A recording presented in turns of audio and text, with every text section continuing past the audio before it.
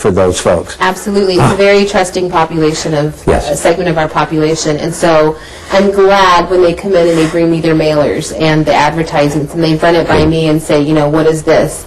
A title company that wants $150 to give them a deed that they've had for 40 years, Right. you know, when they bought their house. Sure. Different kinds of things. And I think today's generation of seniors, they grew up with a certain adherence to privacy. They don't want to share. They don't want to be a burden to anybody else. And they almost never recognize that they are part of a very big population with similar troubles. That's a huge, huge point that you raise, is that they'll come in and they ask me these things and I have just a short amount of time with them and I'll say, well, here's what you need to do, and I'll write out instructions, maybe have your daughter call with you. Oh, no, my daughter's working, she's far too busy, she can't do this. And so they do definitely have that feel, so to be able to provide them with the resources and let them know what's available to them, whether it's me, whether it's someone else that I can refer them to. It's an important volunteer thing you're doing, Sarah. And now it's time for Caregiver's Corner. Are you a caregiver? Most often people don't recognize themselves as caregivers. They say, no, I'm not a caregiver. I'm just the husband, the wife, a son, a daughter, a relative or friend, and they don't recognize that they are caregivers. But in fact, if you are the primary person responsible for taking care of another person, an older adult, with some of what we call their activities of daily living, like bathing themselves, they need help dressing or grooming, preparing their meals, going to the bathroom, or moving from one place to the other, then you are a family caregiver. So you think, well, why is that even important? The reason that we tell you it's important is because there are so many programs and services out there that can help you and your family to live a better quality of life. So by tuning into the fact that you are a caregiver, you'll be more aware of offers that may be available in your community. There are senior centers throughout the community in which you live that can help you do an assessment of what programs and services might best fit the needs for your family. So it's important that you understand that being a caregiver is a very important role that we wouldn't be able to be without in our society. So now that you are a caregiver, now what do you do? The important thing is that you pull together and figure out how you're going to move forward now. Because even though it's something that has fallen into your lap, after about a year or a year and a half, you start to think, I don't see any light at the end of this tunnel. It's important to take responsibility for the new role that you find yourself in as a family caregiver. Figure out what you can do and what you cannot do. You need to determine what the care receiver can do and cannot do. Learn about the illness or the disease that is causing this problem so that you better understand what's happening. Be realistic about your expectations. And oftentimes, before this situation happened, you might have had a things to-do list that had 10, 12, 15 items on it for one day. But now you'd be lucky if you have 5 or 6 items on there and maybe get 1 or 2 of them done. So setting real expectations is important. Reach out to find out what resources, programs, and services are available. You can contact the Department of Aging for information and assistance on how we can better help your family. And remember to accept help. Oftentimes you'll find family and friends that offer to help, and you just say, okay, thank you, but take them up on it. Say, really, what would be better for you? A weekday or a weekend? Would it be better in the morning or in the afternoon? And then call and take their help. Ask your friends, your relatives, other family members to see if they can help. Together, you can get very successful at family caregiving.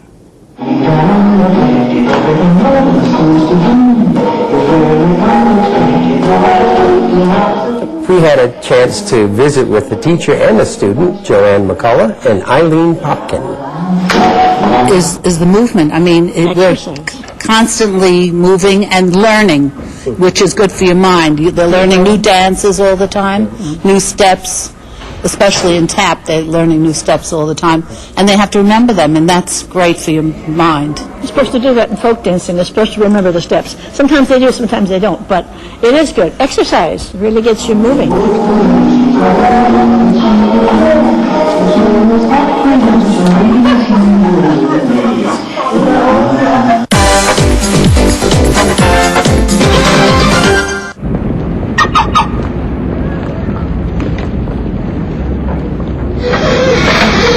Illegally parked cars? Call 311, the toll-free number for non-emergency services. 311, your one call to City Hall.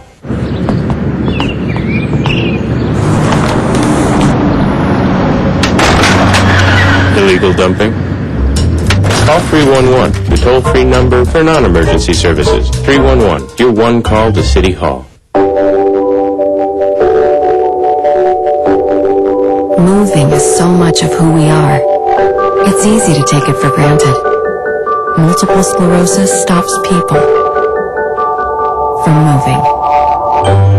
We exist to make sure it doesn't. Join the movement, the National Multiple Sclerosis Society, at nationalmssociety.org.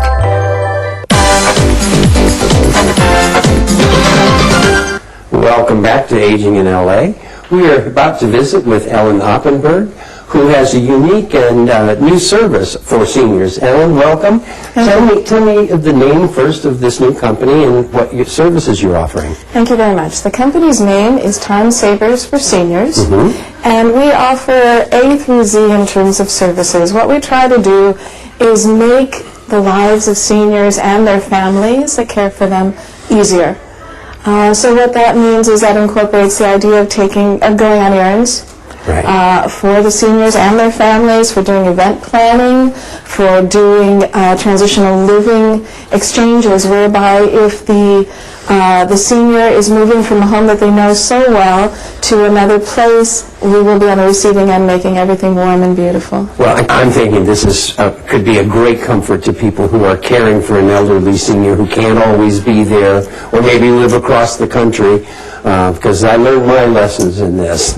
Absolutely, as did we. And if I can say, that's exactly why this company was founded.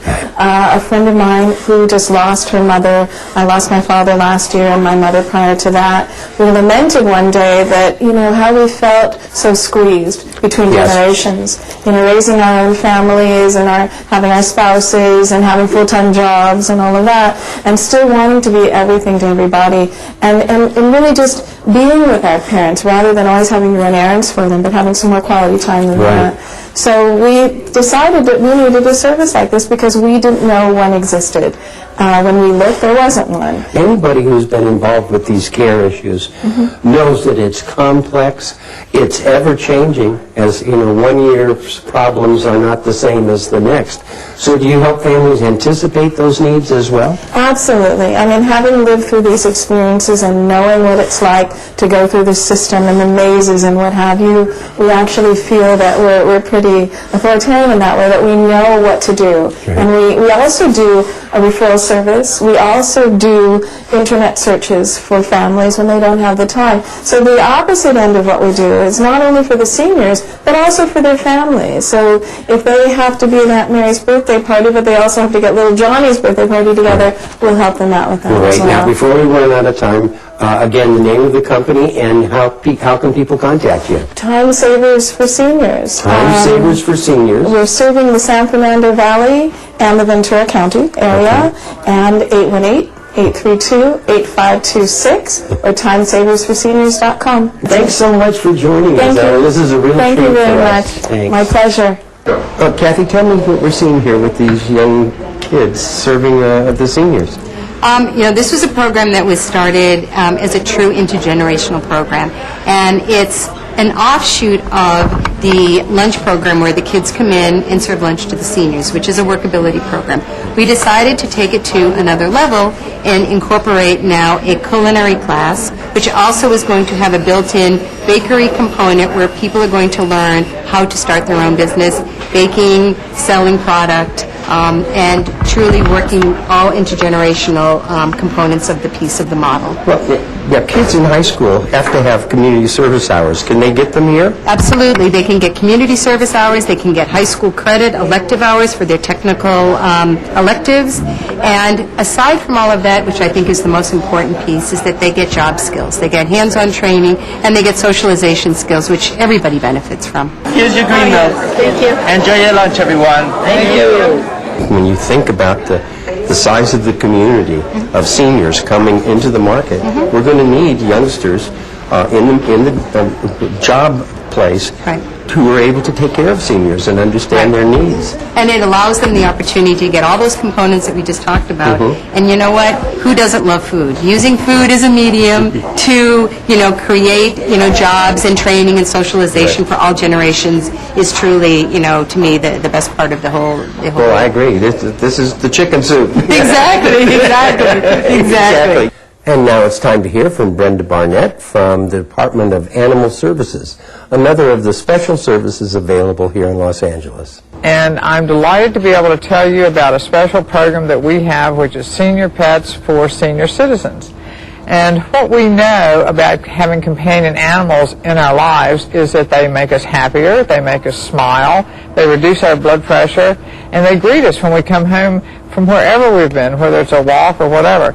The other thing that as we get older and we get a little bit more sedentary in our lives, having a companion animal probably increases your exercise. You'll get up, you'll take care of your pet, you'll take your companion animal for a little walk.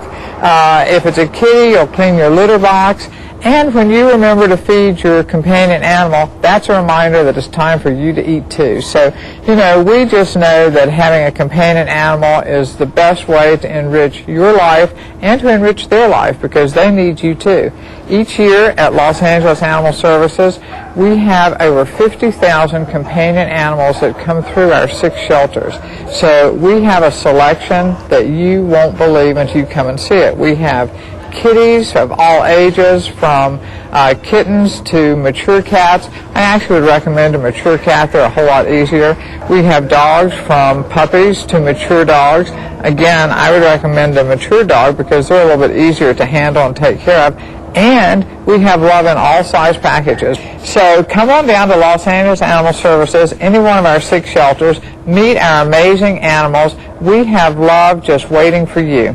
We are visiting now with Ann Love from the DMV, and we have a subject that's very important to the seniors in and around Los Angeles. Ann, welcome. Thank you for coming here. Thanks. You are the ombudsman for seniors on behalf of their interest vis-a-vis the DMV, correct? Yes, as the senior driver ombudsman, I work with seniors who have concerns, inquiries regarding transactions at the Department of Motor Vehicles. I also spend a large part of my time making presentations to senior groups about safe senior mobility.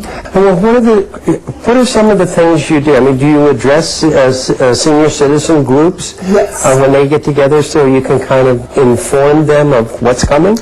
I think the idea is to bring to mind that there are physical and mental changes that accompany the aging process. Yes. And those changes do affect skills necessary for safe driving. Yes. And make recommendations how they might use resources, modify driving behaviors, so that they can continue their driving life for a little longer. One of the first steps of being a safe driver is recognizing that there are changes. Yes. We each age differently, so it's important that each person do a self-assessment to determine where they are.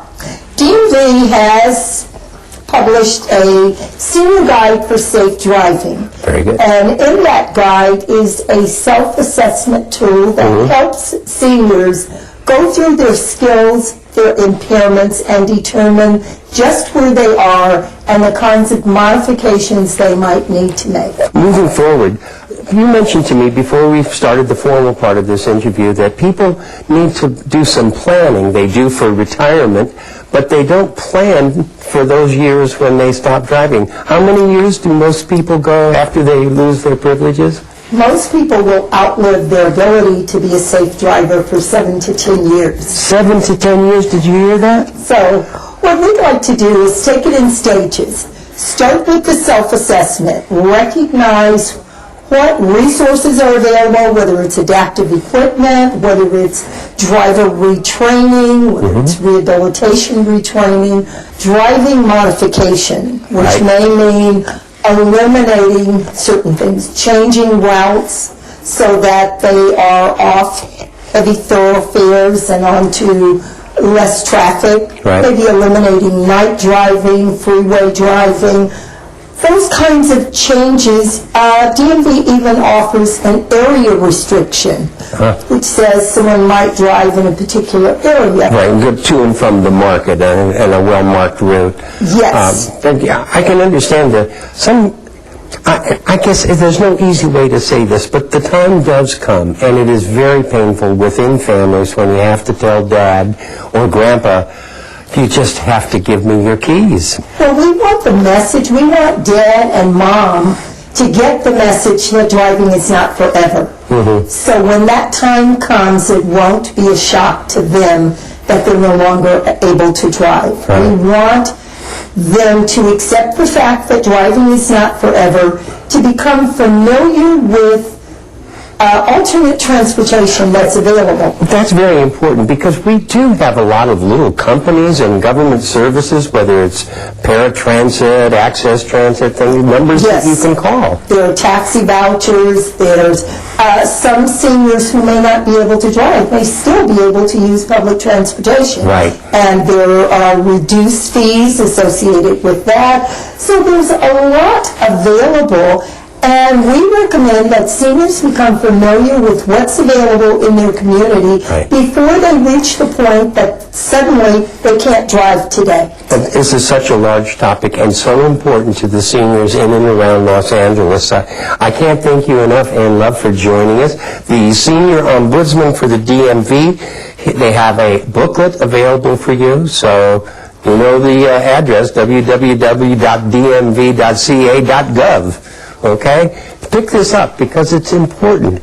Maybe you can extend that freedom of the road a little bit longer. Thank you. Thanks, Ann. And now it's time for our health checkup with Dr. Gill. We're going to talk about memory loss today. In my practice with the senior citizen population, that seems to be a very common complaint of people. Unfortunately, what we're finding is that they're waiting until way too late to do something about it. They're waiting until they're losing blocks of memory in their life. And really where it should start is these short-term memory losses, like where did I last leave my keys? What did I have for lunch yesterday? What was the phone number that I dialed this morning to someone who just gave me their phone number? This is where treating memory loss should begin. And so it's not a question of I can't remember these blocks of time way in the past. It really starts with short-term memory loss first. And perhaps what we should do is go over this mechanism of short-term memory loss and how it really occurs first. What I've got here is a model of a brain. This is the back half of the brain. And on different parts of the brain, we're just going to talk about one part in particular. It's called the parietal lobe. It's right over in here, and the temporal lobe. The temporal lobe is where a part of the brain sits called the hippocampus. Now, the hippocampus is what's very responsible for memory loss. And different things can affect your hippocampus. For example, a high cortisol, which is a hormone released by your adrenal glands, is very toxic to the hippocampus. So if you're under stress or if you have adrenal gland dysfunction, it could strongly affect your hippocampus, and you'll find you start getting these lapses in short-term memory. The other part is this temporal lobe here where the hippocampus sits. What you might find is maybe your smell has changed. Maybe you smell things that other people don't smell. Or perhaps you don't smell things that other people smell. That tells us that there's a portion of this brain here called the temporal lobe that's affected. And because that hippocampus sits right inside that temporal lobe, that tells me that there could be a potential neurological problem here in your temporal lobe and or hippocampus, which is affecting your memory. So how do we fix this? Well, one of the most common things that occur because of this short-term memory loss is toxicity to the brain through inflammation. Now, what do I mean by that? There's literally fire inside your brain. Now, how do you get fire inside your brain? Well, if you don't have a great diet, that's one of the reasons why you might have fire inside your brain.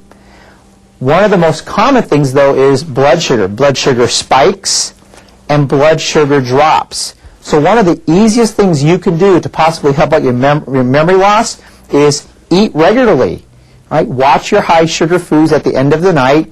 Start eating every couple hours. Don't skip meals. That's one of the easiest things you could do.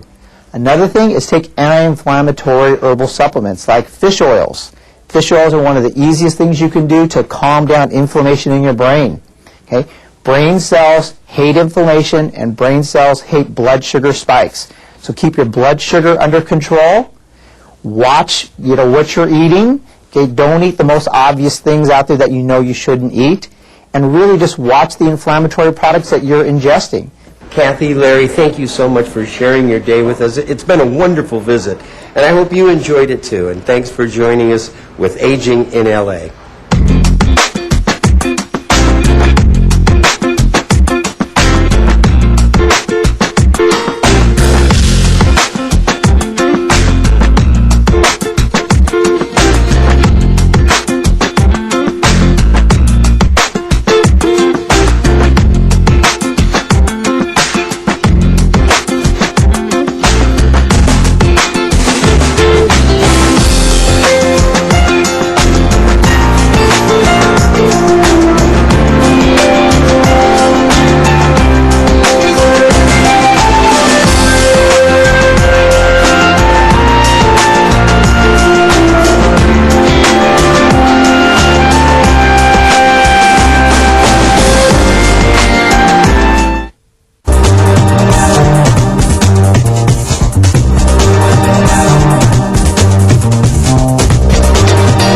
City View Channel 35. Your city, your channel.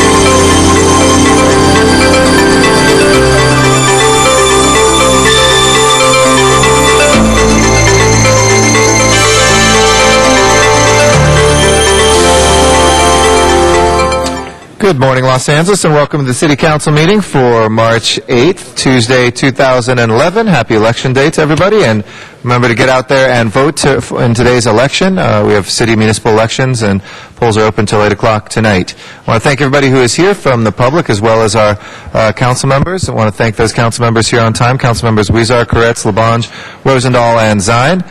We do have Mr. Parks excused today, but otherwise we're expecting everybody else here. Mr. Alarcon, Mr. Cardenas, Ms. Hahn, Mr. Krikorian, Ms. Perry, Mr. Reyes, Mr. Smith, and Mr. Weston. If you'll please join us as soon as possible. Meantime, thank you to everybody who's here, our viewers on Channel 35, our viewers on lacity.org streaming webcasts of these council meetings, and any of our listeners who are tuning in through their telephones at 213-621-CITY, as well as in our remote facilities in Van Nuys and San Pedro City Hall. 5 different ways of following the City Council and tracking the agendas and the items that we are voting on today.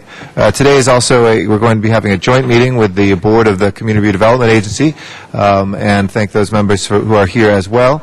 But in the meantime, while we are awaiting those council members who are tardy, we will pause for a moment and just, if I can make another quorum call for those late council members Alarcon, Cardenas, Hahn, Krikorian, Perry, Reyes, Smith, and Wesson. Thank you.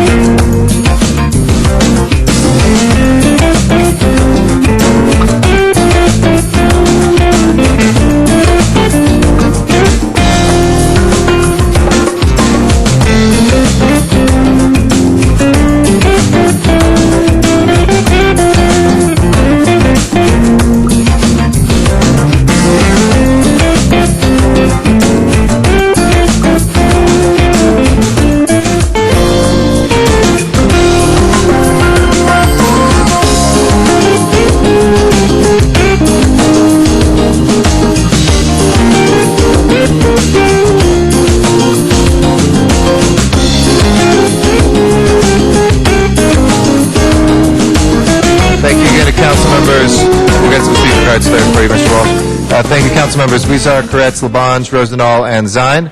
Still awaiting Mr. Alarcon, Mr. Cardenas, Ms. Hahn, Mr. Krikorian, Ms. Perry, Mr. Reyes, and Mr. Smith. Thank you, Mr. Weston, for joining us as well. We are at 7 members.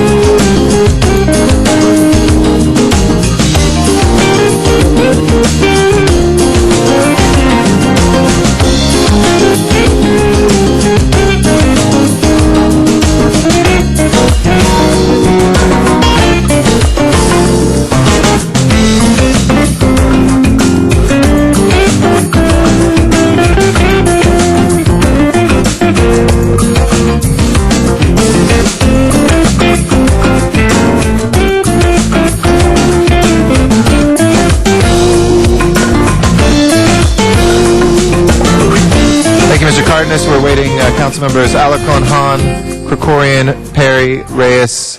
Thank you, Mr. Smith, who is here as well. We need one more council member. Council members Alarcon, Hahn, Krikorian, Perry, and Reyes.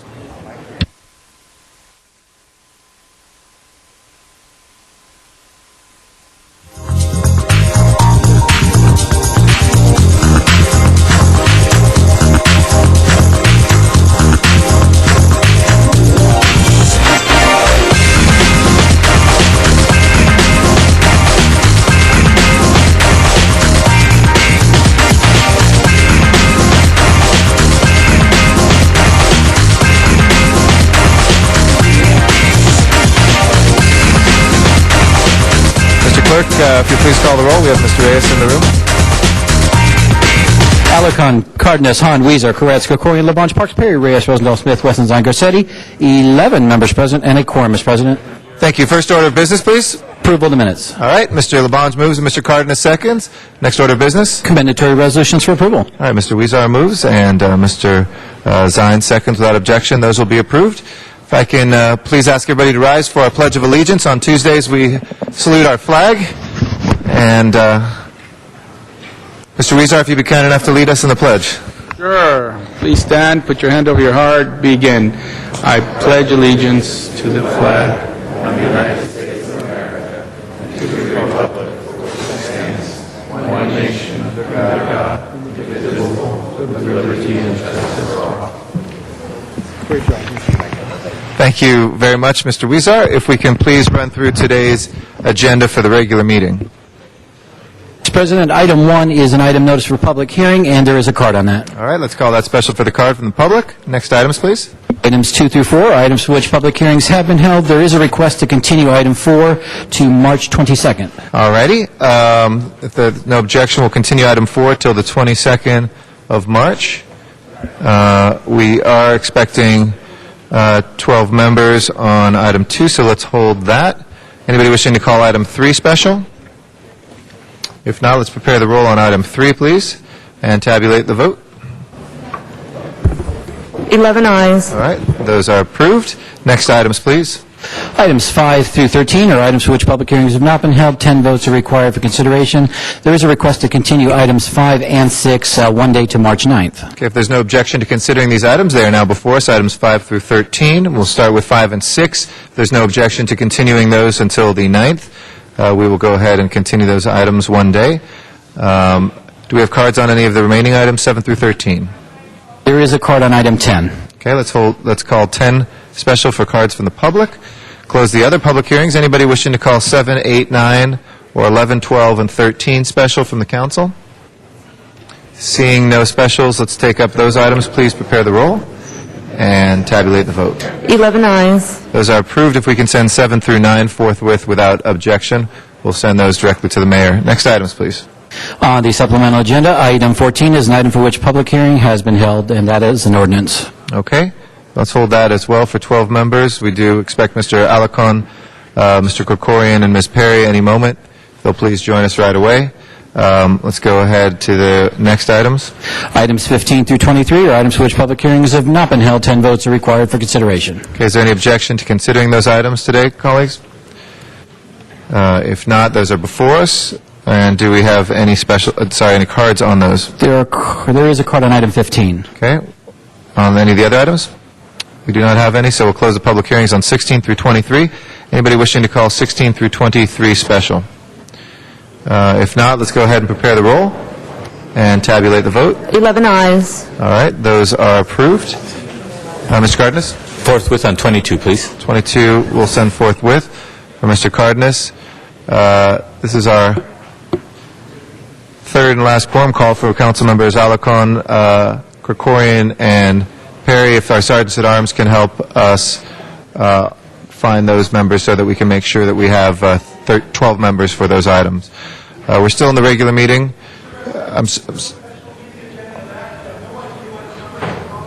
This is the regular meeting, sir. Sir, this is the regular meeting right now. We're not on the special meeting yet, but we'll make sure that there are agendas for you. We've just bought some more comment cards there as well, sir. Thank you for alerting us to that. If we can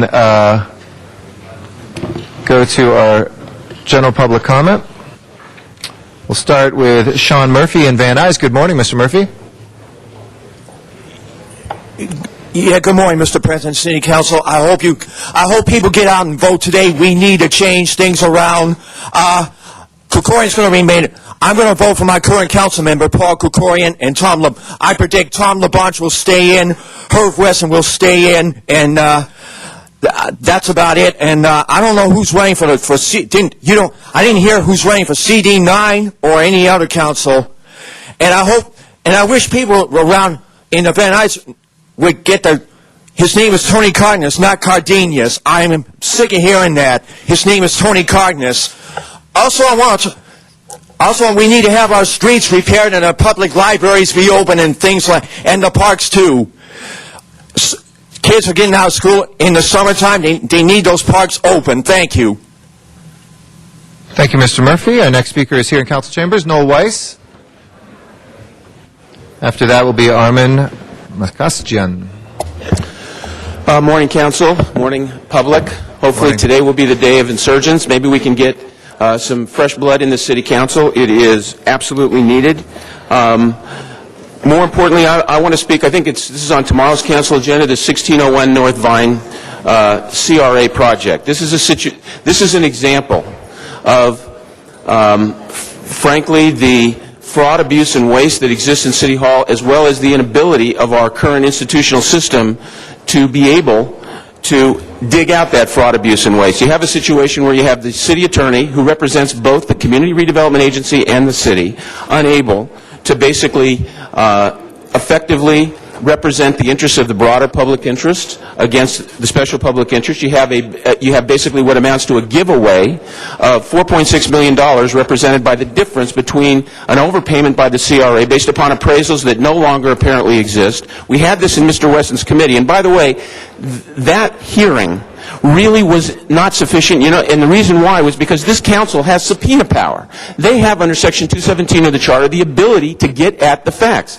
Yet we didn't have any real factual inquiry of any meaning in Mr. Wesson's committee, and before the council even votes on this project, it doesn't make sense, imbued as it is with this aura of charitably deceit or difficulty or questions that merit an investigation, lost documents. The controller can't do anything. The record is replete with the controller's citation of the fact that the the appraisals of CRA property are either overappraised or it's not there. Bottom line is, this council tomorrow should not vote on this project. It either should be continued or it should be rejected. This is a statement, frankly, of whether or not this council is able to carry out its functions as public trustees, because again, you people are public trustees. Thank you. Thank you. Just before our next speaker, we do have 13 members. If we can take up item 2, which is the second reading of the medical marijuana ordinance. And please open the roll on item 2. Please close the roll and tabulate the vote. 12 ayes, 1 no. That is approved with urgency. And number 14, if we can open the roll on that ordinance, we are waiting 12 members for as well. Please open the roll, close the roll, and tabulate the vote. 13 ayes. Okay. Thank you, Mr. Lavanza. Next, we'll have Armin Makasjian, and he'll be followed by Augusto Pisani. Good to see you. Could you place us on item number 44, please? 44? Yes. Okay, you got Thank it. Augusto Pisani.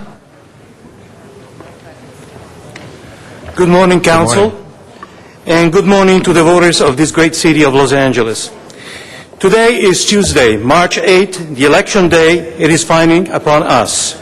Today is the day that defines our true willingness and commitment to reform. We can start the process to recover our rights as taxpayers, recover the services that the city should provide, and that we have a right to expect.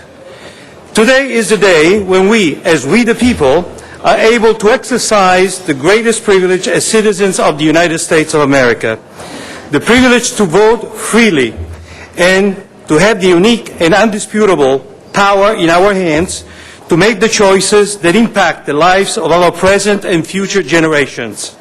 Today is the day when we will begin to prioritize our most essential and vital needs.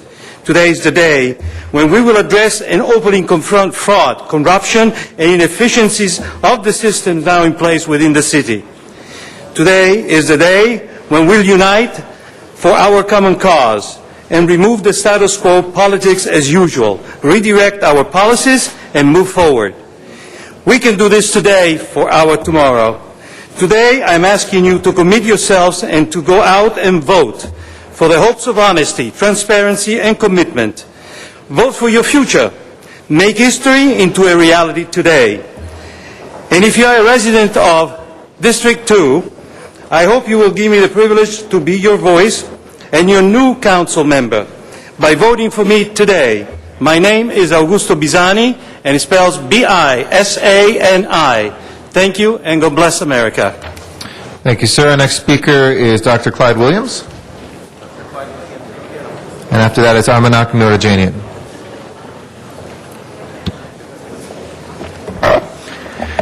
Dr. Clyde Williams, 4115 Barrett Road, El Sereno, Northeast LA. We're still waiting for the State Route 710 North Extension gap closure, and who's going to do what in the City Hall. So far, Department of Public Works doesn't know if they have received it, and so far, Department of Transportation doesn't know if they've received it. That is the Notice of Preparation.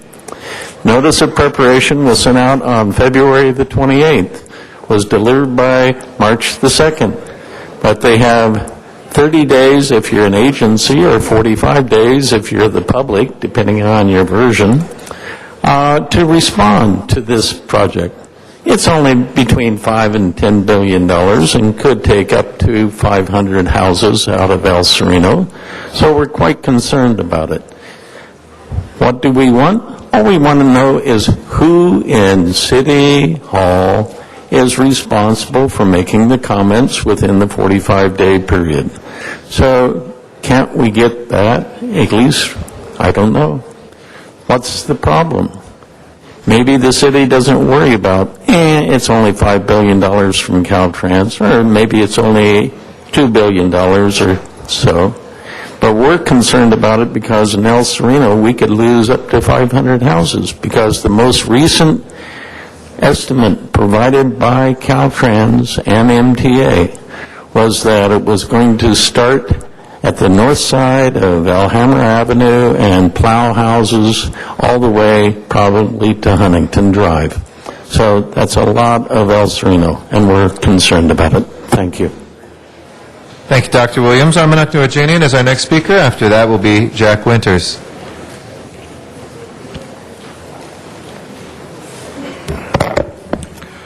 Respectable City Council members, dear fellow Angelinos, today March 8th, there were elections. My name is Armanak Noorjanian, actually. I am a liberal Democrat. I want to carry out politics of social justice in order to achieve prosperity, my fellow Angelinos. Vote me in as a registered liberal writing candidate for City Council from District 8. And I will reduce middle class and poor Angelina homeowners taxes 40% so that homeowners could actually have more savings to fix their dilapidated houses and failing health problems. I will sponsor creating new security construction jobs. We will help our government orders to build new construction objects, by means of taxing the wealthy and issuing city bonds of high-rate loans.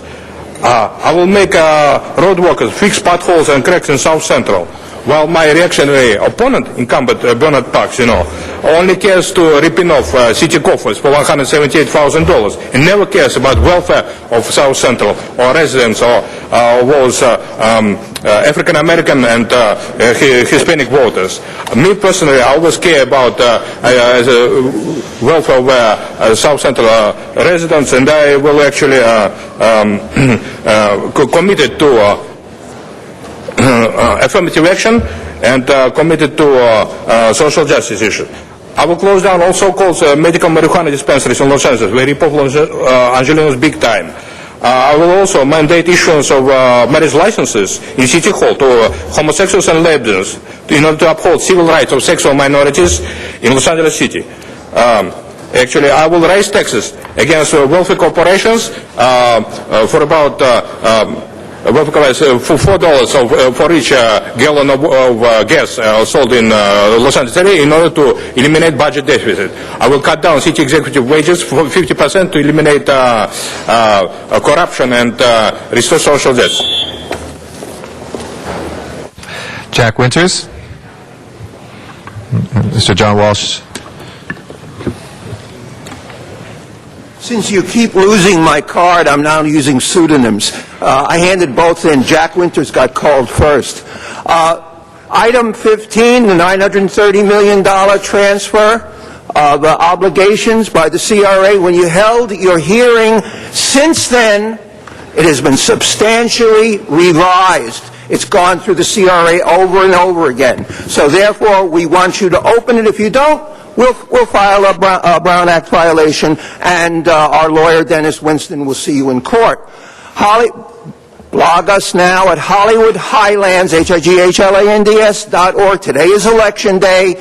Stop. If you haven't voted and you're watching this, just stop and go out and vote. Don't worry about it. Just go out. If you're watching this on the repeat, it's probably 6:20. You have 40 minutes. If you haven't voted your absentee ballot, you can hand it in at any precinct. No waiting. What we want to do now is send Jose Huizar home. We want Rudy Martinez in. We want to send Mr. Labange so he can run around Echo Park or any of the parks he wants all day. We want Stephen Box in. We want Brad Smith in. Go to redevelopment.com. There'll be a lot on redevelopment. The meeting they had yesterday, I had to rush. I was naked except for my bathrobe. You can read about that in the LA Times. That's how early they held the meeting. What was it, 4:30 in the morning? I forget. HollywoodHighlands.org. Our endorsements are up there. Vote for, don't forget, we all can vote 4 times for the Community College Board. No, anybody but Mona Field. I'm telling you right now, we're going to take over, we're the first step to take over the city and remove all of you. First Cairo, then Tripoli, next Los Angeles. We'll find out. Thank you. Thank you. Miriam Fogler in Van Nuys is our next speaker. After Ms. Fogler will be Donna Pearman. Good morning. Yeah, I feel like a choo-choo train here. Good morning, and I'm going to tell you right now, that because the city is in such a chaos, the CRA is really pulling up their irons on us and giving us all this. They're hitting us left and right, and Governor Brown won't do nothing. He's a say nothing. He's a say and do nothing governor. I've known him for 40 years. I grew up with that man, and he does nothing. Okay. And unfortunately, I don't like to just lambast the Democrats, but I got to do it to the Republicans, what they're doing to us here, affecting us here, right here in the city. What they're doing is they're violating the basic principle of a human being's rights. They have to have decent wages, decent working conditions, and decent benefits. We are entitled to that, all Americans. But we have people coming here that shouldn't be coming here and getting freebies, like Sanctuary City, the 40 that you people have, and I object to that because of what Bernard Shaw was murdered, cold blood, black, American black, was gunned down by illegals and your racist mentality. Just as there were a couple more blacks that were shot back east by an illegal. I'm getting tired of it, and they're murdering people at the border here, and you people just give them all the clearance here. You just taking away our rights, gun rights. You just don't care. That's not going to stop the violence. Anything, it's giving what Loeffner wants. He wants a revolution. He says that the government controls us, and that's what you're selling by doing these gun laws, and then you're pressing us with the CRA. Thank you, Ms. Folger. We have Donna Pearman is next. For office. Shaw is running for office. The mother, so to vote for her. Anyway, my name is Donna Pearman. My last name means man by the pear tree. Welsh name. It's nice to have a patron saint. Anyway, it's nice to see a resolution against Wisconsin. I was joking beforehand that you would do so. I want to thank you for that, but it won't be anything if you go against our city employees. Will another state put a resolution against our state? Shame on the Republicans. Republicans, do you want to have slave shops? No rights? Do you want to have the employees have the right to talk? You want to shut down government, and Democrats want a large government. If we want services, we have to pay for it. Both the Democrats and Republicans hurt us. We have the right to bargain, and we have the right to bargain because the top executives have the collective bargaining rights. People in sports and acting have collective bargaining rights. Our states are overspending on various projects. That's the big problem, not city and state employees. I know our state's overspends with the CRA, the LA River revitalization, the football stadium, and various other pet projects, and of course the CRA, how they keep on spending and want to take the rights of people who are professionals like librarians, people who work in sanitation.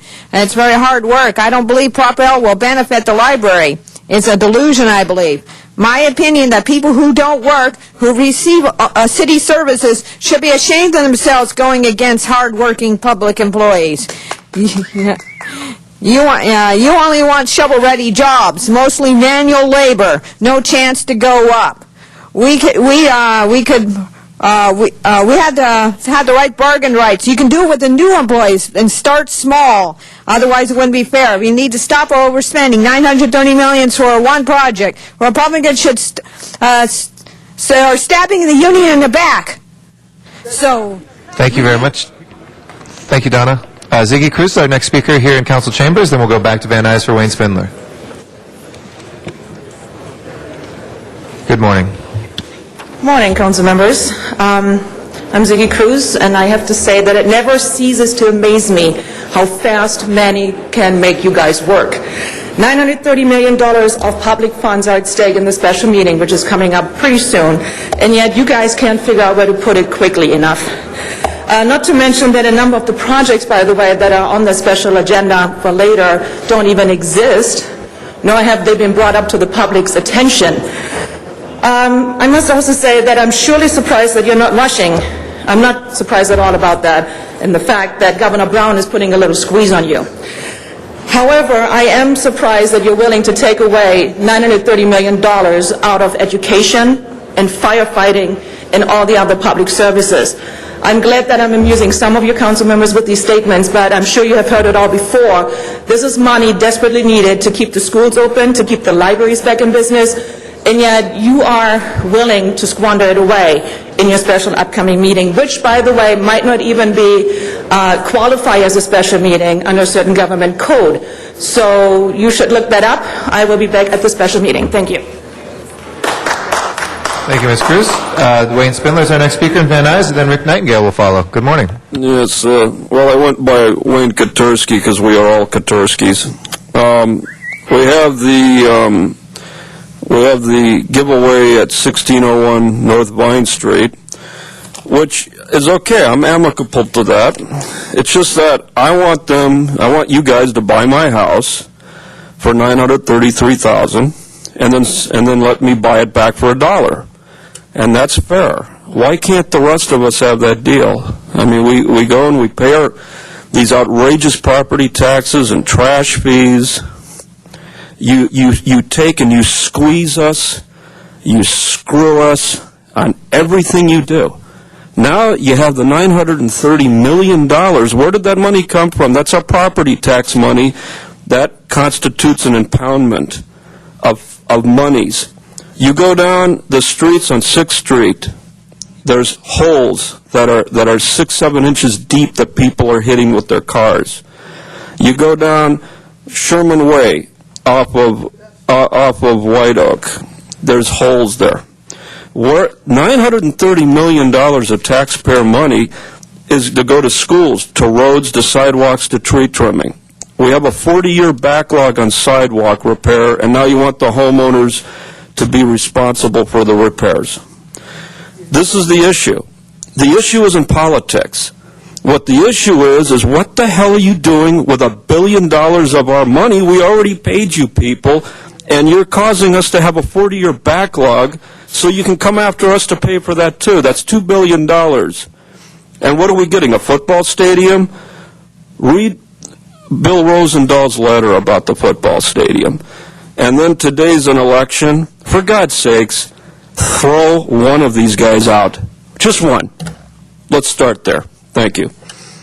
All right, next speaker is Rick Nightingale, also in Van Nuys. After that will be Jose Aguilar here in council chambers. Yeah, Rick Nightingale. People, please get out and vote. Try for Cardoro in the council here in Van Nuys. And please, vote for Ms. Shaw. I mean, she is what it's all about. She lost one of her family members in a gun battle. She's for this Order 40 to be gone. She will do so much to the council, I think. Hopefully she wakes some of them up, even though they'll go against her. Hey, Parks must be doing something right, because they don't want him in there anymore. He was the only one that says, I'm sorry to say, that he have to have layoffs because of the budget, but he's the only one that stood up, and now DWP has spent hundreds of thousands of dollars, and all the council members are against him. Vote him back in again. Alicon, what are you doing? I mean, what are you? You're just full of tears. That's all it is. You get $620,000 to turn around and help the people, and it's a grant. Now, they don't have to pay it back. The city is broke, and you take it from the landfill. Now, that is for something that's already put away for them. So how does a council, I said before, if you people were a business, it's embezzlement, you'd be all in jail. And that's about where you all should be for the stuff that you pulled in the city of Los Angeles. You should all be in jail. Because you just can't get away with this kind of stuff. I feel sorry for the poor and so forth. But you gave them $100,000 before. Because, we're needy over here and they're losing their homes. Losing homes all over the place. And I feel sorry for the kids and so forth, but you don't take money that you can't have and turn it out and put it into something else and list it as a grant, and then you turn around and you can't pay it back. So the people that it's for don't have it. That's called embezzlement. And what else would you call it for? So people, get out and vote and get these people out. I'm telling you, that's what you need. Thank you. Thank you. Jose Aguilar is our next speaker here in council chambers. After that will be Mike Colker. Mr. Garcetti, I have a point of order. Item 16, I had a public comment That was card. explained to me. We're going to reopen it for you. Go ahead with your public comment. Okay, could I have my time back? It was a point of order. Can I have my time back? All right. I would like to state that the Project Area Committee has been inhibited by the CRA advisory. I have complained to the City Council. They have pulled all supportive services. They have not listed our agendas on the CRA website, and that is a violation of state law. It's also a violation of the City Council's bylaws that they adopted for the Project Area Committee. That also is another violation. And I would like to speak to the items that, you have items that are encumbered here in your $930 million transfer. One of the items is the Sears Tower. The Sears Tower project does not exist. The Sears Towers project was never brought forth to the Project Area Committee. It doesn't even exist. I was on the project area when that project came up, and that project never came through. So what you're doing, you're creating items out of thin air. The Sears Tower does not exist. And I also want to go on the record that the neighborhood councils of Lincoln Heights, LA 32, and the Project Area Committee all voted to support Jerry Brown's resolution.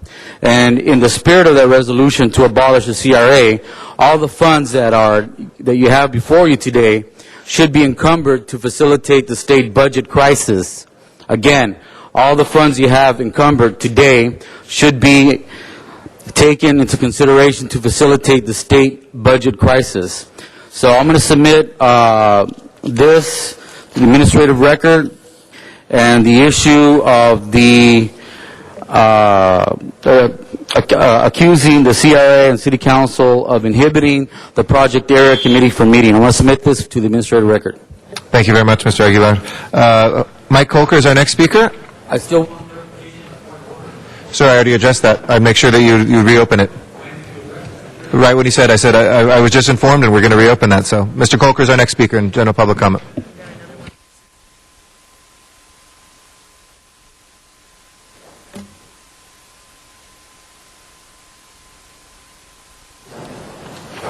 Hi, my name is Mike Kolker. I've spoken to you before, Mr. Weezar and Mr. Reyes, and I sure appreciate your help again, Mr. Reyes. I'm telling you for the third time, you're a good guy. The bottom line is I'm here today to read to you 3 motions that have been passed by 3 different elected bodies in both Mr. Reyes and Mr. Weezar's district. The first one is from the Lincoln Heights Neighborhood Council. It was passed March 3rd, voted 11-0 in favor of the following motion. The Lincoln Heights Neighborhood Council goes on record as supporting Governor Brown's proposal to dismantle community development agencies, including the CRA-LA and our own CRA district, if and only if the CRA's tax increment money is redirected back to local schools and local government as announced. 11-0 in favor of that motion by Lincoln Heights Neighborhood Council. The next one is the LA 32 Council in Mr. Weezar's district. They voted on March 2nd, 14-1 in favor of the following motion. Motion that the LA 32 Neighborhood Council supports Governor Jerry Brown's proposed state budget that eliminates a looming $25 billion deficit by eliminating redevelopment agencies across the state, including the Los Angeles Community Redevelopment Agency, if and only if the CRA's tax increment money is redirected back to local schools and local government as announced. And then I'm going to read to you once again a motion I've read to you before from the Atlanta Eastside CRA Project Area Committee, in which I'm an elected member. This was voted on unanimously 10-0 on January 25th. Motion to support Governor Brown's proposal to eliminate CRAs. It has been announced that the governor of the state of California has proposed elimination of all community redevelopment agencies in the state. The CRA's Atlanta Eastside Project Area Committee goes on record as supporting Governor Brown's proposal to dismantle community redevelopment agencies, including the CRA-LA and our own CRA district, if and only if the CRA's tax increment money is redirected back to local schools and local government as announced. I have 20 copies of what I just read, and I'd like to enter in the public record, not only in public comment, We'll get it but on all of the 30-some CRA items on the agenda today. Okay, great. Thank We'll get you very that from much. you, Mr. Kolker. Who do I hand this to? Sergeant Arms right there for you. Thank you very much. I'll close our general public comment. If we can go to item 1, Osby Smith.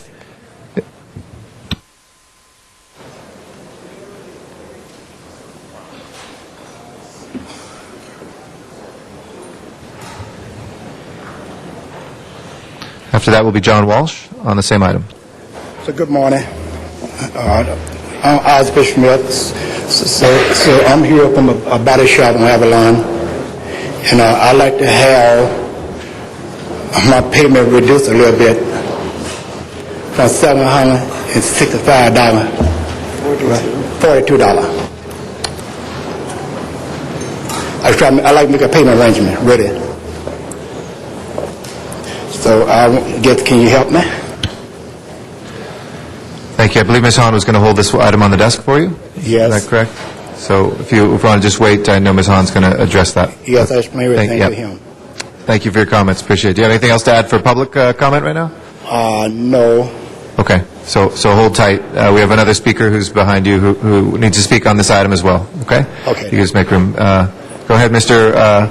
Walsh, if you'd like to come forward. Excuse me, if you just would go to the side so our next speaker can address the council as well, sir. Oh, you can stay here. Yeah, okay. He can stay here. That's all right, We sir. support these people. Stay here. We support these people. John Walsh, blogging at Hollywood Highlands, HIGHLANDS, 1 million successful server requests, emailing at HollywoodDems, DEMS, at gmail.com, and Facebooking at Mickey Jackson, MIKIJAC Jackson, as you'd expect it to be spelled. We support you. I'm sure that Ron KLA, go to them. They support you. Redevelopment.com supports you. These are wonderful places to go. And everybody who's voting today supports these people. Thank you. HollywoodHighlands.org That'll close for the public comment endorsements. on this Thank item. you. And Ms. Hahn has asked for that to be held on the desk. So next we'll go to number 10, Sean Murphy, if you'd like to give your comments on item 10. In the valley. Yes, item number 10. I support it. Thank you. Thank you. We'll close public hearing on 10, if we can prepare the roll on 10. And tabulate the vote. 13 ayes. As approved, we'll reopen the item number 16, please. If you can please open the roll on 16, close the roll, and tabulate the vote. 13 ayes. Okay, Jose Aguilar, if you'd like to come forward on item number 16.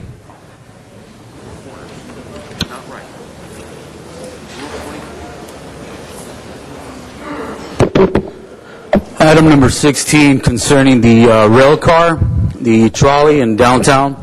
I'd like to state for the record that the MTA misguided my community by telling us that we would have ridership approaching 20,000 riders a year, okay? We only have 7,000 riders, I think, a month? Yeah, excuse me, it's a month. So the MTA has inflated the numbers of ridership. I don't believe that, I believe the same thing is going to occur with this trolley, this $8 million boondoggle. You don't have the correct, or I don't believe, if you do, they're inflated numbers. And the issue is the $8 million plus the $30 million that the federal government is going to give you for engineering costs justify the ridership or the projected ridership that is being projected. I haven't seen the projections for ridership, and I would ask City Council to table this until the projected numbers of ridership is produced. I believe that the MTA has a long history of manipulating the ridership numbers wrongly, and then they sell it to the public, they sell it to the politicians, and what we have now is an empty rail bus. The Gold Line, East LA Gold Line, there's hardly anybody riding it. And for the billions of dollars that was invested, all the businesses that suffered during its construction, even some new businesses actually opened up because they were expecting the 20,000 ridership numbers to occur that never materialized. So this was a ripoff to the people that actually made those investments, thinking they were going to get the added businesses that never materialized. So I'm opposed to this item due to the fact that a manipulation of ridership numbers. Thank you. John Walsh, if you'd like to come forward.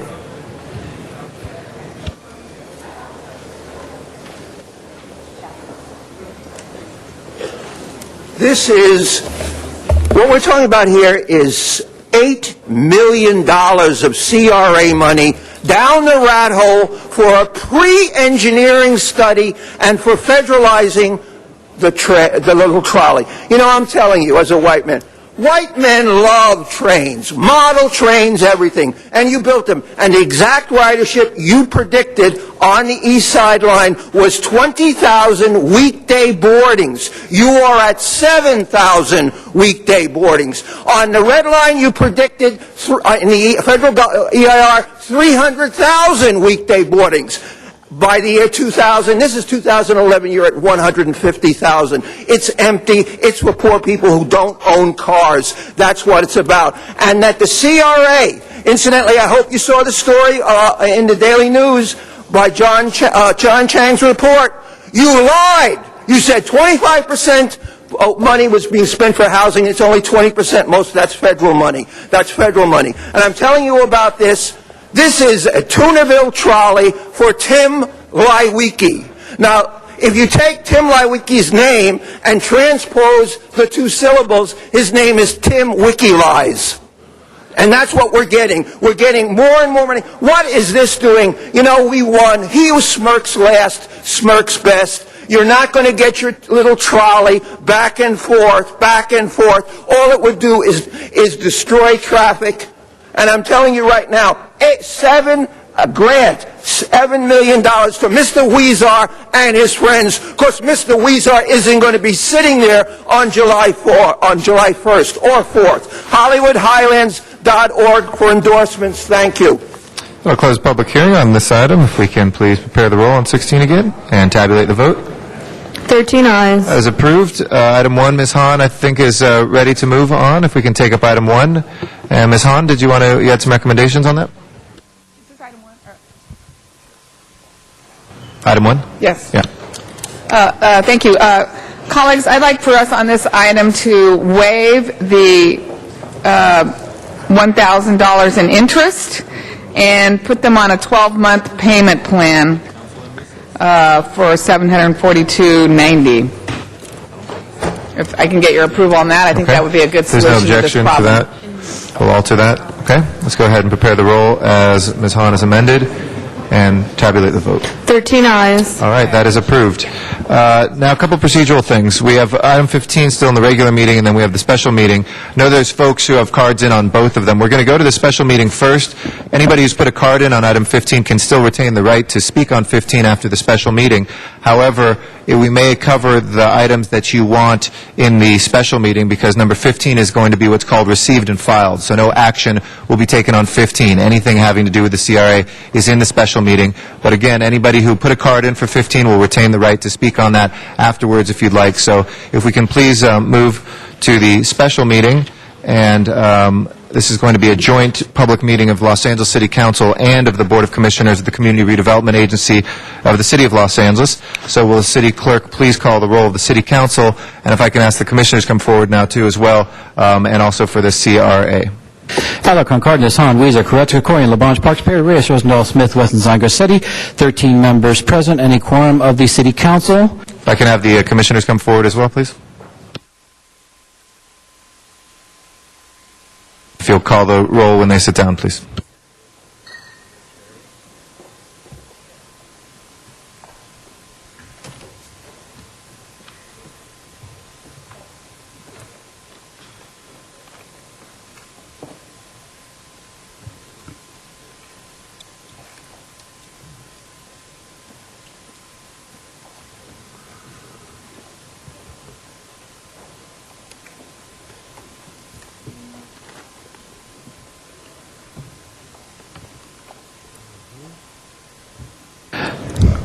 Commissioners Fearon, Gathers, Lip, and Naro. 4 members present and a quorum of the CRALA Board of Commissioners. Thank you. Today we begin with an overview of state legislation from the Chief Legislative Analyst, the City Attorney, and CRA staff. Following this, the CRA Commissioners will take up items 24 through 56 and take public comment together with myself. Will lead the public comment, but then they will vote on their items, and then they'll hold item 57 on the desk pending final council action. Council members will then call items special, take up items called special along with the public comment cards for each of those items, and then vote on items called special individually. We'll take up item 57, the cooperation agreement between the city and the CRA, as the last item in the special meeting. So I'd like to ask the Chief Legislative Analyst, City Attorney, and Community Redevelopment Agency staff to make their presentation and to answer questions on state legislation at the outset from council members and board members. If we can have that, why don't we start with our Chief Legislative Analyst? Good morning. Again, you've got a variety of items before you. Much of the, I think the response of the legislation is going to be dealt with in 57, which is the co-op agreement. And in terms of the status of the legislation, as you're aware, there were competing proposals. The governor did propose to eliminate entirely redevelopment areas throughout the state and to use $1.7 billion of that to balance the budget. It had gone back and forth. The Senate and Assembly adopted different measures, so it went to a conference committee, and the conference committee has, in fact, endorsed the governor's proposal. There could be a vote. We're hearing as early as tomorrow or Thursday, March 10th. Now, in essence, what the again, what it would do would be to eliminate redevelopment agencies, including the CRA-LA. There are all kinds of, there are major concerns, which I know Ms. Martin is going to get into, with the impact of the legislation. Among other things, it would establish a successor entity. The city would have the first right to step in to be that successor entity, but the city would only have one appointment on that board. It would be a board of 7. 3 would come from the county, 3 from the superintendent of education, and only 1 from the city. So globally, I think what it would do is put a great deal of liability and responsibility on the city without much control. So that, in a nutshell, I think is the issue before you. The intent of the co-op agreement would be to obligate the funding that you'll be discussing later, so that should the governor's proposal pass and become law, the intent would be to try to preserve the funding so that we can continue redevelopment work throughout the area. And again, I think as Ms. Martin will get into, there are questions about whether, in fact, the governor's proposal is legal. City Attorney like to add anything? Or the agency? Kelly Martin, City Attorney. Please understand that I am now talking about the merits. I'm now not talking about the merits of redevelopment. Rather, my discussion will focus entirely on the proposed language of the proposed bill. This legislation is unnecessarily punitive to the city, not only because it dissolves the CRA and transfers future tax increment away from redevelopment, but because of the way it does so. I want to explain some of the consequences of the way the CRA will be dissolved. The governor's legislation will dissolve the CRA on June 30, 2011. All of the non-housing assets of the CRA will be liquidated. Housing assets, liabilities, and activities, including any amounts in the low and moderate income housing fund, will be transferred to the city unless the city opts out from that transfer, in which case they will be transferred to the local housing authority. This is urgency legislation. Only enforceable contractual obligations at the time the legislation is enacted will survive to be completed. If the governor signs the bill this week, then on that day it will be pencils down at the CRA. The first point that is important to understand is this. This legislation will put at risk the general fund of the city and, as a consequence, its ability to pay for police and fire protection. Let me explain how. On July 1st, all of the assets and the liabilities of the CRA will be transferred to the City of Los Angeles unless the city opts out of this transfer.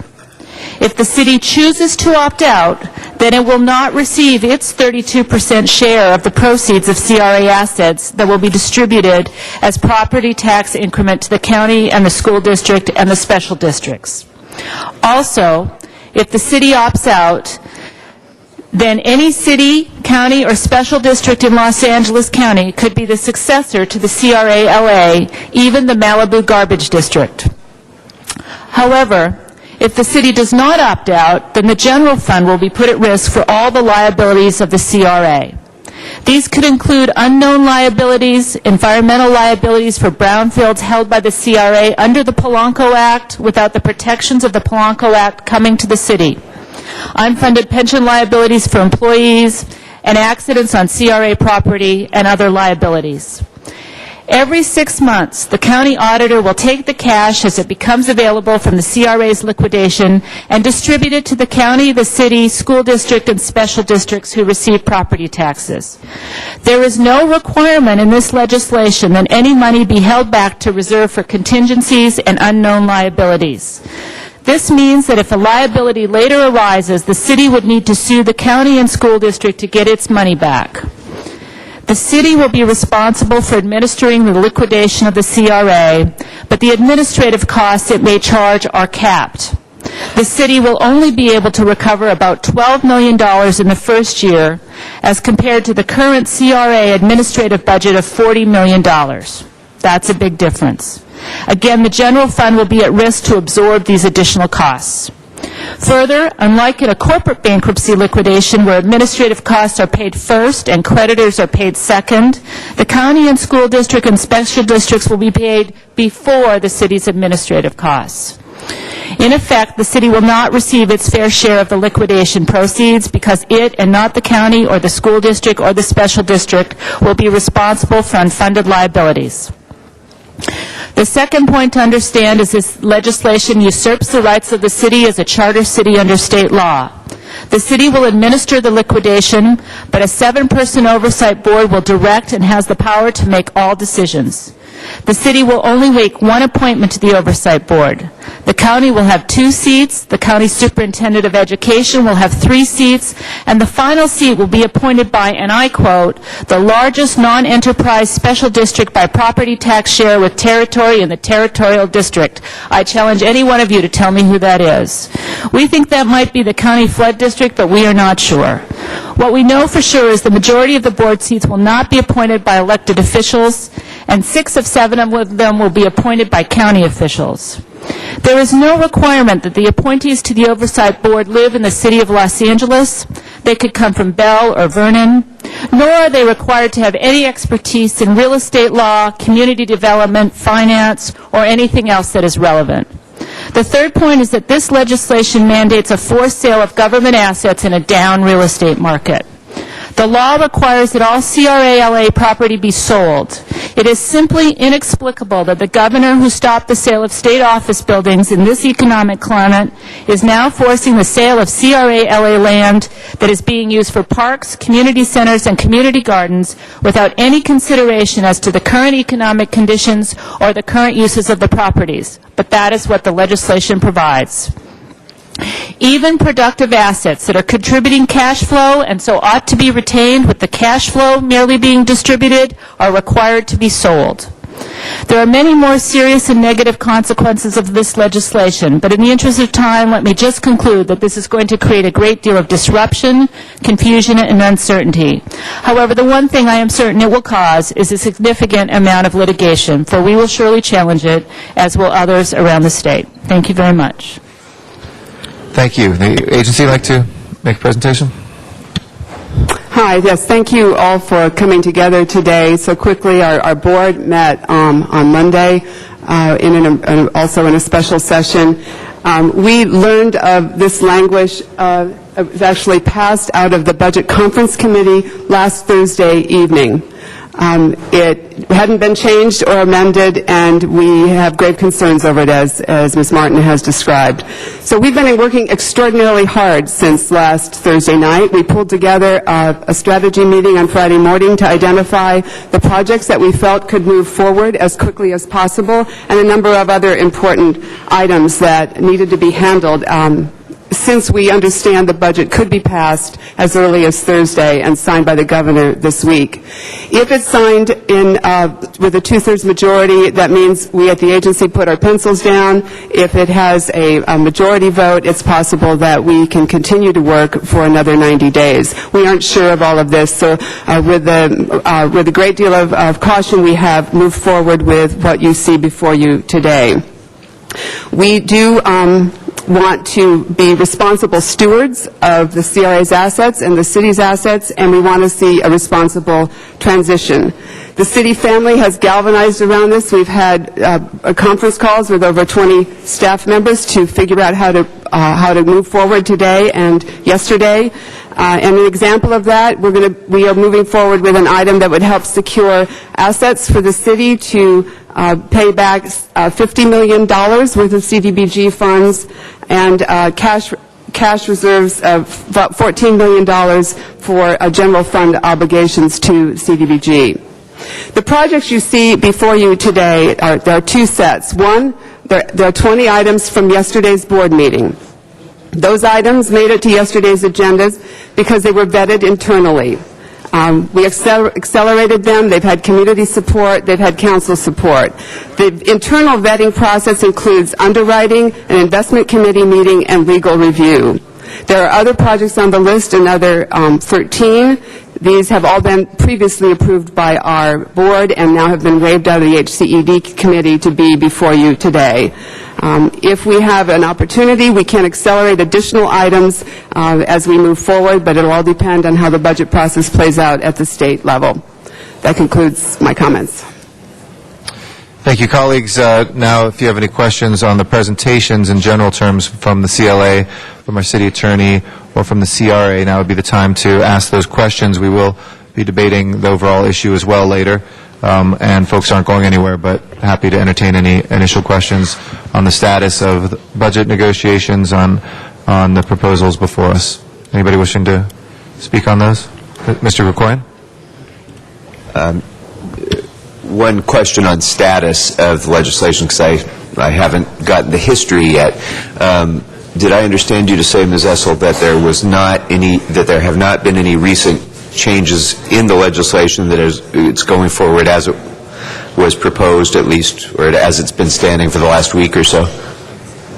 Correct. I know that I've heard that the staff is reviewing it in Sacramento and looking for possible improvements to what the governor put forward, but we haven't gotten any feedback that any of it will improve the conditions that our city attorney has described at this point.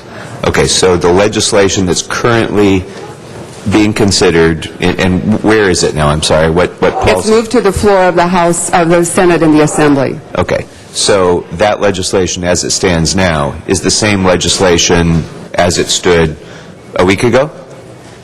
Yes. 10 days ago? No revised language has been put forward yet. Okay. Thank you. Okay. Mr. Reyes? It was mentioned that there would be litigation given what is being presented to us.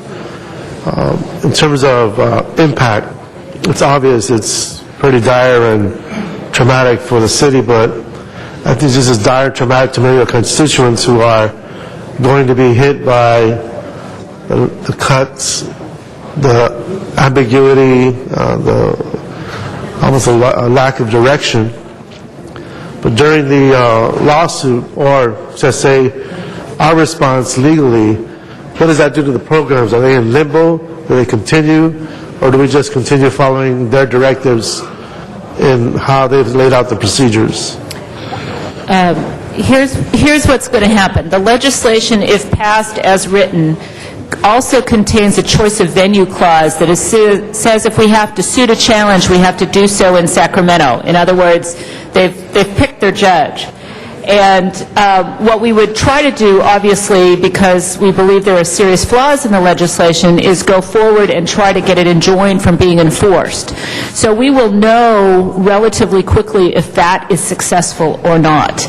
If it is successful, then everything will be stayed while the litigation works its way through. If it is not successful, then I believe chaos will ensue in the sense that we will have a case moving forward, but the law will be being implemented, and by operation of law, the CRA will be dissolved as of June 30th. And that means there is no organization to have employees. The liabilities will just be, and then some of the existing projects will be able to go forward if they're contractually obligated by the city, but the litigation and it will all be very confusing. So it will be, if we don't get the stay, it will be very, very confusing. So individuals who are benefiting from services, be it child care, senior, supported living, all those begin to diminish? it will depend on the nature of how they are benefiting. And so the city will be able to go and continue to conduct enforceable obligations as defined in the legislation, but that may be by contract, for example. So one of the things that you have before you in one of the early items on the agenda today is we looked at all the contracts that were going to be expiring in the next 90 days and have extended them out a year, because if they are if you pass that today, that will at least give those people give them a year's breathing time while we sort through these issues, because if their contract expired, there wouldn't be the possibility of doing a new one without city procurement and all those other things. So we're trying to at least maintain status quo for a period of time while we sort through all of these issues, because it is going to be very, very difficult to sort through all of them. I thank you for that, and because of this turbulence, perhaps as we move forward, we can find a central way to relay messages or understand the facts as they are on that particular moment, so we understand how to best address our constituents when they are going through that breakdown, if you will. Thank you. Thank you. Mr. Koretz is next, followed by Mr. Cardenas, Ms. Hahn, and Mr. Alarcon. Mr. Koretz. Yeah, just a question. Weren't we negotiating with the state in some fashion to try and come up with a compromise that would allow them to take some of this revenue but protect a good chunk of it? Did that conversation ever happen? There have been a number of what I'd call more informal conversations. Nothing had ever been presented to us except the concept of disestablishing redevelopment. But we would hear sort of through let's say, informal conversations that, well, what if you find another way to provide us the $1.7 billion, but do it without impacting Prop 22 and do it without bonding of the bit of the fee. Well, there aren't enough options to cover that. There were discussions of reforming redevelopment so it would take less of a footprint on a statewide basis. But the reforms that were put forward also fell on deaf ears. So we never really had enough feedback to put forward anything concrete that we could come back and share with City Council and endorse. I think they weren't all that serious about really wanting alternative proposals, is the sense we now have today looking back in retrospect. And as much as we want to protect our own money, we also have to recognize the state's in a dire fiscal situation. Should we have considered leaving any of this money for them to help them deal with their problems? Because it certainly looks like we rushed just to spend it. We didn't even get the packet outlining all the different choices, I believe, until last night. So I want to know that every choice that we made was a project that was really necessary, and that we weren't doing it just to spend our money, even when the projects weren't that valid. Councilman Cal Hollis, CAO for the Redevelopment Agency. There were a number of proposals that were discussed with the legislature, including the leadership of the legislature, that would have provided funding for the state and allowed the redevelopment agencies to continue to operate in a reduced manner. There was no interest expressed by those legislators in considering anything other than the governor's proposal. And we'll talk, as we go forward, we'll talk about the individual projects that are on these lists, how we got there, and we'll answer those questions as you raise them, sir. And Mr. Koretz, if I could... That would be appreciated. Thank you. If I could also add... Hello? Thank you. If I could also add, the city certainly has not rushed into this. There were a number of cities that immediately following the announcement from the governor adopted co-op agreements. I think the CRA board and the city council have taken a deliberative approach and certainly expressed a willingness to try to come to some sort of a compromise which would assist the state in its budget troubles without completely eliminating redevelopment. So far, again, they haven't gotten much traction. It's also important to note that 5 Republican senators sent a letter to the governor saying that they supported retaining redevelopment area agencies within the state and do want to look at other options. But again, to date, nobody is carrying anything specific that the folks in Sacramento can get their hands around. Mr. Cardenas is our next speaker. In the interest of time, if you could just give me the quick 20-second outline to my question or answer to my question. Currently, the way the City of Los Angeles handles CRA responsibilities, decisions, and authority is we have an appointed board of members of the community, correct, that actually pass motions and they vote on it. And if it's successful, for example, to fund a project, then it is subject to the City Council. If it is subject to the City Council, is that pretty much the legislative process on funding of projects when it comes to CRA in the City of Los Angeles? Who can answer that on the record? For the most part, yes. The CRA board acts and the oversight ordinance is in place, so major actions and commitments from the CRA board do come to the City Council. The proposals that are before us today that are put forth by the staff of CRA and for us to consider as a City Council, on those proposals, which one of those proposals or options have the City Council making, being the actual elected body, or excuse me, the authority, who happens to be an elected body, the authority that actually gets to approve the actual actions of this new entity that is being proposed? Well, Mr. Cardenas, I think that's a question that goes really directly to the co-op agreement, which I know we'll be discussing, but one of the recommendations in the report is to come back to you with an ordinance that will implement the co-op agreement. And our expectation is that the relationship would be very similar, and certainly the council would retain its role in oversight in the development of projects. But again, the details of how to implement the agreement, the nonprofit development corporation that's established, those we're going to have to be working with City Attorney, the Mayor's Office, and the CRA board and CRA staff to bring back to you the details on how that's going to get implemented. Colleagues, I want to make sure that we're very clear and careful about two aspects of what we're trying to advance today. One aspect I think we can all agree with, and that is that we don't want to see $1 billion worth of economic activity leave the authority and responsibility of the current local government.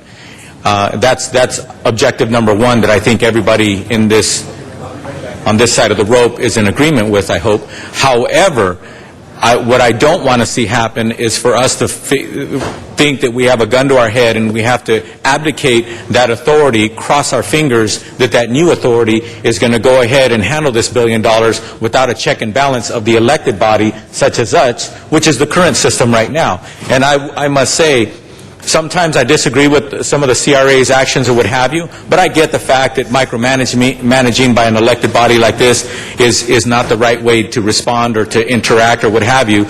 So it's only once in a while that I think the body as a whole and individuals like myself actually object and maybe reject certain actions of the current system with the CRA board and their staff. However, I don't agree that we should allow ourselves to enact anything that doesn't have the elected body as the final say-so before we actually follow through with or reject actions of the appointed body or this new body as some of the recommendations are before us. So let's be careful. Chair, Mr. Wesson, as priority, will be our next speaker. Thank you, Mr. President, and members. I was just going to kind of wait for a while before I spoke, but I think that maybe I should jump in now. This city, and hopefully we will be the leaders in reforming the way that redevelopment agencies work throughout this state. But that discussion is not for today. And I also believe that the most important thing that we do today is to encumber our assets. Those assets belong to us and the people of Los Angeles. It is important for us to continue to create jobs so people can pay their mortgages, put food on their table, and send their children to college. So what we're doing today is we're just encumbering this money. There's going to be litigation. There's going to be a lot of discussions moving forward. And to Mr. Koretz, this city has always attempted to give its fair share to the state, and that will not change. We will always do what's right for LA, our part. But at this point, in order for us to be in a position to negotiate with strength, let's take our assets and hold them in our arms. And it makes it more difficult for someone to yank it out of your hands. There are phases that we're going to go through. It is my understanding, if we do this, that the CRA will temporarily operate as the interim overseer of this as we move through the process, which then, to answer some of Mr. Carden's concerns, it still gives us, as the council, the ability to make final decisions. There are other concerns where it relates to, and I guess I'll just try to ask a quick question, where it relates to our public employees. When we move forward and we act on this co-op agreement or what have you today, will we eliminate our ability to take those employees and phase them into other departments? Absolutely not, no. And see, and that's a discussion that we must have. We are very concerned about our public employees, but that discussion does not have to take place today. What we need to do today is to take this valuable asset and try to secure it. So as we move forward, we'll put our attorneys in a better position to litigate this. We, on this council, especially from council districts like my own, don't view redevelopment as a luxury. It is bringing the types of resources to blighted communities that have waited for years. You are just now beginning to see the types of projects in the East Side, in the Valley, in my district, in Mr. Parks' district, that should have been in place for years. It is not a luxury. It is a right that the people of those districts deserve. And so what I'm saying today, this is going to be like a 15-round encounter. But first thing that we do, first round, and I urge all of you, let us encumber our valuable assets, and then we will move through phases as to how we tweak this, add language as to what the final co-op agreement will be, protect our public employees. Those are all things that we need to do, reform of redevelopment, but that's not for today. Today is about being smart and encumbering something that we as elected officials are responsible for doing. So that's basically what I want to say. And Mr. Koretz, I promise you, the City of L.A. will step up to the plate and we will pay our fair share. But today is about, guys, let's vote. I want to commend all of the city entities, the CRA and the CLA, the CAO's office, the mayor's office, because they all came together in a short period of time and came up with something that is reasonable and feasible. So I urge you, each and every one of you, let it protect what is ours, and we need to take that vote, and we need to take it today. Who knows what will happen in the legislature? Many of us could get up and tell you stories about it because we were there. You want to come by and have a cup of coffee? I can frustrate all of you when I discuss my 6 years there and 2 years as Speaker of the House. Just quickly, I'll say this and then I'll shut up. 1 year, I'm trying to get the budget together, and I'm told by the opposing party that the reason why they don't want to vote on the budget on this day is because they wanted to wait so that this could be the longest holdout in the history of California state government. The other time, I had to get in a speedboat, something like out of Miami Vice, and travel down to Sacramento for over 2 hours chasing a member who had committed to vote for the budget. I caught his butt and brought him back, and we got the vote. But 2 hours. So anyway, let's get our money, and then the discussions and negotiations will commence. Thank you. Ms. Hahn is our next speaker. If I can ask folks, please, we do, under our rules of protocol, allow expressions, positive expressions of clapping, et cetera. We would ask folks not to boo. That is disrespectful. When you're giving your opinion, we ask folks not to boo you as well. But thank you for that. I heard one lone boo there. Yes, Mr. Wesson. They were applauding me. Can we let them do that one more time before you enforce the law? I know, that's what I was thinking. Ms. Hahn. I know, that's what I was thinking. You know, I appreciate this discussion, but, your whole, Mr. Wesson, talk about, keeping what is ours, wrapping our arms around what is ours is what I thought the voters of California passed in Proposition 22.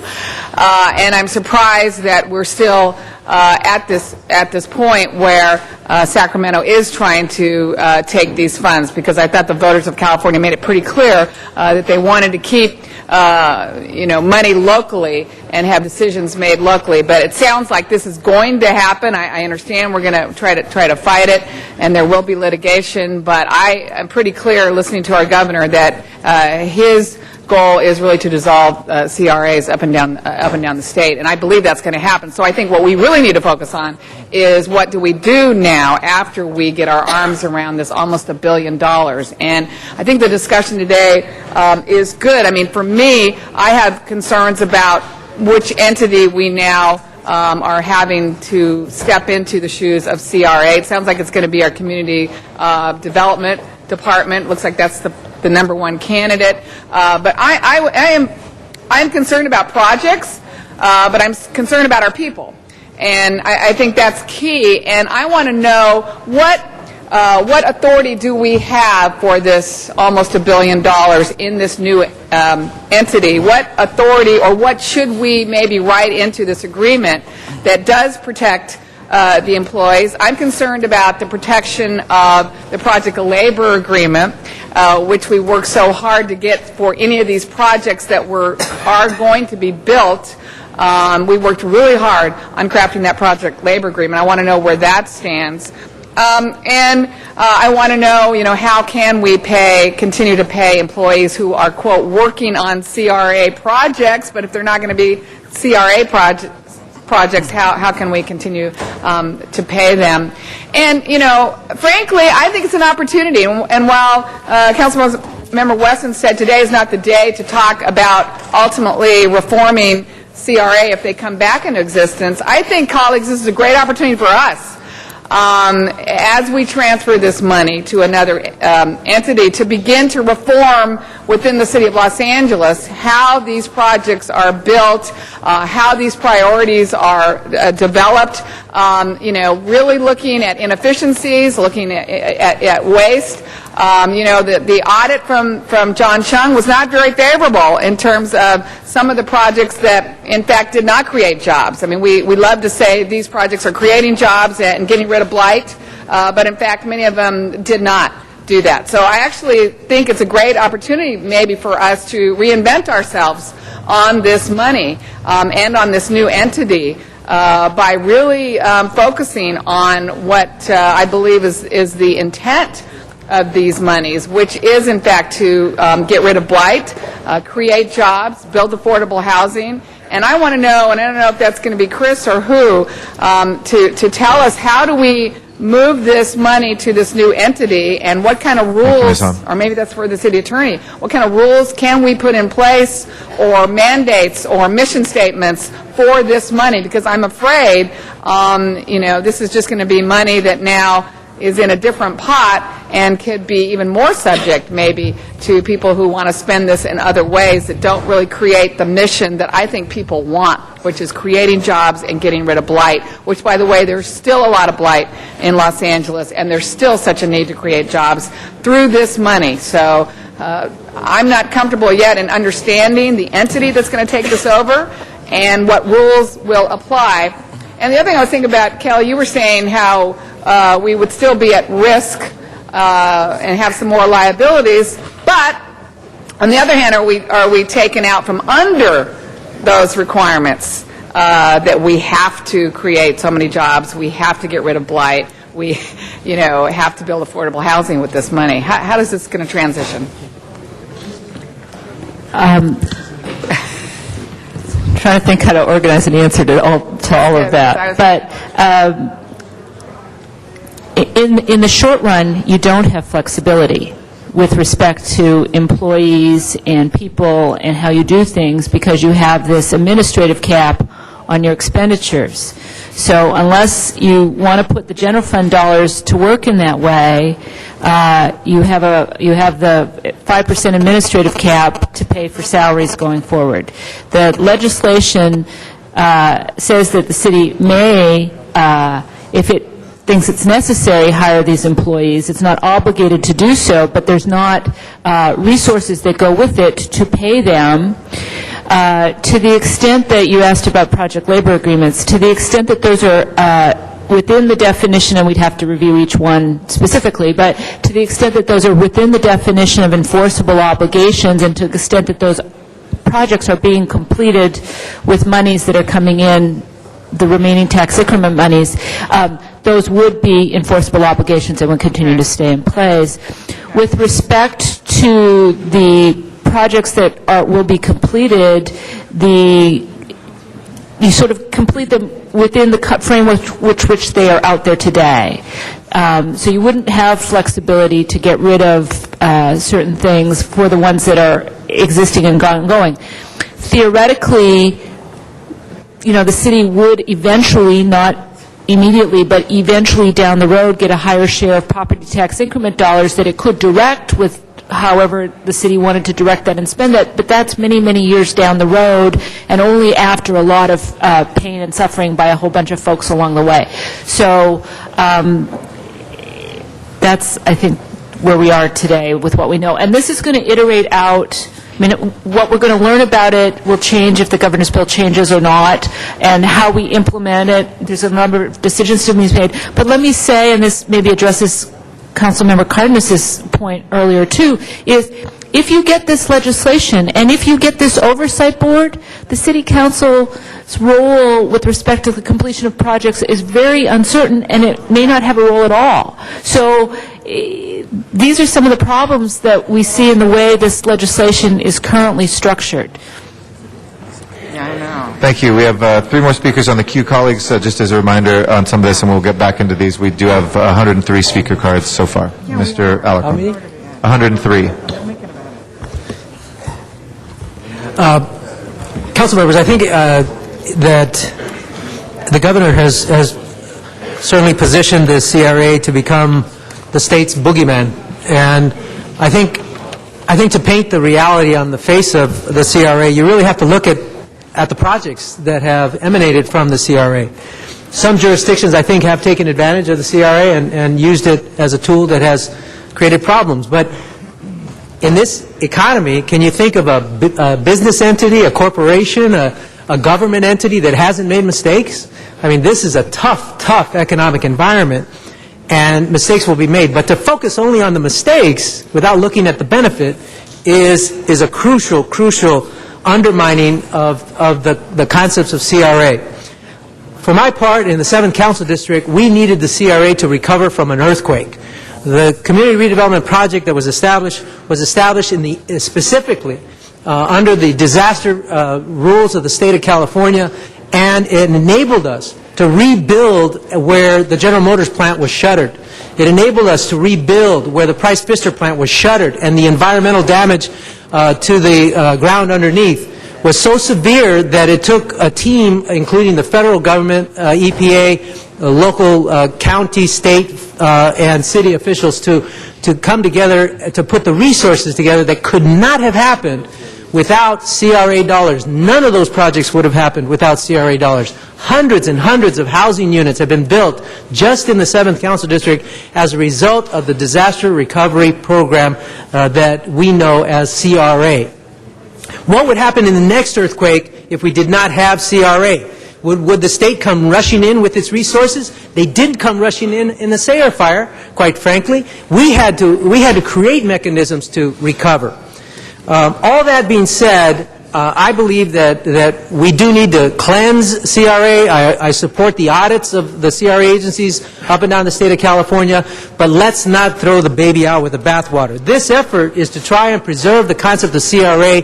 I believe we've done a good job in Los Angeles. Having said that, I do want to say that I disagree with Mr. Wesson just on the point that we should not confuse the issues. I think now we need to set the principles that guide us as we develop the discussions about governance and decision-making relative to whatever this new entity is going to look like. Specifically, I've introduced 57A to protect the employees of the CRA, to ensure that they are shielded from an undermining of the collective bargaining agreements that they have. Specifically, 57A says, and it's seconded by Paul Krikorian, Paul Koretz, Janice Hahn, and Jose Huizar. What it says is that we move that the City Council and the CRALA affirm an obligation to uphold the following provisions. Number one, to ensure that any successor entity to the CRALA be a public agency, to ensure that the CRALA and any successor entity shall retain the authority to bargain over matters within the scope of representation, including severance and retirement incentive payments pursuant to the provisions of the Myers-Milius-Brown Act. Number three, to ensure that any successor entity to the CRALA hires and employs present CRALA employees, recognizes the ASME locals and the employees' respective bargaining units, and continues the terms and conditions of the existing MOUs. And number four, advocates for each of these conditions with the state legislature. Now, this is not to undermine this effort. It is actually to build strength as we go forward, as we try to protect and preserve the investments of the CRA for our communities of Los Angeles. Let's not also make the same mistake as the governor and throw the baby out with the bathwater. The baby of the CRA is the employees at the CRA. Let's keep them working hard on these projects so that we can rebuild LA. Again, be a last warning for folks that are booing, please, if you can not boo. It disrupts the meeting, and that's the closest we've come to conflicts too. If folks will just please, not many of them, but Mr. Alcone, a couple did. So we will go now to Mr. Rosendahl. After that will be Mr. Krikorian, then we'll begin some of our public comment cards. Hi, good morning, everybody. Just some quick questions, okay? Is this true that the state legislature is expected...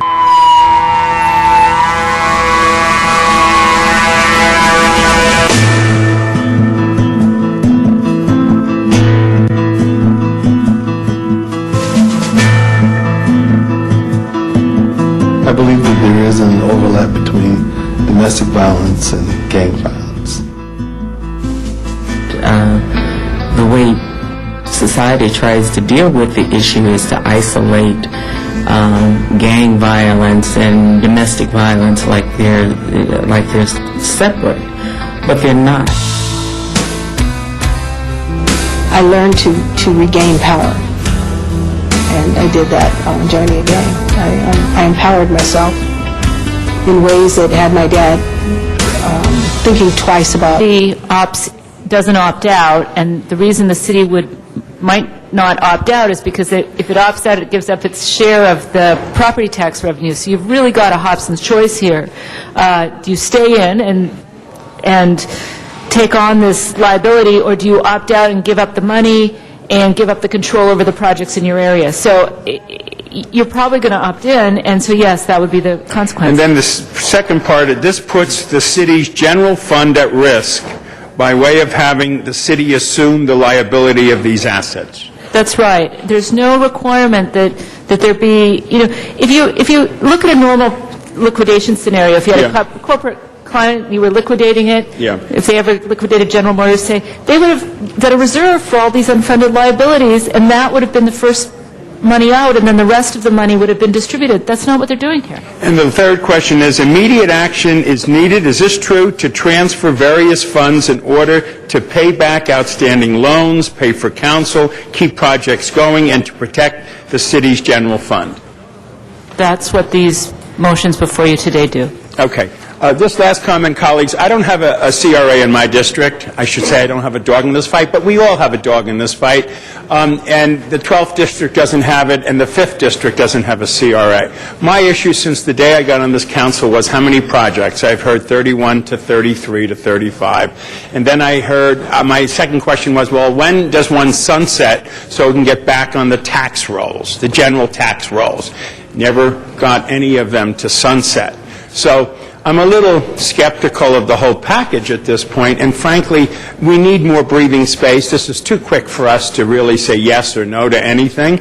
I certainly want the jobs to stay, and I certainly would like to see the protection of our treasury here to keep our services going. And obviously, 3, those projects that are key and vital for blight and for development and for everything else in community have to be continued. But this advisory group or this oversight group, would that have 2 from the school board, 2 from the county, and 1 from us? I mean, that's why in God's name would they play around with our $1 billion?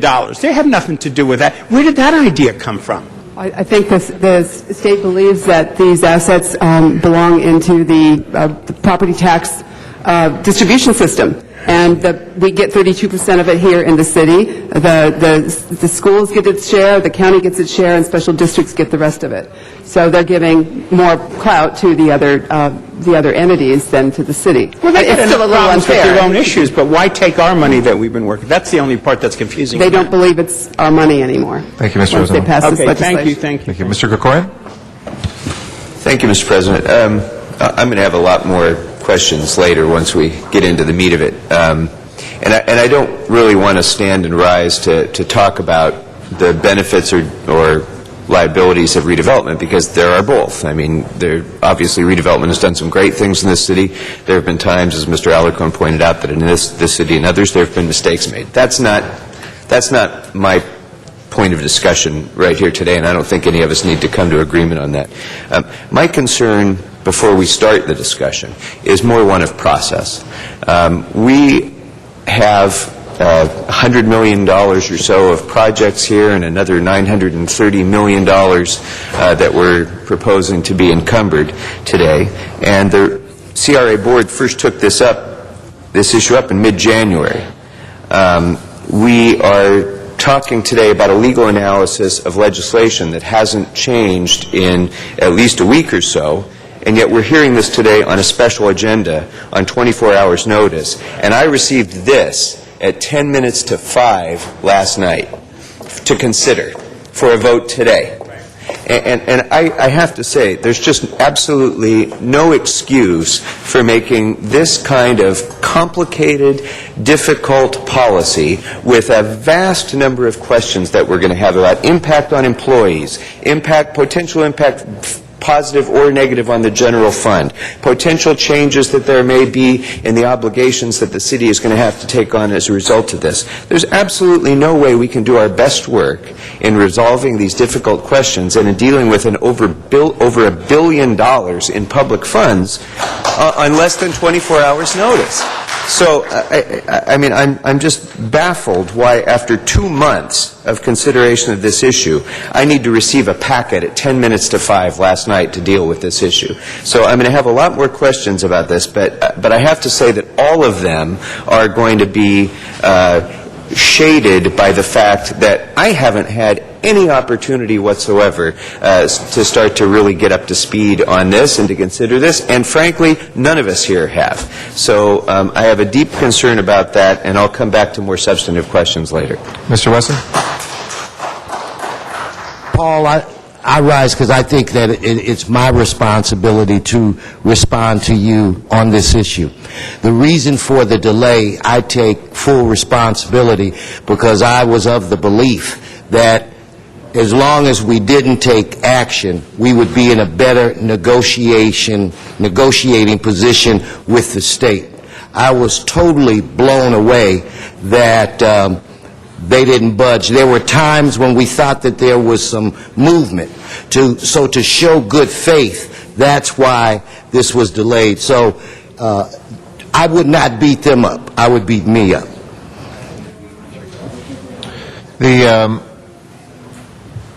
There's item 57, I think that we have on the desk pending any approval from the council. We have cards that I think both the CRA and the council will administer the cards, but it'll be a joint hearing of both the CRA and the city council.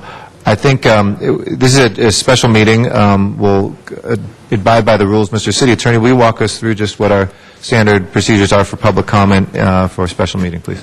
Yes, Mr. President, thank you.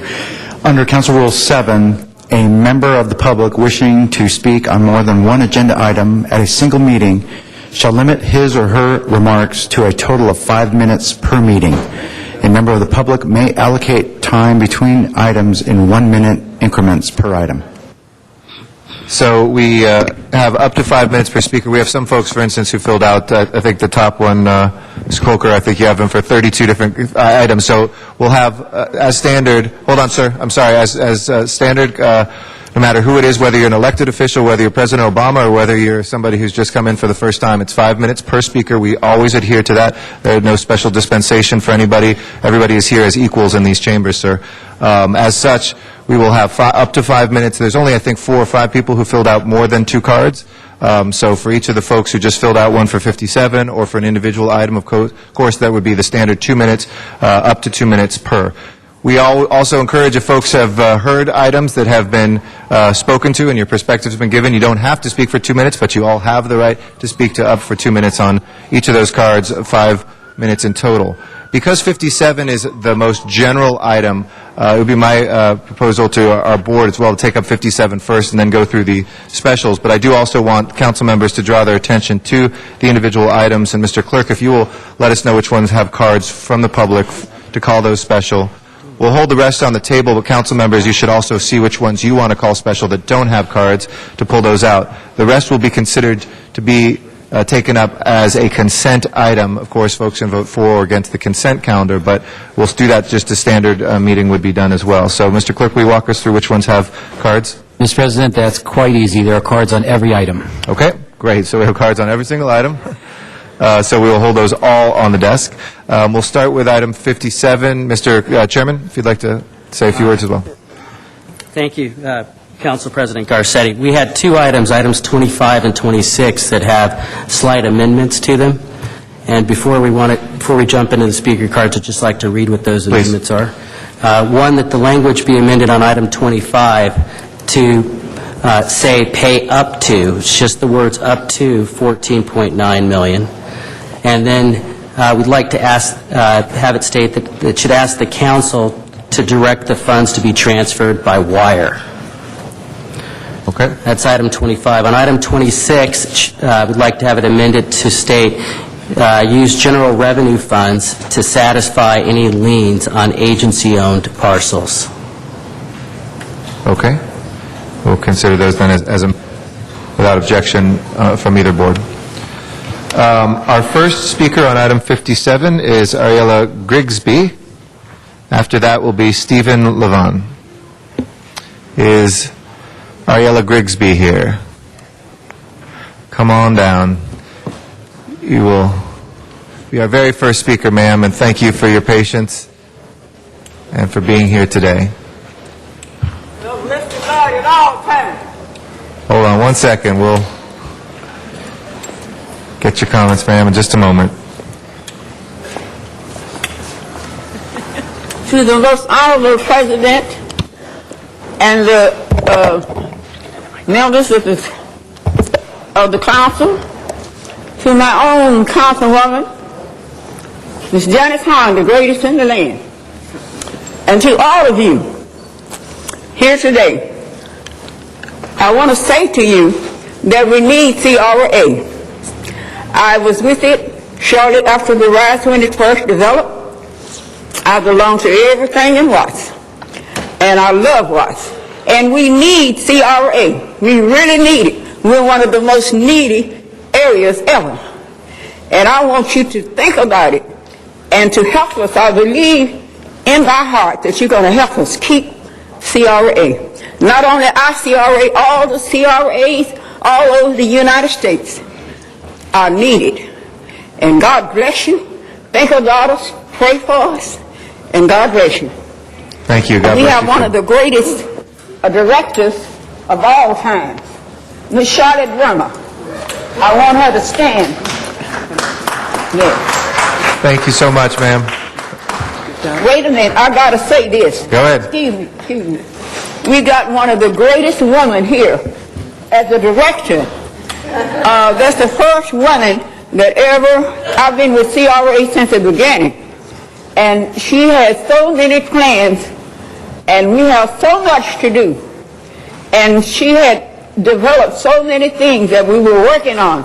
And I believe the city council can help us keep CRA. Thank you. Thank you very much, ma'am.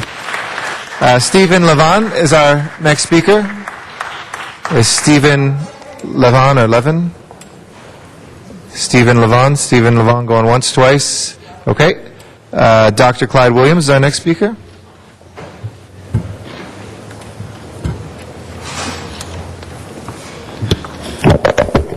Dr. Clyde Williams, El Sereno, Northeast LA. Our experience with CRA in Adelante and Monterey Hills has been quite different from other people's. We have projects such as 24 units being built over a mile from the nearest CRA boundary. What for? Well, supposedly low and middle income housing, affordable. That is at $400 a square foot, not counting the land. What's going on? We don't know. Why is there $930 million cash? I guess it's transferable. Cash sitting, doing nothing except earning interest for somebody. We do not know who. When a CRA member came to our neighborhood council and gave us a lecture as to what CRA was doing, we asked two questions. How much money do you get from 90032? And how much money do you give into 90032? Their answer, oh, we don't know. We don't break it out that way. So our experience with Adelante and Monterey Hills is quite different from that of the rest of Los Angeles. And we would go forward with, hey, who's going to control this mess? Right now, the mayor does. Who else does? I don't know. We don't know much about CRA. In fact, I've kept away from it for over 3 years because I don't understand. It's a shadow government of some sort. But I can understand DWP, but not the CRA. Can any of the council members even understand what CRA is doing to this city? Thank you. Thank you, Dr. Williams. Steve Koffrath is our next speaker. Steve Koffrath. Going once. Is Steve here? Steve Koffrath? After that is John Walsh.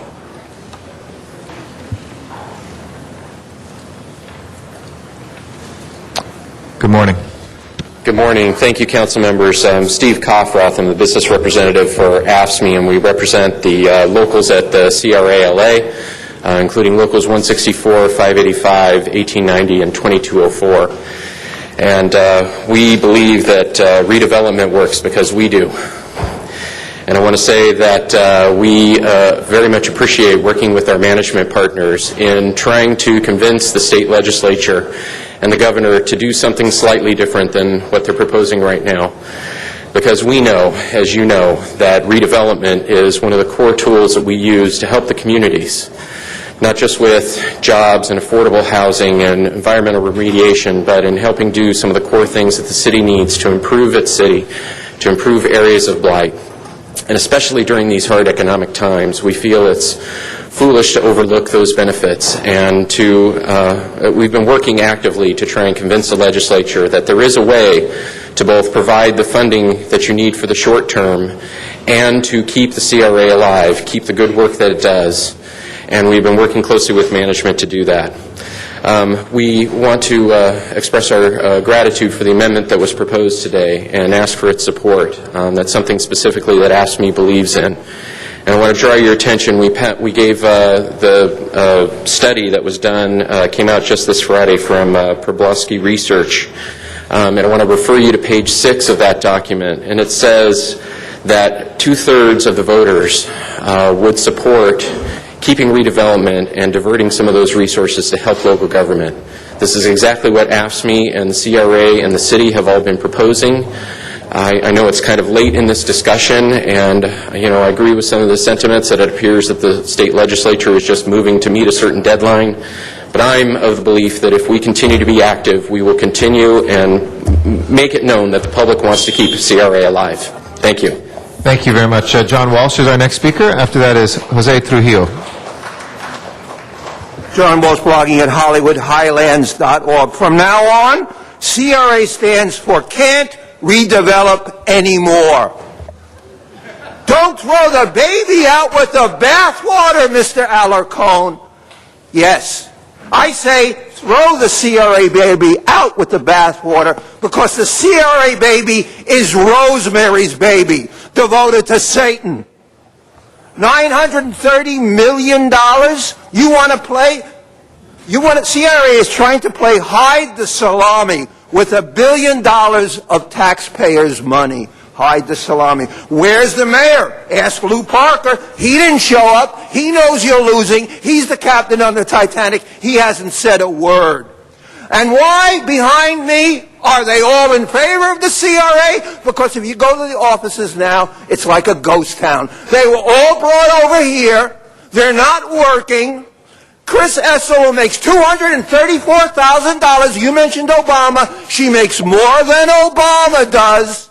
She spends $700,000 on Murray Kane for 3 weeks' work at $1,000 an hour to lobby up in Sacramento, and it didn't work. He who smirks last smirks best. I went to my first CRA meeting in 1971 in Berkeley, and 40 years later, I'm going to my first funeral. You're dead. You're dead men walking. Reform CRA, reform Al-Qaeda, like a rat caught in a trap, chewing its own leg off in a panic to escape. And look what Chang said. What he said, he sounds worse than me. He said, you lied. This is an agency, according to the Chang, that spends 20% as much money on administrative as 20% for housing. So every $1 goes to housing, goes to these people up here.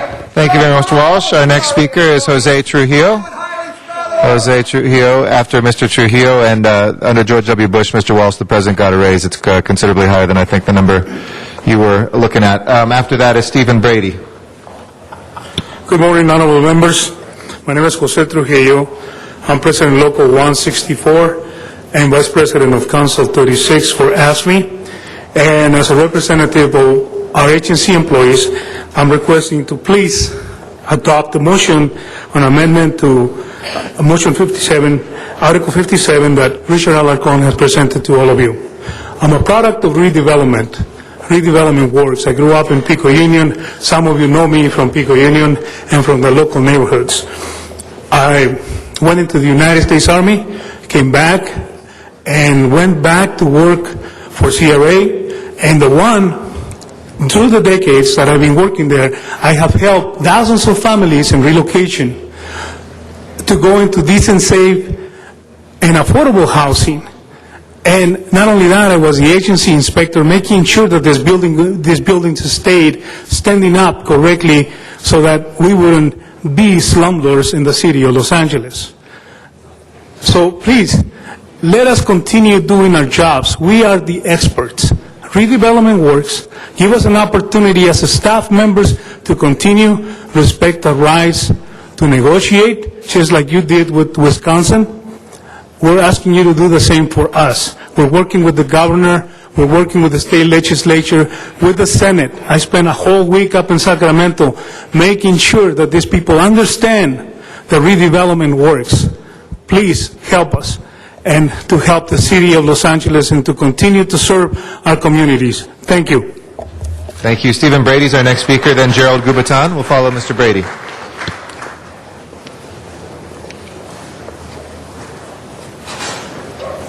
Good morning, Council President and members of the City Council. My name is Stephen Brady. I'm a proud employee of the CRA and AFSCME Local 585. I'm here for two reasons today.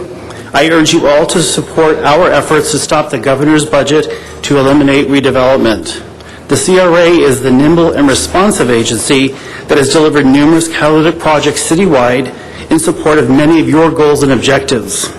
Second, I ask that you support the negotiations with AFSCME as part of the proposed co-op agreement with CRA. My colleagues and I are skilled and dedicated employees that deliver jobs, affordable housing, business assistance, and community development citywide. We are committed to our mission. We want to be part of the successor entity. Please support job retention and let us continue our work. Thank you. Thank you, Mr. Brady. Gerald Gubatan is our next speaker. After that is Ziggy Cruz. Good morning. Good morning. I'm Gerald Gubatan. I'm a senior planner with the East Valley region. I'm on the executive board of AFSCME Local 585, which represents redevelopment professionals. First, I just wanted to thank you, the council, for adopting a resolution last week in support and in solidarity with the workers in Wisconsin. Protecting workers' rights like collective bargaining is critical. And in that regard, our union urges the council through Motion 57A to include and respect our collective bargaining agreement in the form of our MOU, which already includes language that says all the terms and conditions shall transfer to any successor agency. It contains issues like review any proposal for contracting out and privatization. And so with that, I just want to say many of us employees have chosen the path of public service, and I am very proud of doing that for the last 20 years, but we're often bashed, and some of us come from the neighborhoods that we seek to lift up. And so to take away one of the few economic development tools for local government to lift our most unfortunate citizen is, I think, short-sighted. And so I was proud to be part of the team that put together Plaza Pacoima, which created 300 living wage jobs, turned a brownfield into a greenfield, sustainability. That could not have happened but for redevelopment, because private capital does not flow into these types of neighborhoods. And so with that, thank you. I urge your support for 57A. Thank you, Mr. Gubatan. Ziggy Cruz is next. After that will be Jean Jock, excuse me. Ziggy Cruz, going once, going twice. Is Jean Jock or Talk? Went to the restroom. Go ahead, come on up, Jean. And then Nora Ross will follow. Good morning. Thank you for giving me this opportunity. The CRA is fantastic, I think. They've done so much for all of us. And I first heard about them and knew about them when we had our earthquake in Canoga Park. And everything was very damaged. And I hate to think of what Canoga Park would look like today if CRA had not been there, because I think a lot of the buildings, thank you, I think a lot of the buildings would still be not usable, and they have done so much for our community. And we also have had a dance studio for the students to be able to come, and for the handicapped children and for the low-income children. They have done with Guadalupe Center, which is for the low-income people. They have done so much in our community that they need to be blessed. Thank you so much. Thank you. Nora Ross is our next speaker. After that is Mary Patterson. Good morning. Good morning.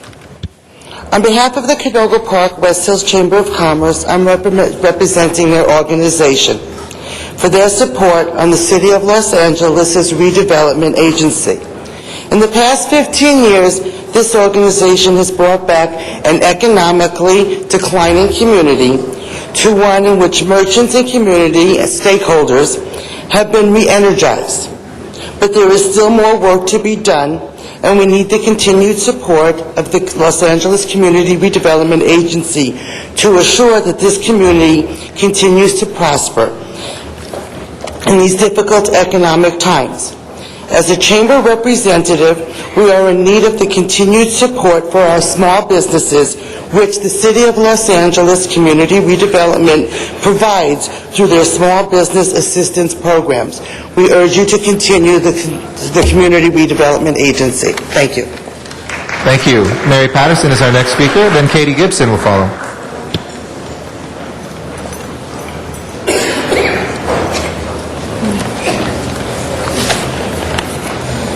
Mr. Zine? The individuals who are speaking, can you please have them identify the communities they're coming from? Just for reference. If you don't mind saying where you're from. Ms. Patterson? Thank you. Hello, esteemed council members. My name is Mary Patterson. I'm the executive director of the Canoga Park Improvement Association. I'm the current chair of the Los Angeles Bid Consortium, which includes all of the 38 business improvement districts in the city of Los Angeles. And I'm part of the Canoga Park Baybird Council and the Canoga Park Reseda Kiwanis. I am here in support of anything you can do to support ideally the continuation of the CRA, if not that, the careful care of who is the transition team for the CRA funds. I want to say that in Canoga Park we have a great example. They came into the area after the earthquake, and our area, as you had heard, was severely damaged and would not have come back the way it has without the use of the CRA. The CRA, along with the City Council member Dennis Zine, were part of the Canoga Park winning the All-America City Award for the City of Los Angeles. And that is an award that's given to communities that show that that partnership, that public-private partnership that is so vital to our communities. I'm very nervous. I'm so sorry. I don't know why. It's okay. You're doing great. Basically, our community CRA is part of our family. Please support them. They are the experts. They are trained in managing the funds. We have a lot of vital projects. We have a lot more that we need to get done. And please continue to support them. And I will provide a letter that is much more concise and less for your records. Thank you. Katie Gibson is next, and I see Ziggy Cruz is back. She'll follow after after Katie Gibson, whose name I called. Then we'll hear from Ms. Cruz. Is Ms. Gibson here? If not, come on down. Then Ziggy, if you want to go, it looks like she's not here anymore. After that will be Robert Akavan.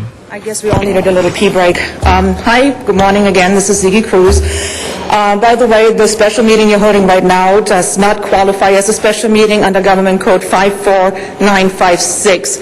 However, since we're all breaking the rules today, so why don't we all go together, down together, that is. The CRA executives were managing the CRAs down to the point that they are right now begging for your consideration to keep them alive. When they worked out their little deal, they did not work out a deal for the employees. As you remember, the very first report you got did not include any of them. You have a lot of employees sitting behind me. I can feel their pain. If my boss would negotiate something to benefit themselves, to make headwaves and whatever they want to achieve, yeah, I would be upset too. That's why I like Mr. Alicorn's. I can't believe I'm saying that. I agree with you. There should be some sort of an amendment if the CRA succeeds and survives, which they might not. When you guys give away $930 million in government or public funds to benefit rich developers such as Eli Broad with $52 million for a parking garage, then I don't know what the CRA actually really stands for. I have a couple of names in mind, but they wouldn't be appropriate to say right here. I believe that the $52 million could have been used for something totally different, perhaps keeping the CRA a little bit in a better light with the community. And now you're trying to hide away the $930 million. I cannot say anything other than shame on you for the council for going along with that, for holding an illegal meeting, and to just squander away public funds without consideration of those that actually could use it, like fire stations and schools. Thank you. Thank you. Robert Akavan is our next speaker. After that is Maria Cabildo. Thank you very much. My name is Bob Akhavan. I'm a property owner in North Hollywood, also the president of the Business Improvement District in North Hollywood. We represent about 140 property owners in the NoHo, as we call it. I'm here for the support of the proposal and supporting CRA. I have been personally involved with North Hollywood since 1995, and my experience has been firsthand, my involvement with CRA, and the potential that CRA has created in NoHo. NoHo, after the earthquake in 1994, was quite devastated. Business was gone, no activities, jobs were destroyed. With the help of CRA and help of the community leaders, NoHo is a vibrant, dynamic, very exciting area at this point. Many projects have been tailored and pampered and worked and managed by CRA and the community, and I feel elimination of CRA just because of our recent budget issues is very short-sighted. Los Angeles requires an entity that be able to come in and provide and facilitate developments and create the energy that the city requires in every pocket of the area. Thank you very much. Really appreciate your help. Thank you, sir. Maria Cabildo is our next speaker. After that is Flora O'Brien. My name is Maria Cabildo, and I'm the president of East LA Community Corporation, and I work in the wonderful community of Boyle Heights. Working with CRA has been a really wonderful partnership. We've been able to pursue the development and revitalization of some of the most decrepit, horrible buildings in our neighborhood and turn them into wonderful affordable housing.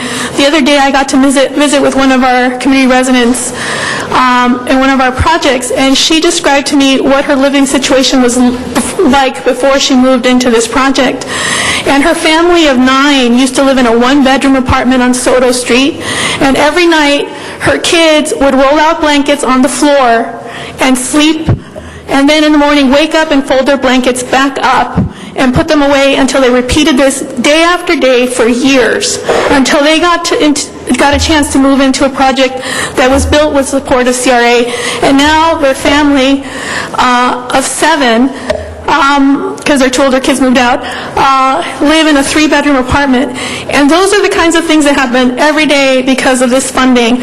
Kids that never used to have an opportunity to sleep in a bed, who used to have to sleep on the floor every night on a blanket, now get to sleep sometimes even in their own bedroom that they don't have to share with someone for the first time in their lives. And that's why this is so vital, is we're creating opportunities and we're changing people's lives in ways that we can't even imagine. So thank you very much, and we're here to support item 57. Thank you. Ben Phillips, Flora O'Brien, and then Ben Phillips. Good morning. My name is Flora O'Brien. I'm an employee of the CRA and also a member of AFSCME Council, AFSCME Local 585. I am a long-term employee of the CRA, 20 years. I have seen the good work that the CRA has done. When we were at 4th and Spring Street, we saw people dying in our streets, at 4th and Spring Street, and now we're looking at a very vibrant community. So I have seen in the 20 years that I've been here, the good work that this area has done. And I'm asking, we are in support of the item 57, the cooperation agreement. We're asking the council to please consider the reforms the union has introduced to help us continue to do the good work of the redevelopment agency. Thank you. Thank you. Ben Phillips is next. After that will be Robin Hughes. Good morning, Council President and Council members. My name is Ben Phillips. I'm the Vice President for Mercy Housing here in Southern California. We're a national nonprofit organization that builds stable, healthy, vibrant communities by developing, financing, and operating affordable housing for those who lack the economic resources to access safe, quality housing. And we all know that the housing market in Los Angeles does not provide housing, as Maria Cabildo mentioned, for working families at prices that they can afford that are safe, decent, and quality housing opportunities. So I just wanted to support the city's efforts to take prudent steps to protect the resources and pending investments in developments that are already underway and that the city has already spent significant resources on. If those developments were to fall apart midway, not only would the city lose substantial investments that it's already made, but it would probably decimate the local affordable housing infrastructure industry of nonprofit and for-profit organizations that serve these households. And you might see other properties going into foreclosure, other core services to this low-income population being dramatically affected. Thank you. Thank you. Robin Hughes is next. After that is John Malloy.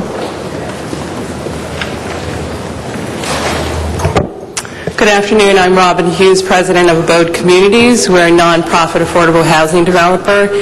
Over the past 3 decades, the Redevelopment Agency has been an important partner in the work that we do in producing affordable housing. With the CRA, with support from the Redevelopment Agency, we have built over 700 homes for very low and low-income families and invested over $500 million in communities throughout Los Angeles.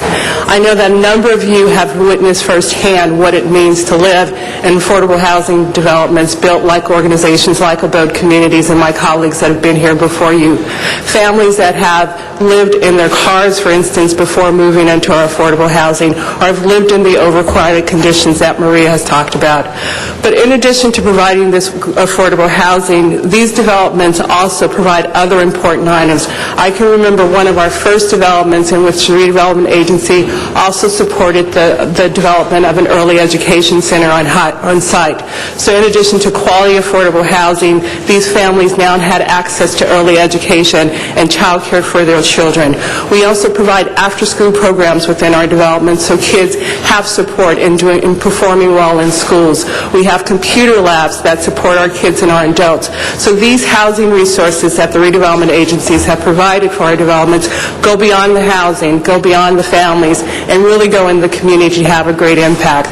So I'm here today to ask the City Council to support the cooperative agreement to preserve these dollars and make sure that they do stay local and they are invested in affordable housing and other economic development activity. So thank you very much.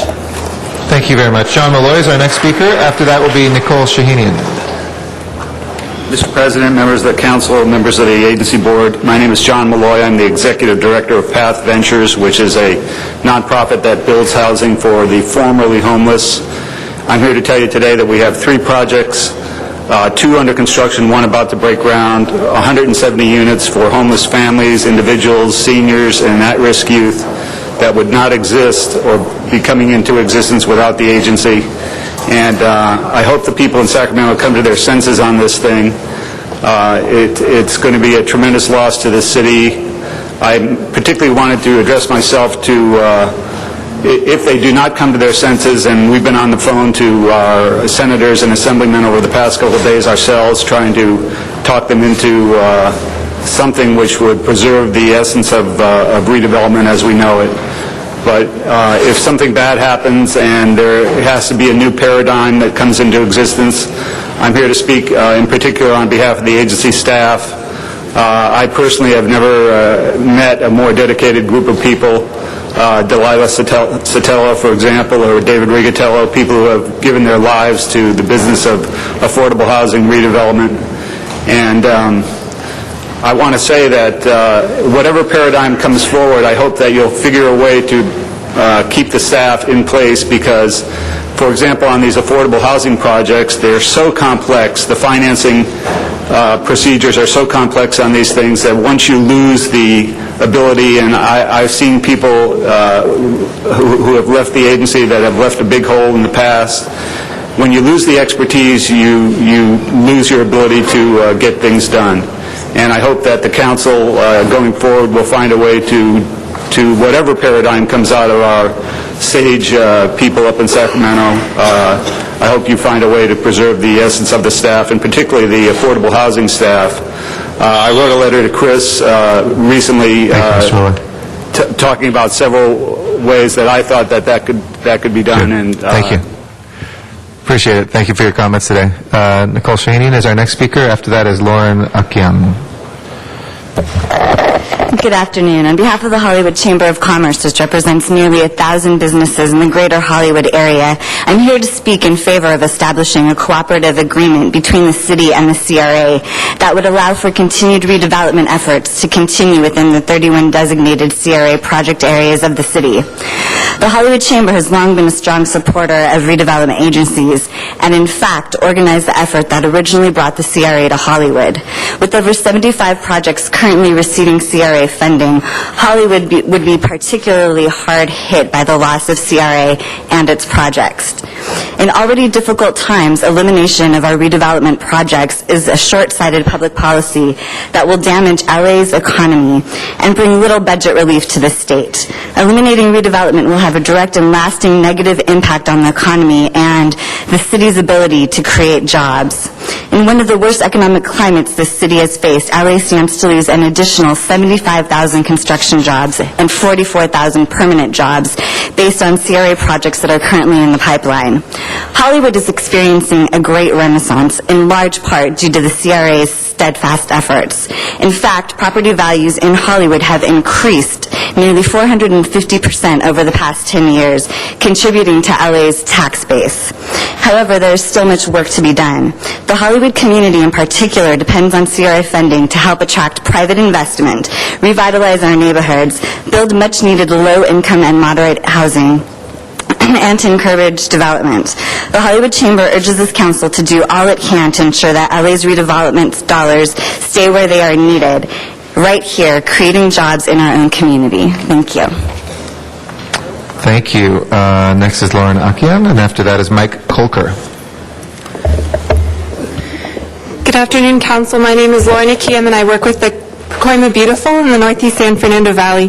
In Pacoima, for instance, the CRA LA has helped with the Pacoima Plaza project, helped make that happen, ensure that that polluted parcel was mitigated and that there are good jobs and opportunities created for the community. They're working with us on an infrastructure project that would significantly improve conditions for the estimated one-third of Pacoima residents who don't have access to a car and thus walk, bike, or take the bus. We need, in the city and especially in areas like Pacoima, we need jobs and affordable housing, and the public infrastructure and environmental mitigation that the CRA can help provide, as well as a strong education system. So I imagine you guys are on board with me with this, but I would encourage the state to look elsewhere, such as Prop 13 and revising that to get much-needed funds to the state rather than coming after the redevelopment dollars. Thank you. Thank you very much. Mike Kolker is our next speaker. After that is Michael Cortez. I respectfully ask that I be allowed to speak with Mr. Weezer and Mr. Reyes. They're both. I'm sorry. This will be your opportunity right now. They're checked out. Can you reset the clock at least? We'll give you your time. Go ahead. Thanks. As I already stated in public comment today, 3 different elected city boards on the east side of Los Angeles have spoken with mammoth agreement in favor of eliminating the CRA in Los Angeles. There's no question with public comment was mammoth in agreement of eliminating this board. The bottom line is, I want to kind of speak a little graphically now. If this is all the money between my hands that the CRA spends a year, this is the amount of money they spend on affordable housing. I believe in affordable housing, and I damn well believe in the rights to these employees to not lose their jobs and to somehow not be thrown out by the city in this economy. On the other hand, I want to talk about the rest of the money that they spend, these folks.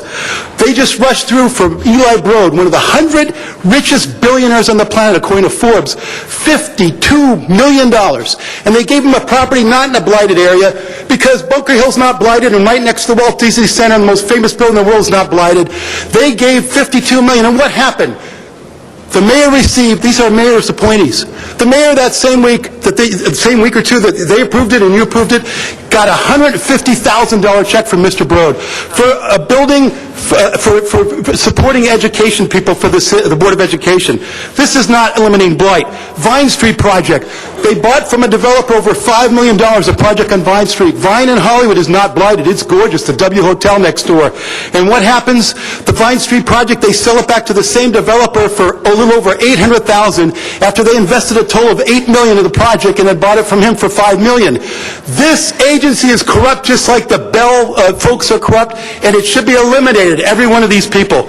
More importantly, at the last meeting I attended, they admitted they had a private meeting that was not Brown Act agended after we all complained about what they were doing. They walked across the street with the chairman running into them across the hall, and they had a meeting the public wasn't invited to, and I asked for a public records request about what they had did at that meeting. They refused. Thank you. Thank you, Michael Cortez. Our next speaker after that is Carlos Antonio Vacarano. Good afternoon, Council. My name is Michael Cortez. I'm the Vice President Chief Steward for AFSCME Local 585. I came here today to reiterate what my union brothers and sisters have already asked the Council to do today, is to protect the workers' rights that are currently stated in the MOU. I'm a proud union employee. I have been blessed to work on so many great projects in the city of Los Angeles. I was born and raised in Canoga Park, which is a CRA-LA project area, and before growing up, I had not been able to walk the streets, but after the Northridge earthquake, I've been able to see the great things that people like Leslie Lambert, Craig Bullock, Vicky Gilkey, that have been able to accomplish in that community. And when I hear my mom say, wow, Canoga Park is looking really good, it makes me proud to be working for a redevelopment agency and a great team in the agency. So thank you, and I urge you to respect employee rights. Thank you. Carlos Antonio H. Vacarano. After that is Taylor Gilbert. Good morning, Mr. President, members of the Council, Commissioners. I'm here to represent the Salvadoran American Leadership and Educational Fund, which works in the Pico Union, Wesley, and MacArthur Park communities. I'm here in support of item 57. CRA work is very instrumental to support the communities in those areas. I have seen what CRA has done, the difference that they have made in the life of many people in MacArthur Park, the Westlake area. So I'm here to support them and encourage you to do what you're doing now to support them. Thank you. Thank you. Taylor Gilbert is our next speaker. After that is Bill Harris.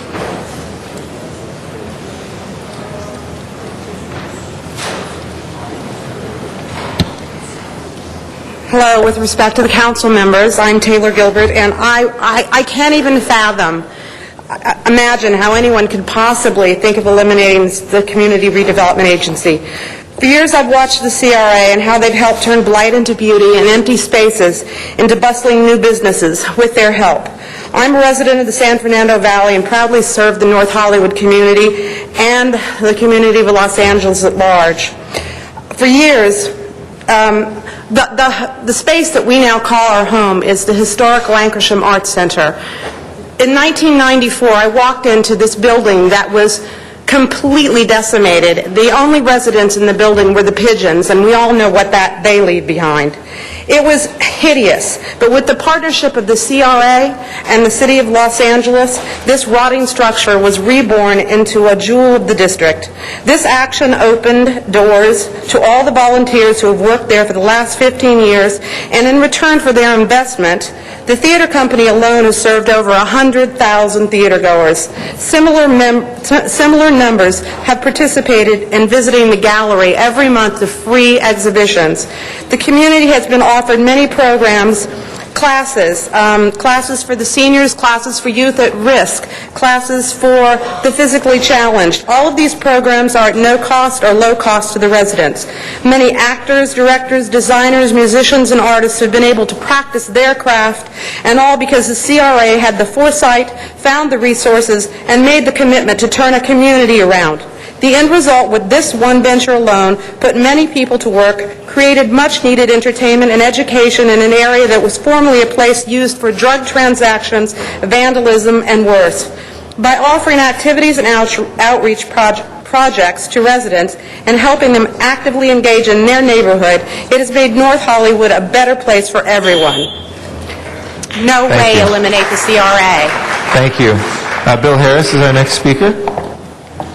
Good morning, council members. I'm Bill Harris, the Executive Director of Hollywood Community Housing Corporation, and with me is Maura Johnson, our Housing Director.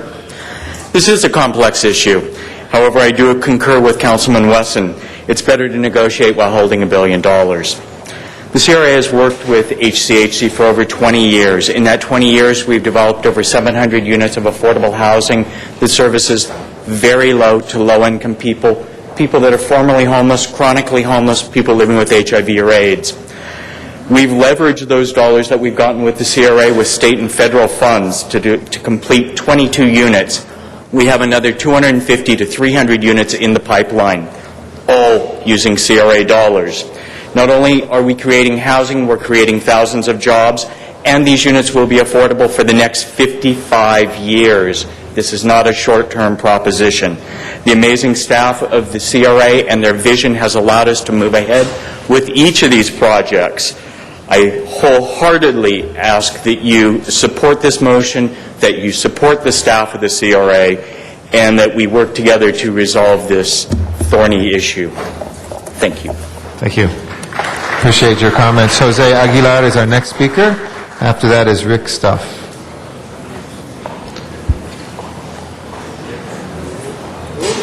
Mr. Aguilar, would you like to speak?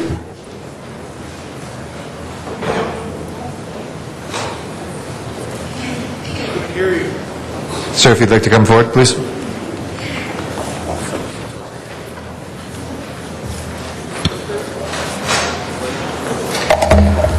Hello, I'm going to identify myself as the president of the Boyle Heights Neighborhood Council, and I want to ask a legal question from the city attorney. I asked it at the CRA meeting, and she denied me an answer. I'm challenging my council member right now, Mr. Jose Huizar, and I'm also a member of Lincoln Heights Neighborhood Council, to ask the city attorney this question. Can you bypass the project area committee when you encumber these funds or you create projects? What is the role of the project area committee under redevelopment law? What is the role of the project area committee? You have one. It's called the East Side Redevelopment Project Area Committee. Number one, you inhibited the meetings. You are preventing the meetings from taking place. You prevent them from publishing their agenda on the CRA website. Okay? So I'm asking my councilman right now to get the definition of what is a project area committee and what is their role in redevelopment in your district, and can you as a council member and can this city council encumber funds completely bypassing the project area committee? The role of advisement and consent has been bypassed. Why have you done this? Why have you not brought up ELAC's $2.1 million to the project area committee that is on the agenda today? Why have you not brought up the Sears encumbrance of $20 million to the project area committee? Why have you bypassed the project area committee? I want a definition from the city attorney. I'm asking this as Boyle Heights Neighborhood Council President to give us a definition on what the role is of the project area committee in the redevelopment project zone. Why have you bypassed us? Why have you not only bypassed us, prevented them from putting their items on the agenda? Thank you, Mr. Aguilar. Our next speaker is Rick Stuff. After that will be Jody Hummer. With Chrysalis Citywide, Mr. Zine. My question is about just the philosophy of the council about what we're going to do about this recession, in the sense that, as capable as everybody is here, you're not an economic development agency. You're not a job creation agency.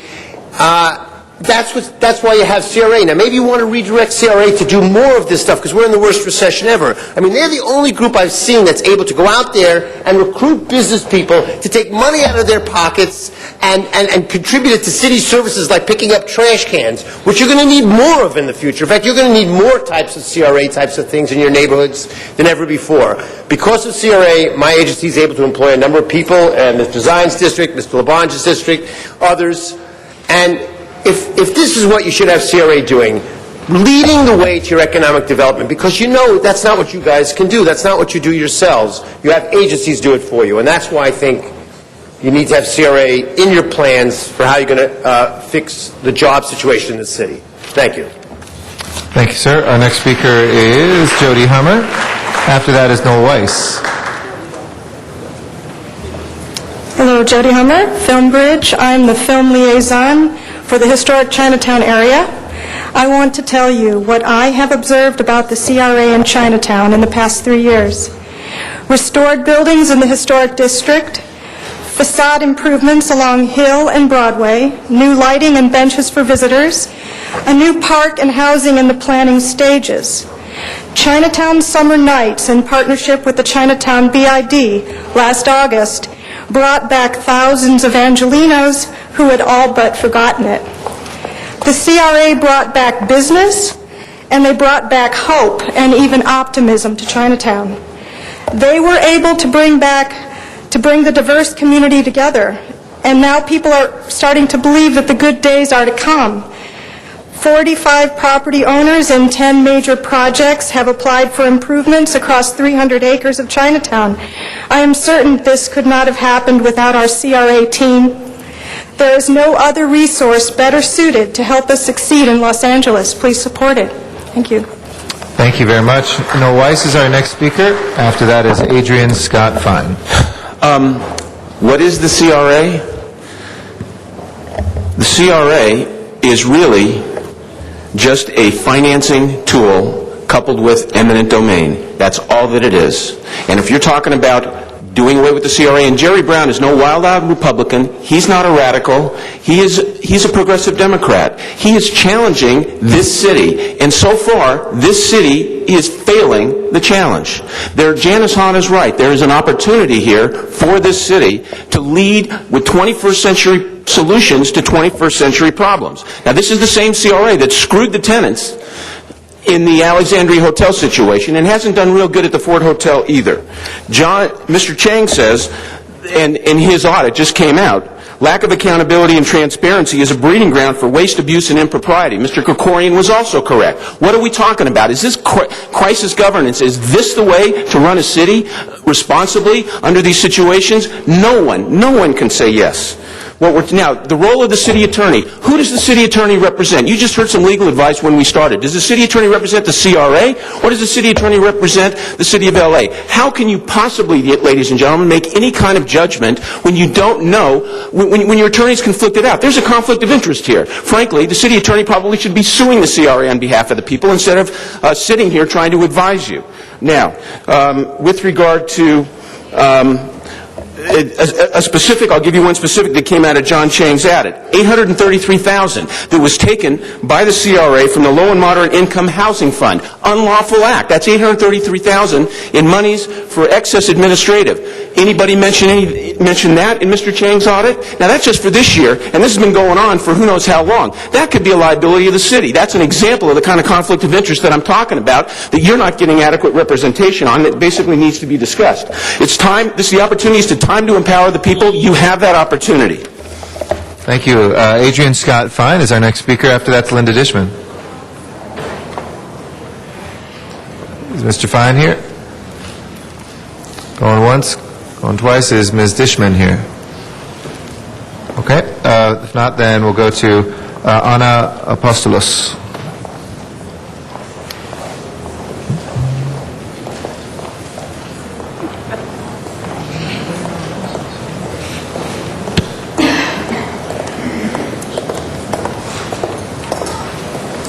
Hello, I'm Anna Apostolos, and I'm Senior Program Manager for the Los Angeles Neighborhood Initiative, and I'm also the President of the Westlake Project Area Committee. Not only has redevelopment been a critical tool in Los Angeles in project areas that have historically suffered from blight, street crime, and a lack of economic opportunity, but CRA projects have had a domino effect in reshaping neighborhoods. The agency has completed affordable housing projects, business improvements, and implemented infrastructure that has catalyzed new business and created jobs. And to Lonnie, the CRA has been an invaluable partner. Just recently, Lonnie was able to secure additional grants by leveraging CRA's work in underserved neighborhoods. Their work in remediation of a brownfield at Western and Gage and their commitment to build a park there has allowed Lonnie to secure additional construction dollars in Prop 84 funding. In Westlake, the streetscape project in Alvarado, bringing trees and beautiful lighting and crosswalks to a neighborhood where pedestrian traffic accidents are the highest in the city, allowed Lonnie to leverage that investment and acquire additional funding for streetscape improvements on 7th Street. Lonnie has also been fortunate enough to work with this agency of professionals efficiently and successfully on a number of other streetscape, beautification, and facade projects throughout the city. Lastly, if redevelopment agencies are eliminated, I encourage the city to make use of the tremendous talent pool that exists in the CRA staff. The community knowledge, project management experience, and commitment to Los Angeles make them an irreplaceable asset. Thank you. Thank you. Our next speaker is Norca Trujillo. Norca Trujillo. After that is Karen, I think it's Murdoch.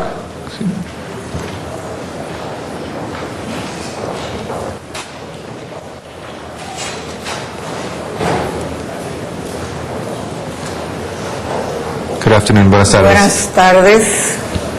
Yo vengo a exhortarlos para que sigan haciendo edificios para el bien de toda la comunidad. Good afternoon. I come here to request for you to continue building buildings for the welfare of the community.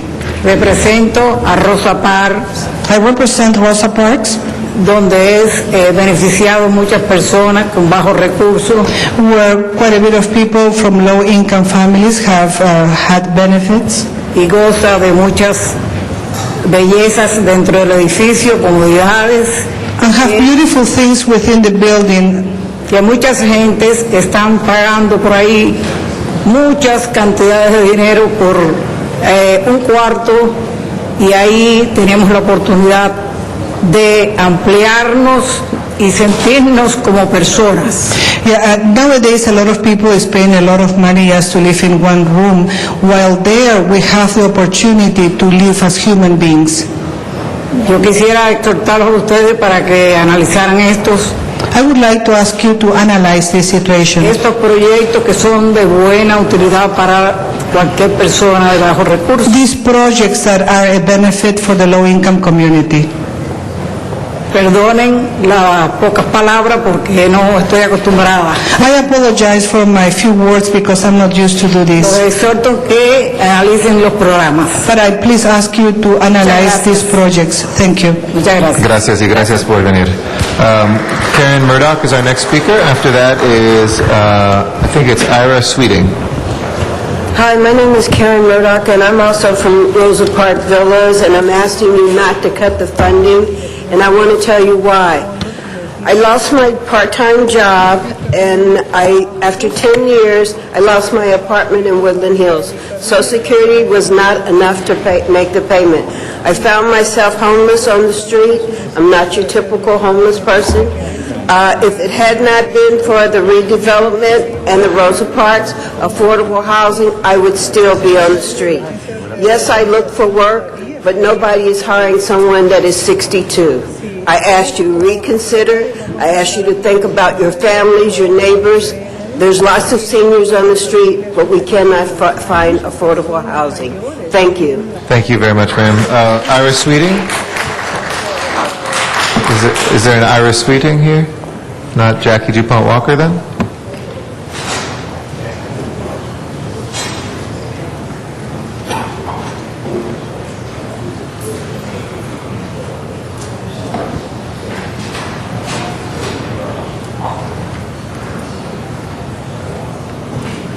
Sorry if I got the name wrong there.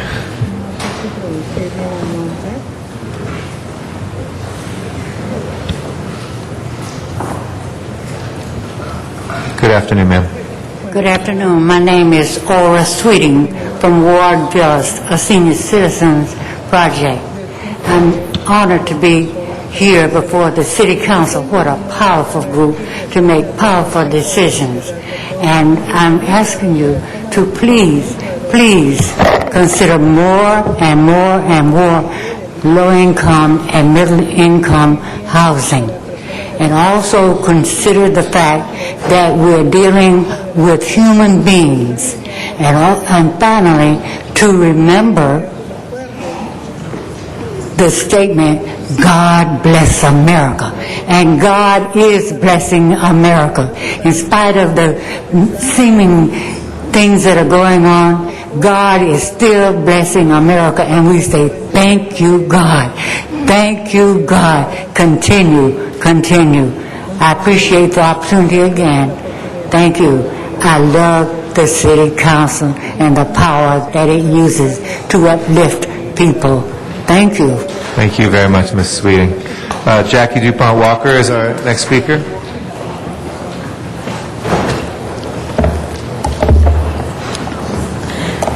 Good morning. I'm Jackie DuPont Walker, President of Ward Economic Development Corporation, a faith-centered organization serving South Central Los Angeles. I have served as chair of the Adams Normandy PAC and the Mid-City PAC. I currently serve as chair of the Social Action Committee of the African Methodist Episcopal Church in the 5th District, which includes Los Angeles, and the AME Church International. It is my pleasure today to be here. It is my responsibility today to be here in the midst of an election. I am on my way out to get people to the polls, but I had to be here because the thought of the Community Redevelopment Agency not being able to continue its work is unfathomable. I speak for the 280 residents in the housing that Ward EDC operates. It represents 14 cultures and 7 languages. It is the very heart of what the Los Angeles area is. We stand in support of item 57 for the co-op agreement. We certainly agree that the details have not been worked out, and often the devil is in the details, but we believe that time is now to act to protect the Community Redevelopment Agency. I am mindful that when our work started, Tom Kilgore was sitting on the board, and he would actually come and talk to us as a new development organization. Tom Kilgore said, "When I have advocated a quality of life that is more excellent, I implore all to follow trend." Today we implore the City Council to follow trend and to protect the quality of life for the residents of Los Angeles, particularly the service area that we have in South Central. Without the Community Development Agency's resources, we would never be able to complete the housing that is already in operation. I do want to have a mention item 26, where it appears that ground lease properties may be at risk, and I want to point out that there is affordable housing on ground leases. Ward Villas has a 55-year lease with 45 years to continue.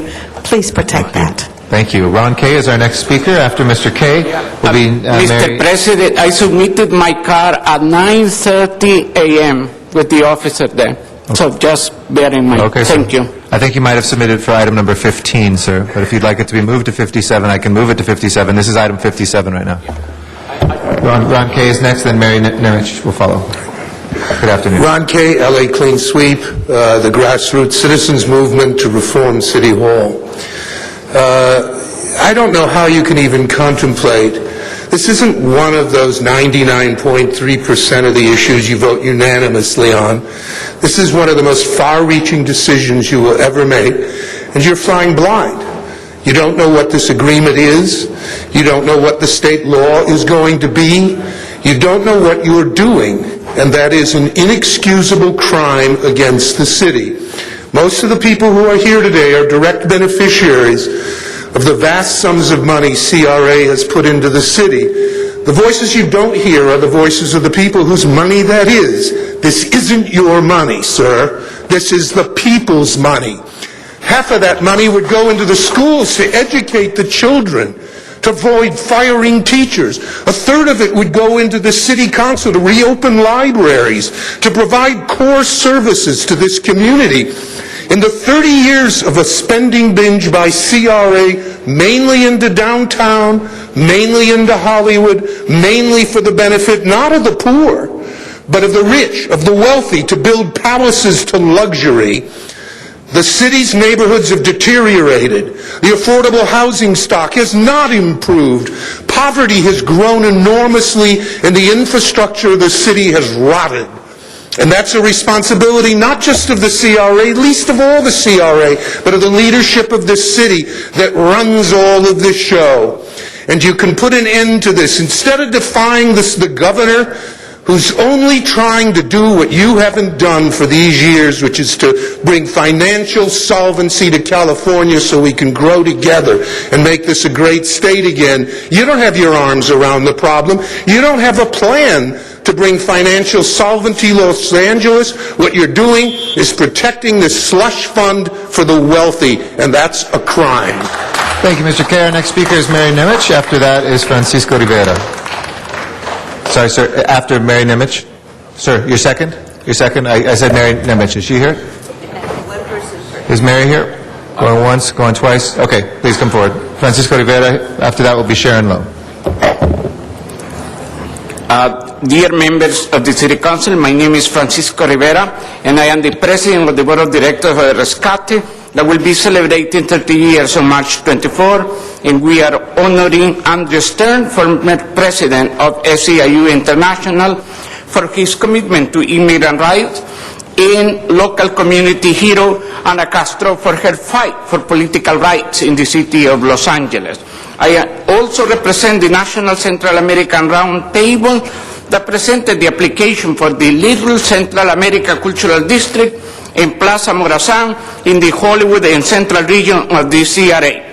I am here on the support of item 15 for the city of Los Angeles to rescue these $30 million to complete the community projects and public projects, so send a clear message to the Governor Brown that he has created pain for thousands of families, impacting for the dissolution of all these redevelopment agents throughout the state of California, and that there is need to preserve these $30 million, and time is of the essence, so it's very important. You know, regarding that this money will go to school, let me tell you something. In the communities of Wesley and Pico Union, we have more schools than taquerias. What we need is redevelopment, but we need to bring this redevelopment to poor communities. So, send a clear message to Governor Brown that there is a limit, and this is it. Thank you. Thank you, sir. Sharon Lowe is our next speaker. After that is Nicholas Saponara. Is Sharon Lowe here? Not? Sharon?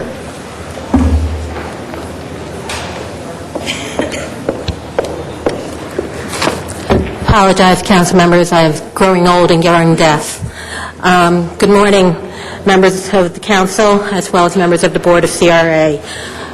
I'm here to speak in support of the cooperative agreement, strange as that may be considering who I am, and those of you who know it. However, I'm here on behalf of the Asian Pacific Islanders Preserve American Neighborhoods Coalition, a collaborative community partnership that the agency has with 5 of the API neighborhoods and also comprised of over 120 community-based organizations.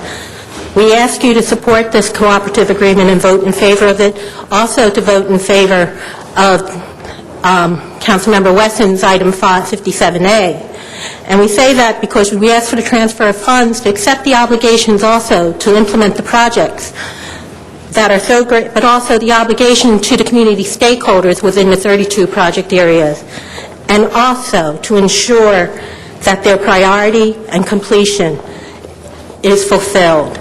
Furthermore, the obligation to not forget or to lose the CRA staff who have diligently worked to honor these obligations to the city for the economic well-being, health and safety, and revitalization of the neighborhoods that are located within the 32 project areas. Yesterday, we woke up to LA Times article that said $40 million was stolen, basically, illegally, from the schools. I think the LA Times reporter has to go back and do his or her math and actually read the report. It was $33.5 million. But what it failed to state was that the Community Redevelopment Agency of the City of Los Angeles paid on time and in full $71 million to our schools. And that is a credit to the agency and particularly to its staff. We urge you to support our neighborhoods, the 5 neighborhoods of Koreatown, Chinatown, Little Tokyo, Historic Filipino Town, and Thai Town. Thank you. Nicholas Saponara is our next speaker. After that is Estela Lopez. Good afternoon. My name is Nick Saponara. I'm an AFSCME member, Council 36, and Vice President of Local 1890. Here this afternoon to urge your support of item 57. It preserves critical resources that will allow the city to continue with vital economic development activities in our most distressed communities. These activities create jobs and elevate the quality of lives for the residents in the city of Los Angeles, and we cannot go without that investment. In addition, I also urge your support of the amendment before you to ensure that any successor agency that is established to implement the city's obligation under this co-op agreement be a governmental entity, and that the activities be carried out by the professional staff that is most qualified to do so. That is the current ASME CRA-LA staff. Thank you so much. Thank you. Estela Lopez is next. After that is Chancy Martorell. Council members and commissioners, good morning or good afternoon. Estela Lopez, the director of the Central City East Association, representing 1,200 businesses and 1,300 employees in the Central City East area. I come to you, as always, to let you know that the economic rebirth of Central City East is important to all of Los Angeles. That area has been bleeding jobs for 3 decades. The Central Industrial Project area is really just getting off the ground, really just getting started, and within 4 years have planted many, many seeds that need to blossom and flourish. But I could stand here and use my entire 2 minutes and talk to you about job regeneration and job attraction into the area.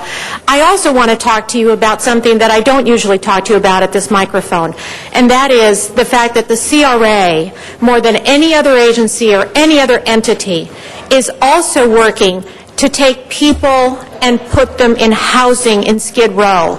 That is the balance that we need in Skid Row. We need economic assistance, yes, but we also need to address the area's social needs. And there is no one that's doing the job that CRA is doing. As I often say, people don't live on the sidewalks of Skid Row, they die on the sidewalks of Skid Row. And until we do a better job, until our community is safe, clean, housed, and protected, you won't have the economic engine in Central City East that you need to have. And so for the sake of our businesses, for the sake of the people who are helping the largest recovery community in the world, please approve this agreement, stand by your community redevelopment agency, and give Central City East a chance to serve this city as it should. Thank you. Thank you. Chancy Martorell. After that is Gary Russell.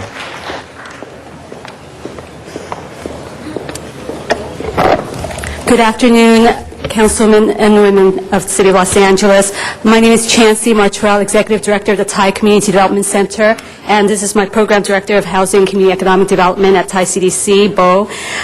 I'm here today to urge the City Council to consider the adverse impact on low-income communities should the elimination of CRA go forward, and so I urge your support for item 57 and to vote in favor of item 57.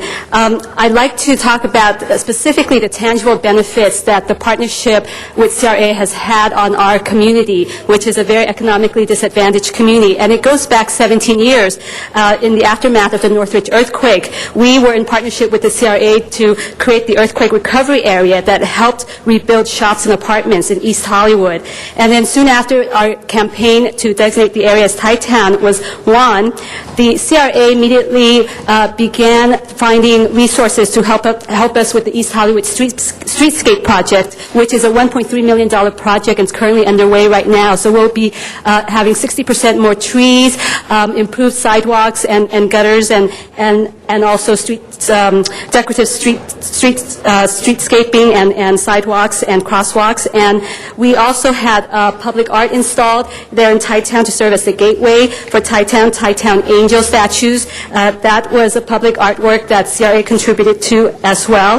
The CRA has also helped us in our cultural tourism and heritage marketing efforts to really bring tourism to the area and develop the local economy by supporting our Thai New Year's Day Songkran Festival, our East Hollywood Live, Work, Play, Health, and Consumer Resource Fair. But most importantly of all, CRA has contributed to our affordable housing developments also in North Hollywood for low-income seniors. That was a $10 million project. And now we are actually hoping that CRA, if it's around, we will be able to benefit from its investment in a social enterprise public market in East Hollywood. Thank you.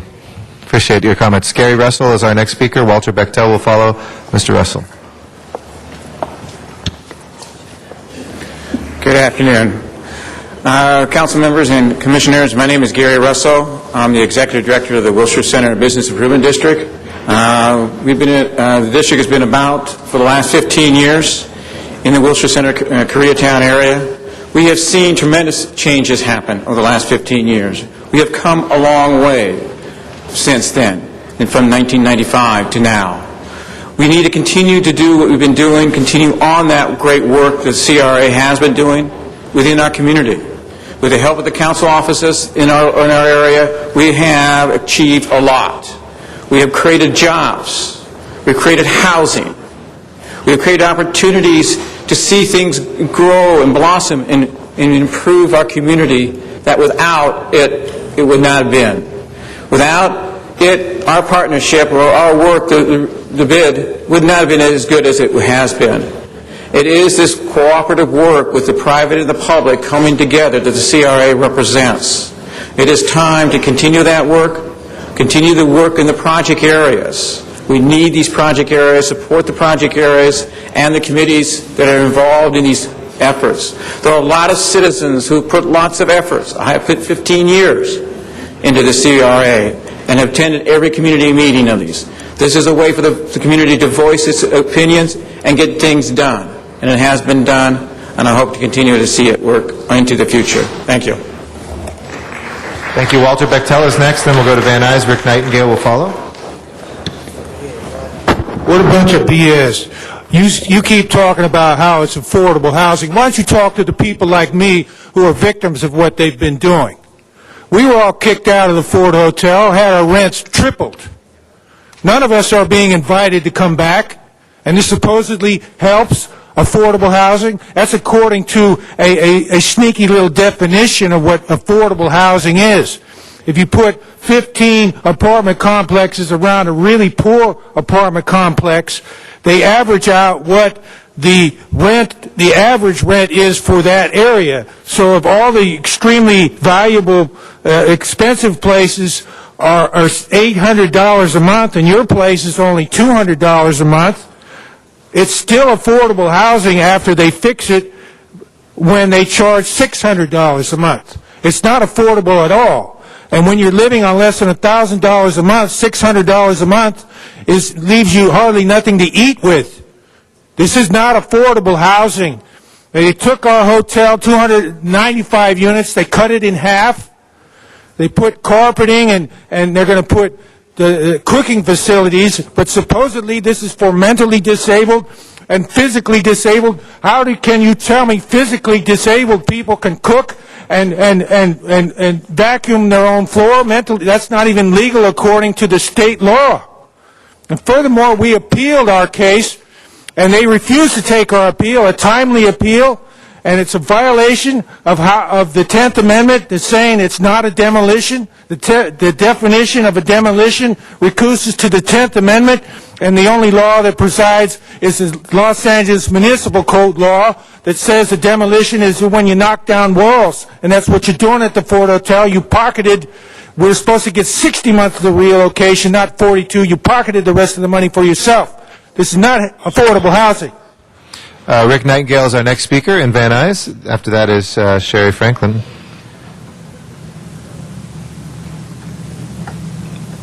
Good afternoon, Mr. Nightingale. No voice. Rick Nightingale. Hello. There we go. We can hear you now. Go ahead.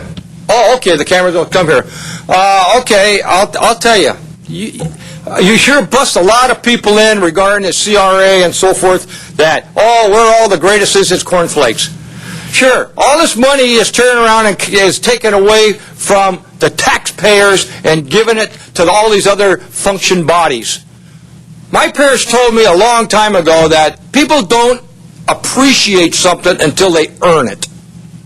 There are hard times, granted, but so many people turn around and expect this situation. That, I don't have this and I need this. But it's only supposed to be temporary. We're not supposed to adopt them and support them for the rest of their lives. I believe in helping my fellow man to a certain point. But I don't expect them to move into my house and me to support them for the rest of their lives. And I'm going to work and they're sitting home watching TV and, poor me. That's all you hear. Is everybody wants something, but they don't want to earn it. Granted, it is hardships right now. It's your own fault for voting this stuff in. Granted, I was brought up in the 60s and so forth, where you could get a job anywhere. You had the aircraft companies and so forth, where jobs were plentiful. But that is the city's fault for taking the jobs away because they are not business-friendly, period. Everybody knows that. But the CRA is the biggest ripoff of, as it's been going on for years and years, and the salaries that they make is crazy. And I admire Brown for doing what he's doing. It needed to be done, and thank God it's all Democrats that are doing it to turn around and stuff it to you people. And you people better learn. You're going to lose. You got to lose because you can't keep up the way it is. It's like going down a well, and there's no bottom to it. Thank you. Thank you, sir. Sherry Franklin is our next speaker. Is Sherry Franklin here? And then after Ms. Franklin, we'll go back to Van Nuys. Wayne Spindler will follow.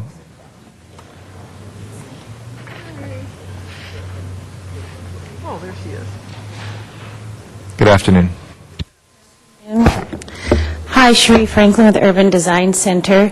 I had my first introduction to CRA back in the 90s when Bradley wanted to create a wide area housing fund and make sure that there was quality housing throughout the city of LA. And I think it really led us to the point where we now have housing all over the city. And as a person coming from corporate America, I was so impressed by the staff at CRA who were able to help us leverage the financing we needed to get the the affordable housing tax credits, to help us with the planning, to help us with the engineering, to help us get through the land use issues that were so impacted by some of the planning issues. And they also helped us think through a wider strategy for how do you do community redevelopment throughout the entire community. I would put the redevelopment staff of the City of Los Angeles up against any development team in the state of California. We have the best, and if we don't have them, then we're going to need to find somewhere in the city someone who can help with all the planning and the land use, the real estate analysis, the transactions. The city CRA also helps to vie for vital resources at the state and the county. They're the group that goes to the state and fights for bond financing, for parks, and for infrastructure projects. Right now, you have one of the largest infrastructure projects on Crenshaw Corridor because the CRA was able to go to the state and put forth an application to bring in $14 million to revitalize that street. You also have a constituent-driven process where anyone in the community, whether they know about development or not, can come and present ideas and get support for their business, for their housing. There's no other entity in the city that brings that kind of technical expertise to the table. Thank you very much. Thank you very much. Wayne Spindler is our next speaker, then Donna Pearman in Van Nuys. He had to move his car, so Donna's going to speak, and then you can let Wayne Kurtursky come back. Come on, Donna. And then, after Donna Pearman, it'll be Miriam Vogler. Okay, I didn't see this on the agenda anyway, and I see you filled a room with the pro-CRA. Anyway, John Walsh, I think you're wonderful. I believe everything you say. I think it's great your cash cow is leaving, that the city council is quaking. You don't show how nervous you are. You depend on that election from that CRA money. You never saw a CRA project you didn't approve. This is what we need to do. I think it's great what Governor Brown is doing. I have a dream to disband the CRA. You're the reason why they're being disbanded. CRA is misspending in the billions, having projects from Billionaire Road, while a lot of huge, high-priced rent apartments. CRA is only a small part of affordable housing. Do we need Grand Avenue, $930 million project, the 1601 Vine project, which is crooked? Why do they do the small projects that people are talking about? They're not stupid. They need the support from Los Angeles so they can continue with their favorite huge $1 million projects, which add to billions. Yes. Now these employees know what. Now those employees know what the city employees feel like. I feel bad for the clerical and the CRA, but your agency caused the CRA caused this. You lost your job due to the CRA greed. There's all this money that was needed for your allotment is too high on the CRA projects. You only have yourself to blame for these huge projects. Most of these projects are only the small parts of what the CRA is spending. And now you add the salaries of the high price, the bigger people in the CRA. You know why the CRA is bankrupt the city, and now we're going to take it back. Yes, let's take that money that the CRA bankrupt the city. Thank you. Thank you. Miriam Fogler is next. I'd like to know, after I'm done speaking, I'd like Wayne Kuturski to have the chance to speak. Go ahead, ma'am. Okay, I like that Attorney Noel Weiss got up there, Ron Kay, it's spectacular. John Walsh, you're a real, it's real good, you're like Laurel and Hardy. Anyway, we need all we can get to muster up here, and too bad that David Salzberg wasn't here. He would have been one big bang or two for the CRA. But I've known about this agency. I learned from Ernie Bernardi. We need Ernie Bernardis and get rid of Kuturskis. I mean, not get rid of, the ones, I don't understand. Kuturski's a good guy or a bad guy? He's a bad guy. So anyway, the point I'm saying is, folks, here, you really need to make real jobs. If you really want to make real jobs, and be pro-development. Don't be going out and taking people's property, confiscating people's the property taxes. What you're doing is you're shooting yourselves in the foot. You're hurting yourselves because you can only keep things going so long. So I don't know why, in the first place, you did this. You copied everything from World War II. Europe was built on redevelopment and eminent domain. And then you have the Supreme Court ruling that eminent domain is legal. By definition, to me, it's unconstitutional. That's confiscation of property. Now, if you want to have it good for the public, you can do is negotiate. The community, they have to decide if it's for the public good, then they can buy that property at market value. You don't need eminent domain. Okay, that to me is going over a person's right to property. All right, you replace happiness, you replace property, right to property, with happiness. Thank you, Ms. Fogler. Wayne Spindler, if you'd like to come forward.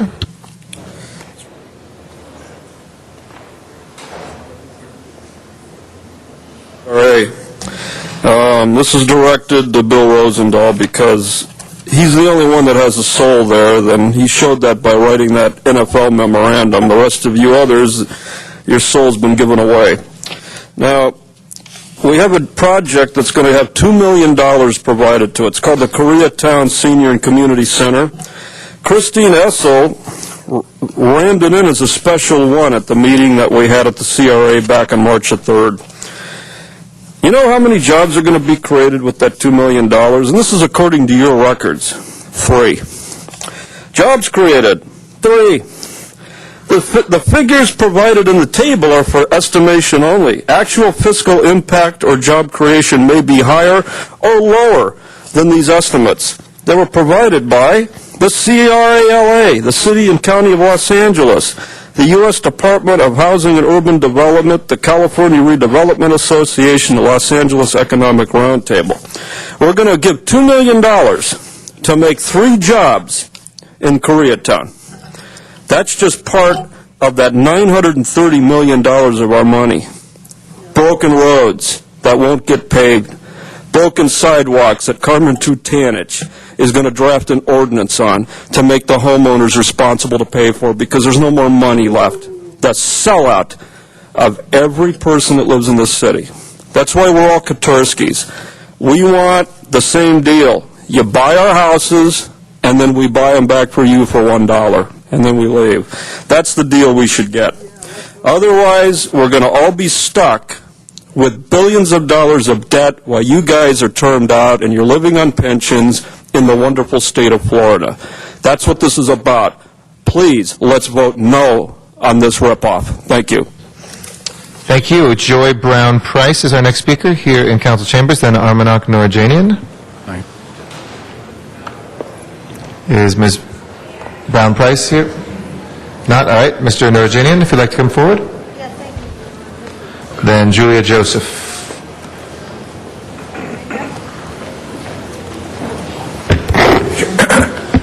Respectable City Council members, dear fellow Angelinos, actually resided in the city of Los Angeles for more than 1 decade. And actually,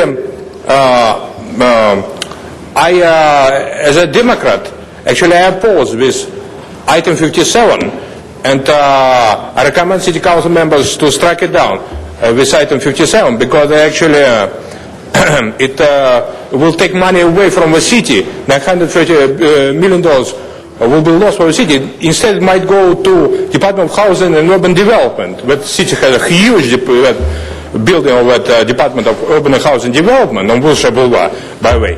And actually, that money, that $930 billion should be distributed to poor and working class people as housing vouchers in order to, create more opportunities for business, for real estate sales, for instance, booth sales, and give power and freedom to Angelinos.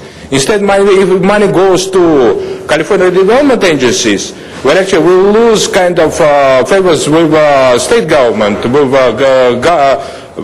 Governor Brown, who actually wants this community redevelopment agency be eliminated, And actually, the governor will have his way anyway, because he has state assembly bipartisan agreement of Republicans and Democrats. In a second, so no matter if we endorse even Proposal 57, Governor Brown will cancel this community development agency, which serves a gateway for a cesspool of corruption, I believe. And you have seen what condition people live in. For instance, I live in very crumpled apartment buildings with rights not being replaced for more than 6 years, by the way. And people suffer a lot, and we need those housing much. We don't need the community development agencies, eliminate those wasteful spending, eliminate bureaucracy. Thank you. Julia Joseph is next. After that is Mary Silverstein. Thank you for your patience. I'm Joy Brown Price. May I speak? I know you called me. Please, go ahead. My name is Joy Brown Price. I am the president of AFSCME Local 585, the professional unit at CRA LA. I've been with the CRA for 30 years. Back when there was no California Plaza, when the Spring Street was nothing but abandoned bank buildings, and there was nothing but that and crime. I stand before you because I'd like to urge you to support the co-op agreement and to, especially with this Amendment 57. You've heard a lot from the speakers about the good things that CRA has done. I do understand we have some deficiencies, but for the most part, we've done very good work. I urge you to take a close look at Chang's report, because I think you'll find that there's more good about CRA LA, even though they've lumped us in with everyone else. But I'm really here to speak more about the employees. Again, I've been here for 30 years. I met my husband here at CRA LA. My daughter rode in the Watts Parade. That we sponsor, are a part of the community events, Dia de los Muertos, the Lotus Festival, the Watts Festival, the King Day Parade. Our employees care about the communities. We are vested in the communities we serve. We live, we love, we work in them, and we serve them to the best of our ability. And I urge you on their behalf to support Amendment number 57. Thank you. Thank you. Julia Joseph is next. And then Mary Silverstein. Good afternoon. My name is Julia Joseph. I work in Jan Perry's district in a small food business with no pension and essentially no salary at present. Turning blight into beauty is important. Developing affordable housing is important. I am a daughter of immigrants, and I believe in public support for people and in programs to improve the lives of those who have not been born into advantageous situations.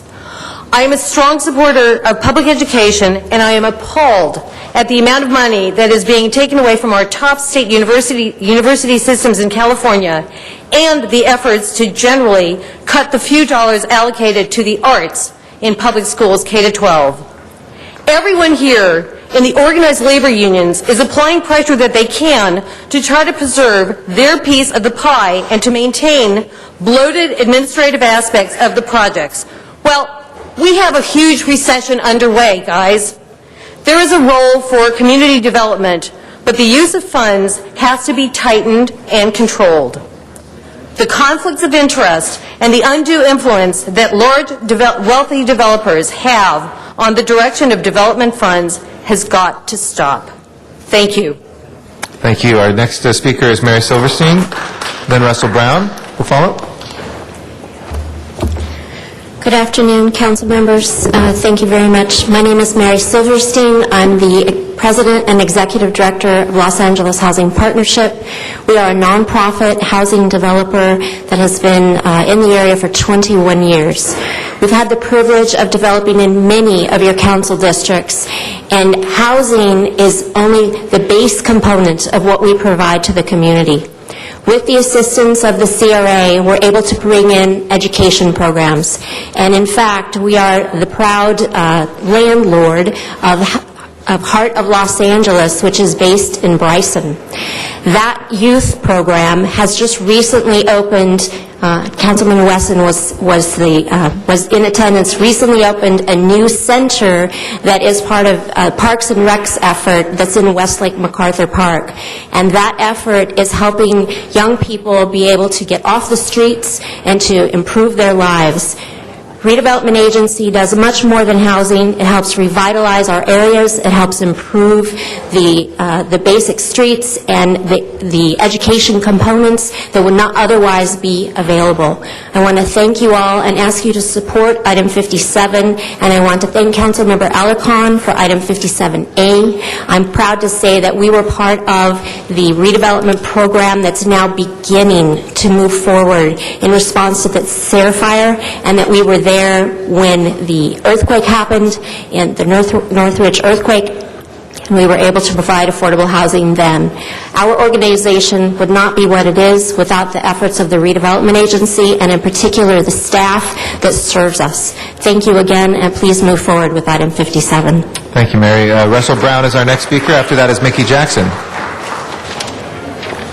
Russell Brown, Executive Director of the Historic Downtown Business Improvement District, and also with the Downtown LA Neighborhood Council, both on our Planning Committee and our Transportation Committee, and previously President for 5 years. We talked a lot about affordable housing. In historic downtown, I don't think there is another neighborhood in the whole city that has gone through the transformation that you can see how integral the partnership of having not only private business but also the CRA involved. Adaptive reuse came online almost 10 years ago, and the old bank district would not exist if the CRA had not been an integral partner in laying that foundation. When I moved into the corner of 4th and Main 7 years ago, there were so many homeless people on Main Street that it looked like lightning bugs all up and down the street. We went to the affordable housing units and said, what is the number one concern that you have? And they said safety. Even the folks in the affordable housing units felt scared to death to walk outside into their own neighborhood. The CRA provided facade improvement grants, they provided lighting, they provided landscaping, and they changed the big part of the neighborhood. When you come on the second Thursday of the month, which is this week, you will now see 20,000 people coming to Spring Street and Main Street, and that was a direct result from those foundational support from the CRA of changing the neighborhood. Almost every affordable housing unit in downtown is involved with the CRA in financing and rehab. Almost 98,000 units in the city. Grand Avenue, no Cal Plaza, no MoCA, no Broad Museum without the CRA. South Park, the original buildings that were built in South Park and Fit'em Park only existed because of CRA involvement. LA River, Clean Tech Corridor, the Figueroa Corridor streetscape that is just now starting, and especially the Bringing Back Broadway initiative in the streetcar. All would not be possible without CRA. Appreciate it. Mickey Jackson is our next speaker. After that is Munson Kwok.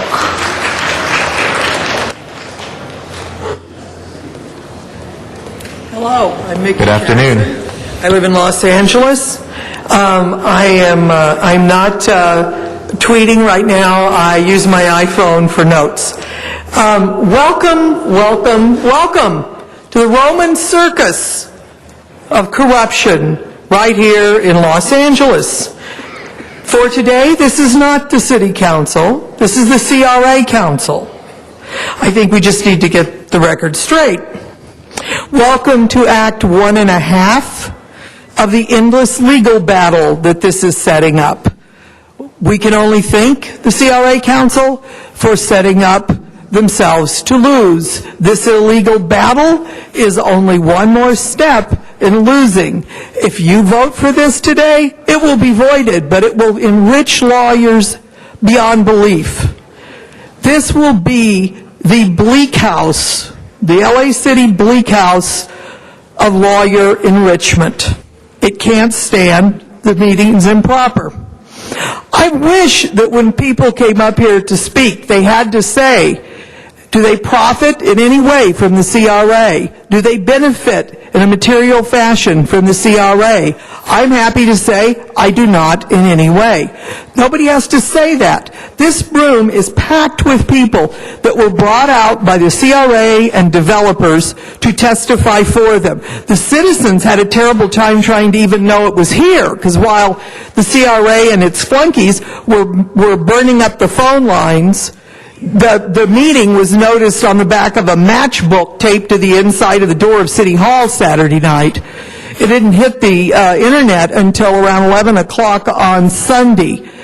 This meeting is improper, it is illegal, it is wrong. Save everybody a fortune, and most importantly, the city. Don't vote for this. Thank you. Our next speaker is Munson Kwok. After Mr. Kwok will be Andrew Gross.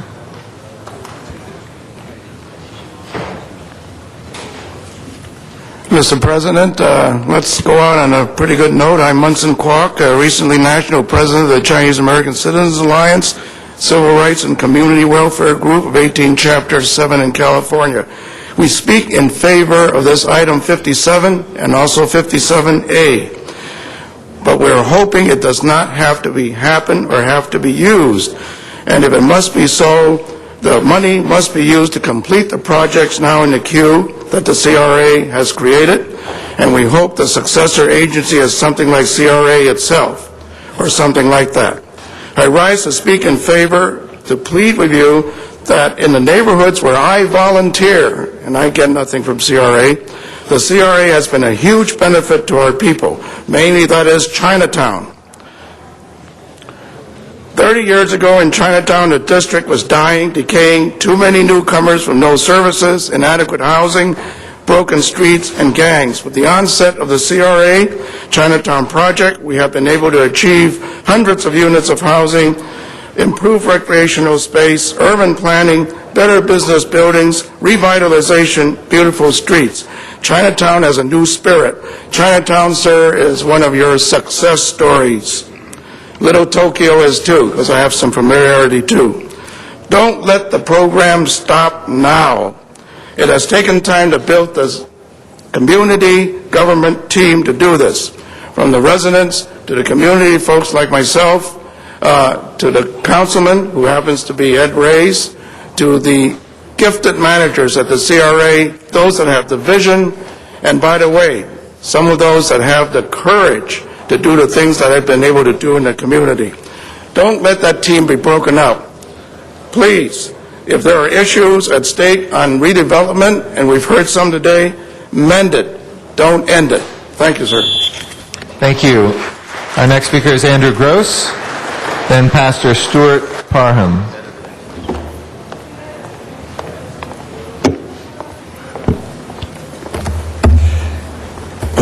Good afternoon. My name is Andrew Gross. I'm the principal with Thomas Safran and Associates. In partnership with the CRA, Thomas Safran Associates has three main goals. The first is that of a social good. That's the development of affordable housing for seniors and families. The second is the revitalization of areas. It's a key component to investment in Los Angeles. And the third is a goal of our particular company, is to create architecture that, when the development is complete, has you step back and say, wow. And that's not only for the people that live in the community, but it's also the people that live around the community, because it inspires them. You know,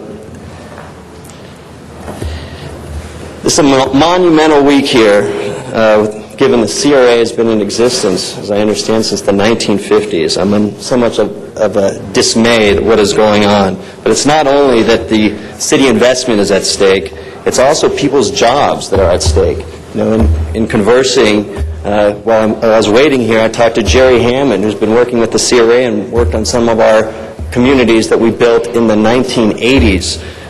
You also have people like Jenny Scanlon, who I see over there, and Jenna Gulger, who I call the dynamic duo, for their effort of what they did at Rittenhouse Square on the Central Avenue corridor. You know, these are all all-stars, and these people's jobs are at stake. I want to make a note that, you know, the money we do receive to do these developments are loans that we repay. I think that's an important key ingredient. Finally, I just want to say, you know, we stand up in support of the co-op agreement, the CRA, and the continued revitalization and catalytic investment in Los Angeles. Thank you.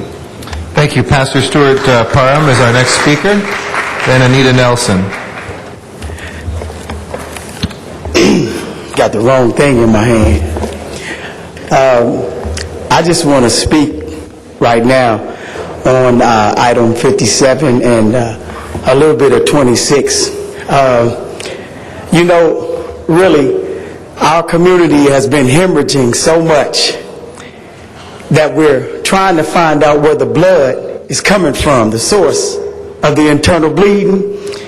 And yet, by putting this shopping center in the hands of the city, or anything that the CRA had in the hands of the city, is like sending us to the doctor who's defined the term malpractice to find out where the hemorrhaging is coming from. What I'm saying is we need a citizens oversight committee to govern everything that the CRA was governing. We can do that. The Watts Neighborhood Council and the Watts Chamber of Commerce can take care of that business. We are very organized. We have a great track record and integrity. I would ask that the city council members consider that when they're planning who should own those properties and how we can make sure that this influx goes to parents that could maintain a living wage job and have their children get the best education possible, like mine did, who are on $90,000 in scholarships at Amherst right now. Thank you. Thank you, Pastor. Anita Nelson is our next speaker. Good afternoon, council members and commissioners. My name is Anita Nelson, and I'm the CEO of SRO Housing Corporation. And I'm here today to ask you to support this agreement. SRO Housing Corporation was founded 27 years ago by the Community Redevelopment Agency. Our mission is to provide clean, safe, affordable housing in the Skid Row community. And we have done just that over the past 27 years because of the CRA. Over our history, we have provided over 2,300 units of housing. We have 28 properties. We manage the only green space in Skid Row, 2 pocket parks. We have the only community center. Over our history, we have been able to provide hundreds of jobs to people who have been deemed unemployable. These were people who were homeless, suffered from drug and alcohol addiction, but we were able to give them training, support, and most importantly, housing in order for them to live independently. None of that would have been possible if it weren't for the aid of the Community Redevelopment Agency. So I'm here today to ask for your support, to ask you to think about those homeless individuals who are concentrated, unfortunately, in Skid Row, who have a lot of need. But with the help of the Community Redevelopment Agency, we have been able to provide the tools in order to give them the support that they need. There's a lot of work that needs to be done, so our work is not over, so I'm hoping we will be able to continue to partner with CRA with all of your support. So thank you so much. Thank you very much. Those were the cards that filled out specifically for 57. I know a lot of folks did 15 and are interested in being 57, so I'm going to read through those names and just indicate if you would like to give testimony now. Phil Ahrens, come on down. Lori Goldman, would you like to as well, Ms. Goldman? All right, so she will follow. We'll make that for 57. Thank you, and good afternoon. Good afternoon, council members and commissioners. My name is Philip Ahrens. I'm a founding principal of Millennium Partners, a national development company with offices here in Hollywood. We're the owners of the Capitol Records Building and the several acres of vacant land adjacent to it. We're also the designated developer of the Westlake Theater, who, along with our partners Culture Clash and the Music Box, plan to turn that derelict historic structure into a vibrant community and cultural center for the Westlake community. And I'm also maybe proudest of being the founding chairman of Friends of the Hollywood Central Park, a local initiative to create a 44-acre park atop of the 101 freeway. These important projects are part of the critical economic development work done by the CRA. This work is an essential investment in the future of Los Angeles. If we can't save the CRA in Sacramento, and I believe we should, I urge you to approve this cooperation agreement to allow the City of Los Angeles to continue this vital work that is done by the CRA and done so well by the great CRA staff. This is not just an agreement about money and about specific projects. It is an agreement that also must be about maintaining the legal structure that protects the critical planning function that the CRA now performs. And therefore, this afternoon, I urge you to vote in favor of this motion and also in favor of several of the amendments, including Amendment 57D, which I believe will be introduced, which ensures that the city zoning laws are not impacted by any state action to eliminate the CRA. As an owner of property in Hollywood and as a stakeholder in many of these important projects, who has relied on the laws the city currently has in place, it is essential that you act to preserve the rights and process that we both enjoy and count on. Thank you. Thank you. We have Lori Goldman next, and then Philip Hart. Good afternoon. I feel like I've been here a long time. I'm Lori Goldman. I'm here as a member of the Board of Directors of both Central Hollywood Neighborhood Council and also the Hollywood Arts Council.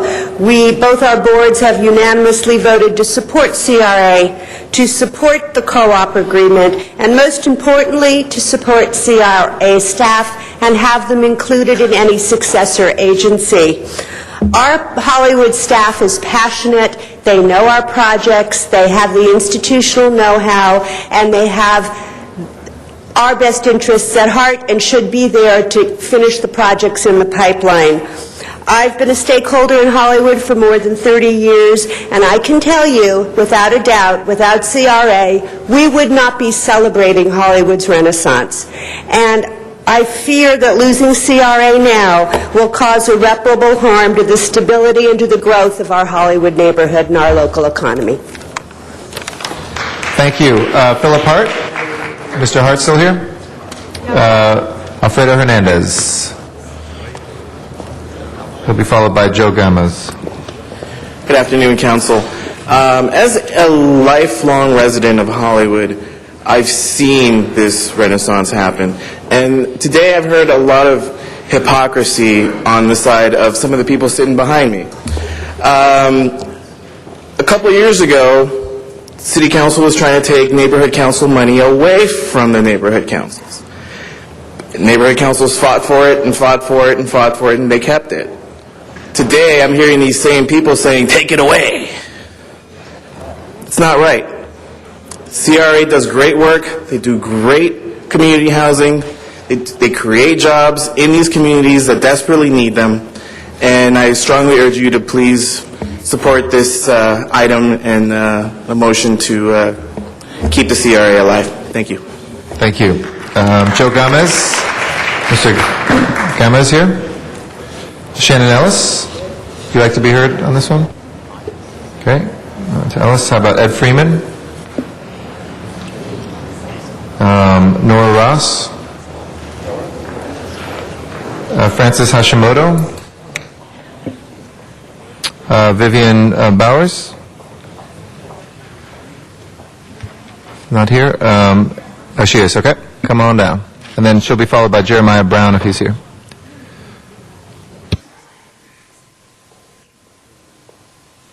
Good afternoon. Good afternoon. I brought a little prop. We can just put that a little lower so it doesn't block anyone's view. That'd be great. Thank you. Thank you. Good afternoon, Council and CRA. Thank you for allowing me to speak today.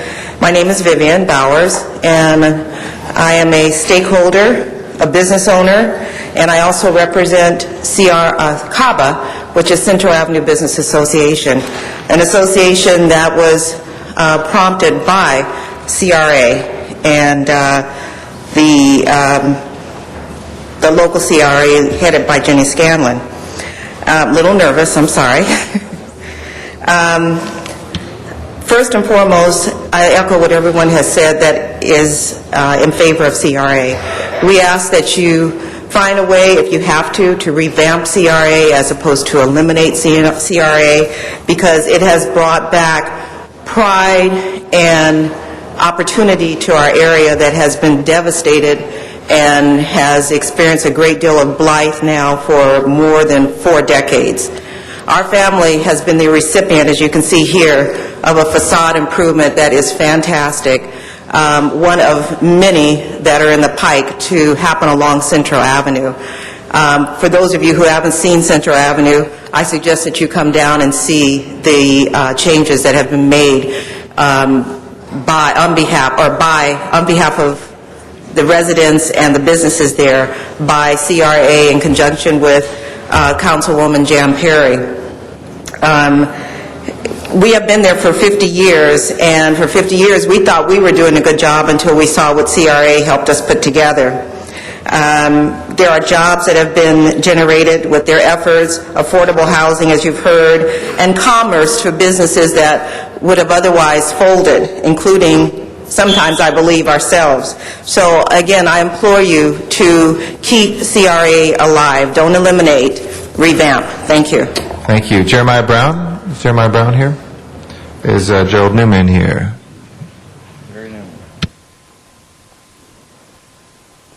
George, you will follow.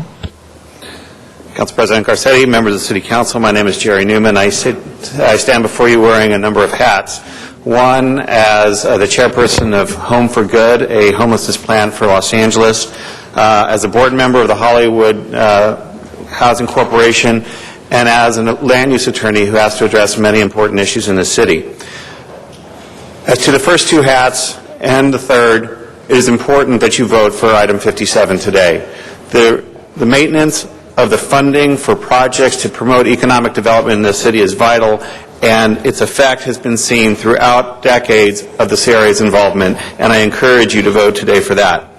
Something yet that has not been spoken about, which I think is equally, if not more important, as we face the prospect of the CRA going away, is the reality that our zoning code relies heavily on the existence of the CRA. And in fact, over a third of the project areas are impacted, and potentially properties are downzoned if the CRA is eliminated without the City Council taking action. In this regard, Councilmember Wesson and Councilmember Reyes have introduced a motion 57D today to preserve the zoning powers that currently exist within the hands of CRA and ask you to transfer them through an ordinance, or have the City Attorney and Planning Department draft an ordinance to transfer them to the Planning Department. This is essential. The reality is that places like Central City, Southeast LA, South LA, Hollywood, Westlake, West Adams, Sylmar, Pacoima, the Northeast Valley, West Adams, the North Hollywood Valley Village, Wilmington Harbor, San Pedro, all rely on the CRA for its zoning. Without those powers being passed to the Planning Department, you would no longer be able to vote in favor of projects within those areas in the way that they are currently configured or in the way that they are proposed. So irrespective of how you view the money issue, it is important to view the planning issue independently and ensure that planning is preserved in the city. Thank you very much. Sean Hashem, George Yu, and then Sean Hashem. Is George Yu here? Not is Mr. Hashem? Mr. Hashem? Okay. If not, that will close the hearing for 57. But wait, there's more. Well, now, as a courtesy to folks who did fill out more than, that's already 2 minutes, I think that most folks who filled out other cards, I believe all, for the most part, also filled out 57. That would mean you have 3 minutes left. You can discuss any of the items. For instance, I know Mr. Kolker has about 20 cards in here, so we can just hear 3 minutes from him on all of them, and then we'll go through each of them individually as well. But we'll start with anybody who filled out something for 24. Ben Phillips is the first speaker on item number 24. Mr. Phillips still here? Okay, oh yeah, he is. He's coming forward. He'll be followed by Bill Harris and Maura Johnson.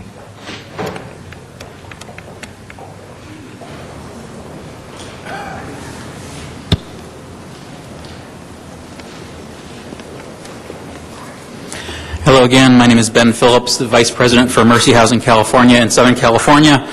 Our office is in Jan Perry's district, and I'm a resident of the 12th district.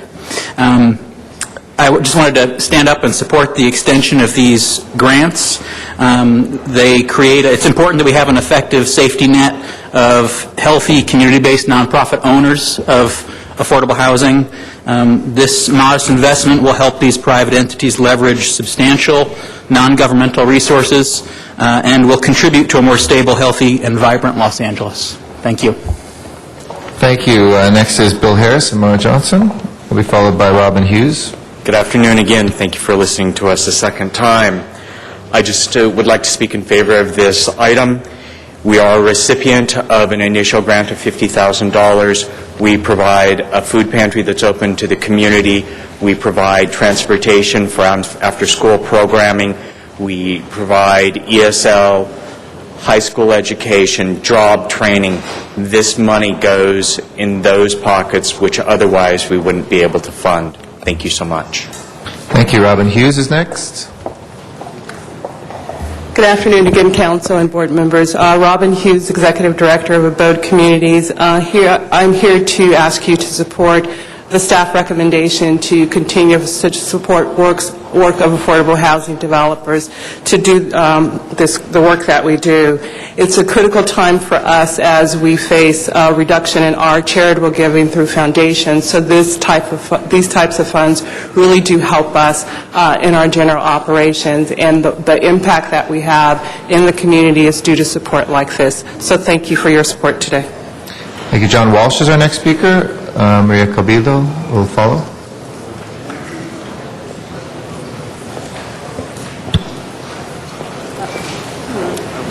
John Walsh, blogging at HollywoodHighlands.org. Go out and vote. Incidentally, the chamber is emptying. The couple of hundred people who work for the CRA who were brought down here are on their union lunch hour. They will be back to scream, yell, and for every CRA statement you make. Ladies and gentlemen, it's all over. Jerry Brown, it's all over but the shouting. He who smirks best smirks last. And that's what we've done here. And incidentally, this special meeting and yesterday's special meeting, which I attended naked except for my wearing a bathrobe, I would like to point out that we will again send a cure and correct letter from Dennis Winston, and this puts a cloud on everything you voted on here. You know our positions on this. And remember, Parks is not here. He's out. What's he doing when he's getting paid here? $160,000. He's out campaigning. LaBonge is out campaigning. They're out there campaigning. They don't give a damn about the CRA. They give a damn about their own skin. So I like to point out, ladies and gentlemen, that the most important thing here is that what we're doing here, private gain, public domain, no. Eminent domain for private gain, no. By the end of the CRA, we then have fulfilled Kelo. We have fulfilled what the Supreme Court said. By the end of this week, no one in California who owns property can have it taken away from them for a private developer through the CRA. No matter what you do now, it has nothing to do with that issue. Jerry Brown has saved every private property owner from the evil of of eminent domain for private gain. HollywoodHighlands.org. Cabildo is our next speaker. After that's Walter Bechtel. Thank you again. My name is Maria Cabildo with East LA Community Corporation working in Bow Heights. I'm here to support this item.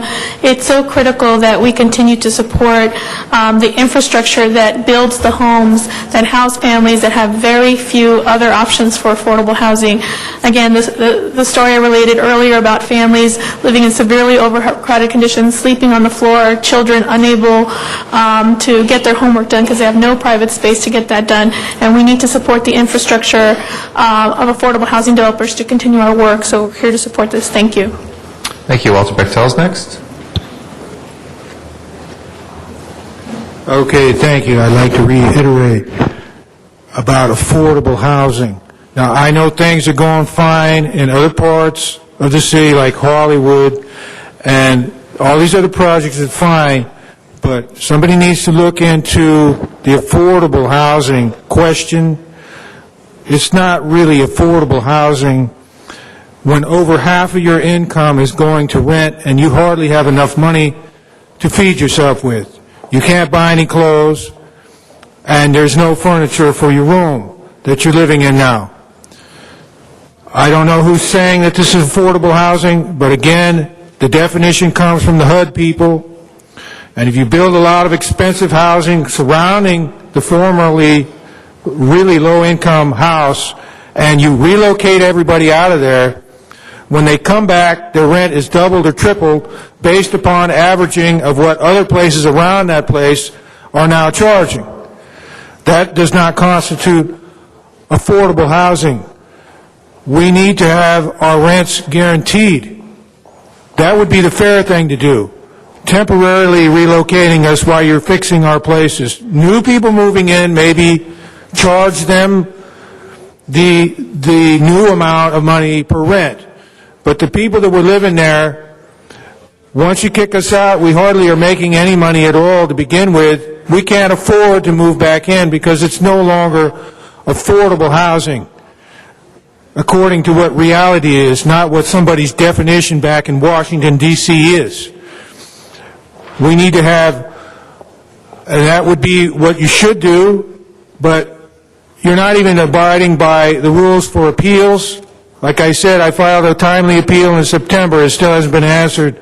Somebody needs to get on them over there. If you continue with CRA, you need to reform what they're doing. No Weiss, our next speaker.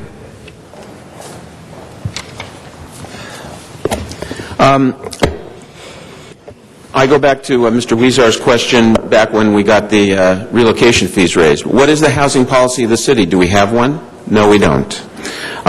Specifically with regard, but we need to have one. In the context of this discussion, this would be another opportunity for the city hopefully to accept the challenge that exists before rushing into this kind of an agreement which amounts to nothing more than a fraudulent conveyance or the de facto equivalent. As far as this item number D, my objection is $50,000 contract to David Bloom for public relations, communication, and consulting services. Again, where's the contract? What kind of public relations services is he going to do? Why do we need a $50,000 contract for public relations services, the proceeds of which, in part, will no doubt find its way back into one campaign or another? I don't think this item should be a part of this without further public discourse and discussion. Thank you. That's 1 minute. Thank you. Ron Kay is our next speaker. Mr. Kay here, not Mary Silverstein. If she's not here, we'll go to Armanak Norajanian. Rick Nightingale and Van Nuys will follow.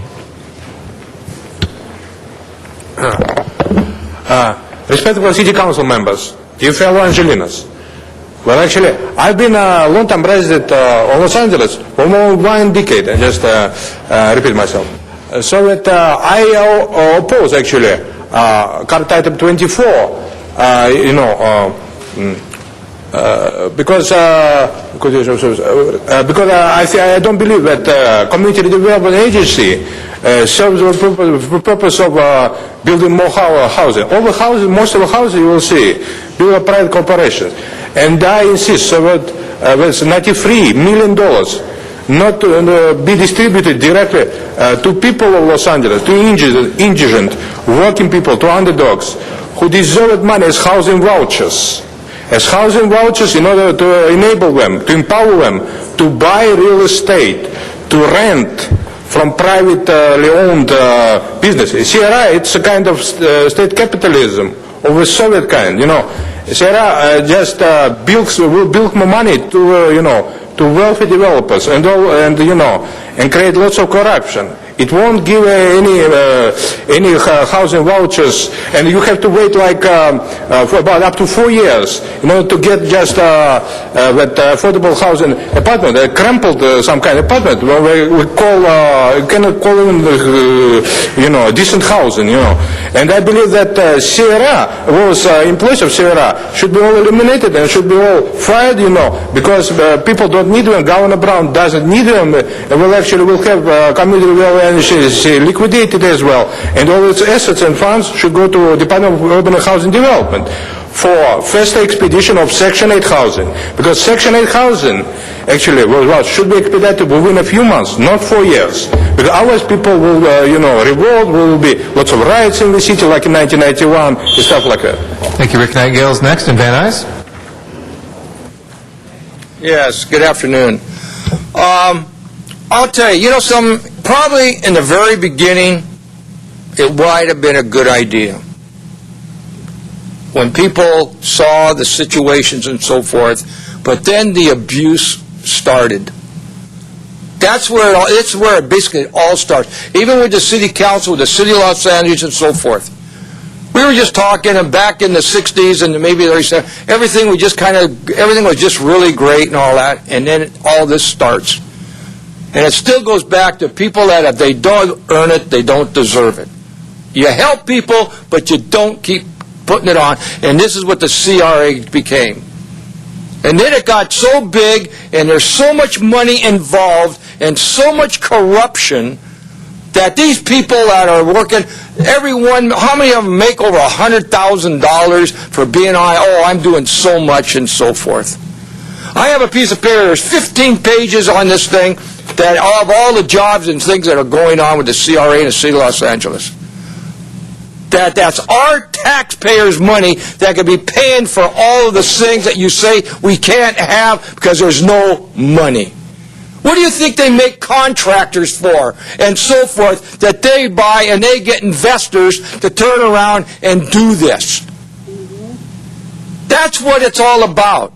It's not you're supposed to be giving all this stuff away and all this money. You're supposed to be taking care of us, the taxpayers, to turn around and for the streets, the tree trimming, and so forth, that take care of what we deserve for paying our taxes. Not all of you people down there that are on these people that have collected all this money and to think that, we're doing all these things for the poor and so forth.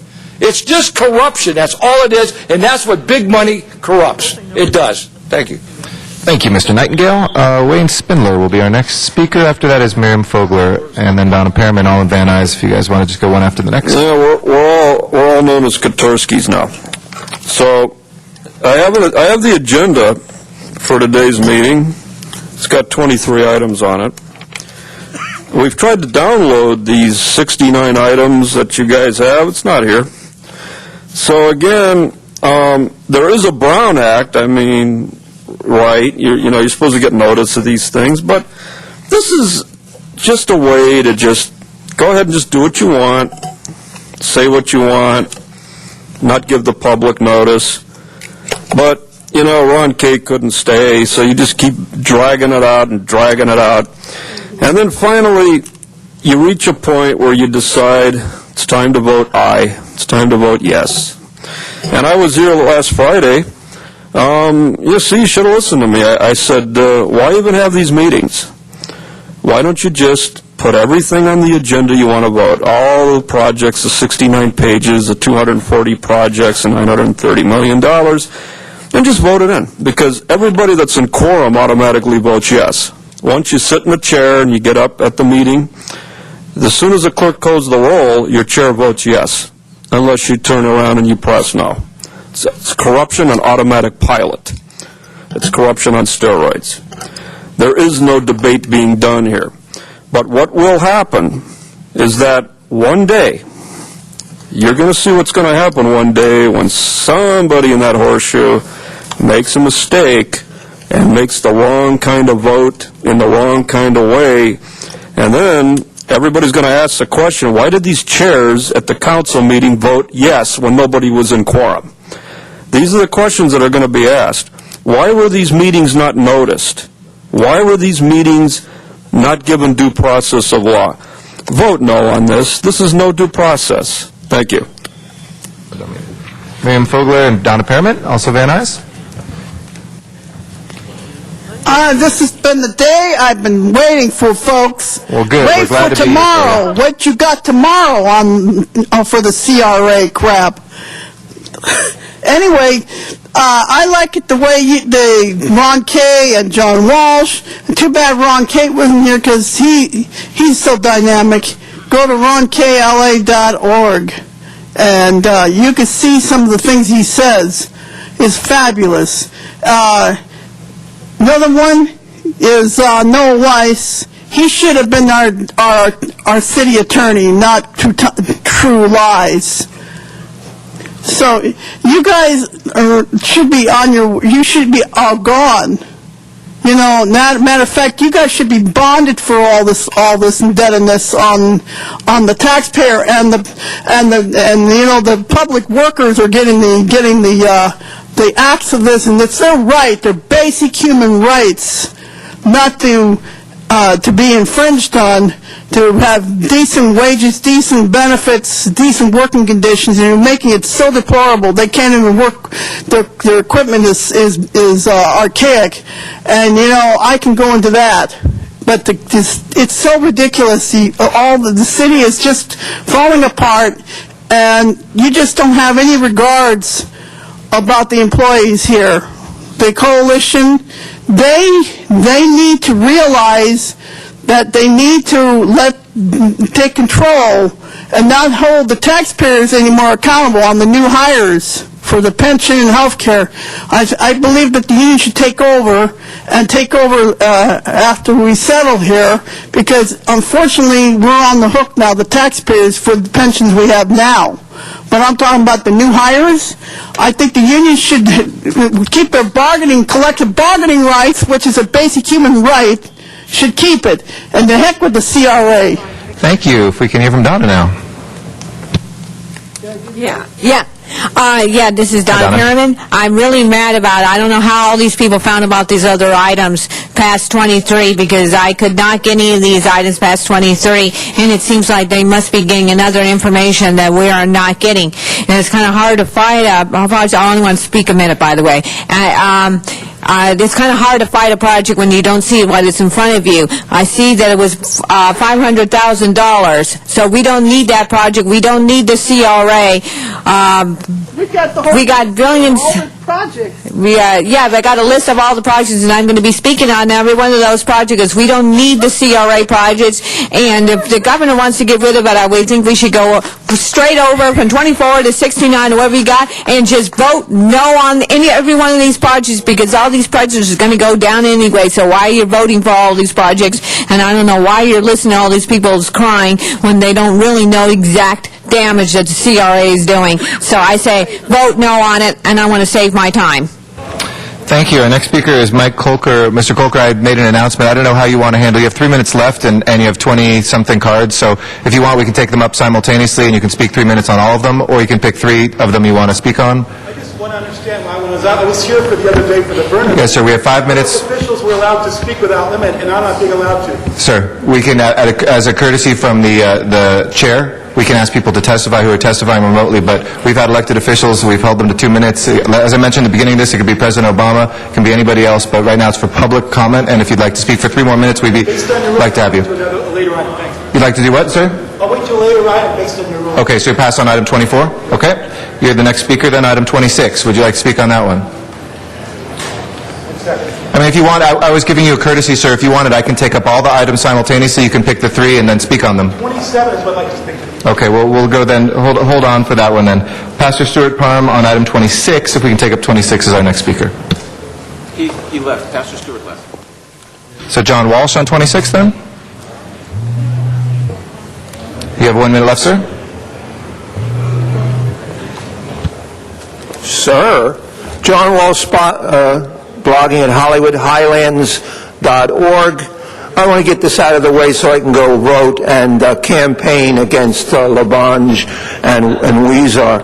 I only have 46 more seconds. I just want everybody to go and read the Chang report. This is from the Daily News. The CRA said only 13% of our budget is for administrative costs. Chang says 20%.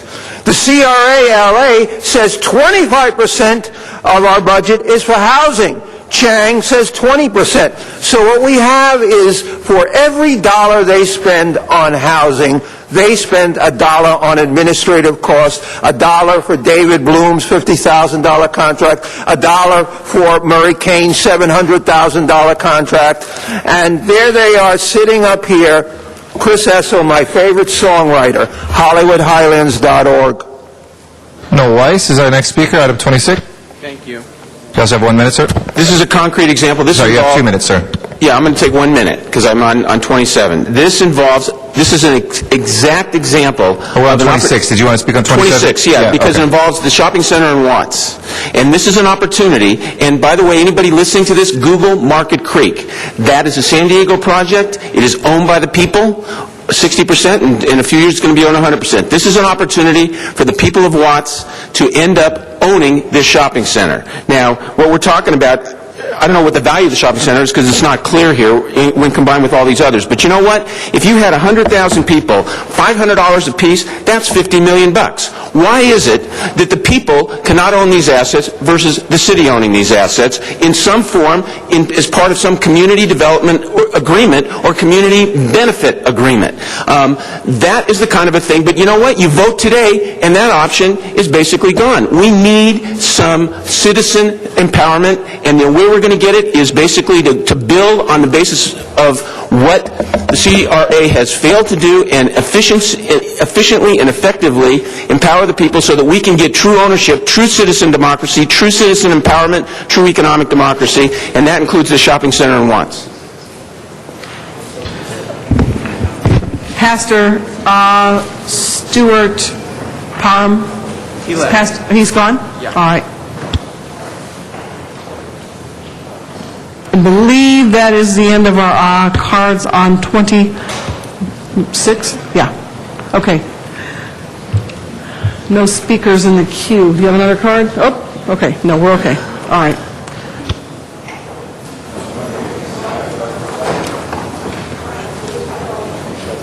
We will keep going on public comment. Keep moving.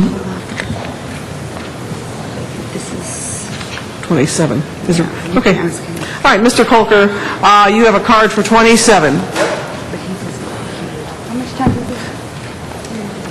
And you have 3 minutes left. I understand I can take all 3 minutes here, and that's what I would like to do. Thanks. My name is Mike Colker. I'm an elected member of the Atlanta Eastside CRA District, and I want to speak to not only to the $1.2 million for the law firms in this thing, but to generally what's happened today and happening today. First of all, $1.2 million for law firms to fight the state. Where could that money go? I don't know, schools, low-income housing, police, fire, the libraries only open 5 days a week. What a waste of money. As a member of the PAC, I got to tell you also, you've got 16 projects on the list of the $930 million, with $61 million that have never been before the PAC. Never. never been before the PAC. And even the few ones that are briefly touched, not the projects they're saying the way they're here, but briefly touched before the PAC, they were done when the PAC had the chief lobbyist for USC on the board, and when it met outside the district, poor David Riccatelli, the area manager. More importantly, I want to talk to the people in front of you, because these people here are the face of the CRA, not the people that were given money and came here to speak to save their money. Christine Essel, according to her own bio, is the former senior VP Government and Community Affairs for Paramount Pictures, one of the largest companies in L.A. She was the chief lobbyist for a major private corporation. What is she doing leading community redevelopment agency to help people? Ken Fern, the chair, who I understand had very humble beginnings, but is no longer has humble beginnings. This man is the head of a very large private equity firm, real estate firm. He specializes in real estate development and started early in his career with J.P. Morgan. These people are not representing the average person in Los Angeles. They're representing the wealthy. And as a result, what happens is money goes to people like the richest billionaire, one of the 100 richest billionaires on the planet, Mr.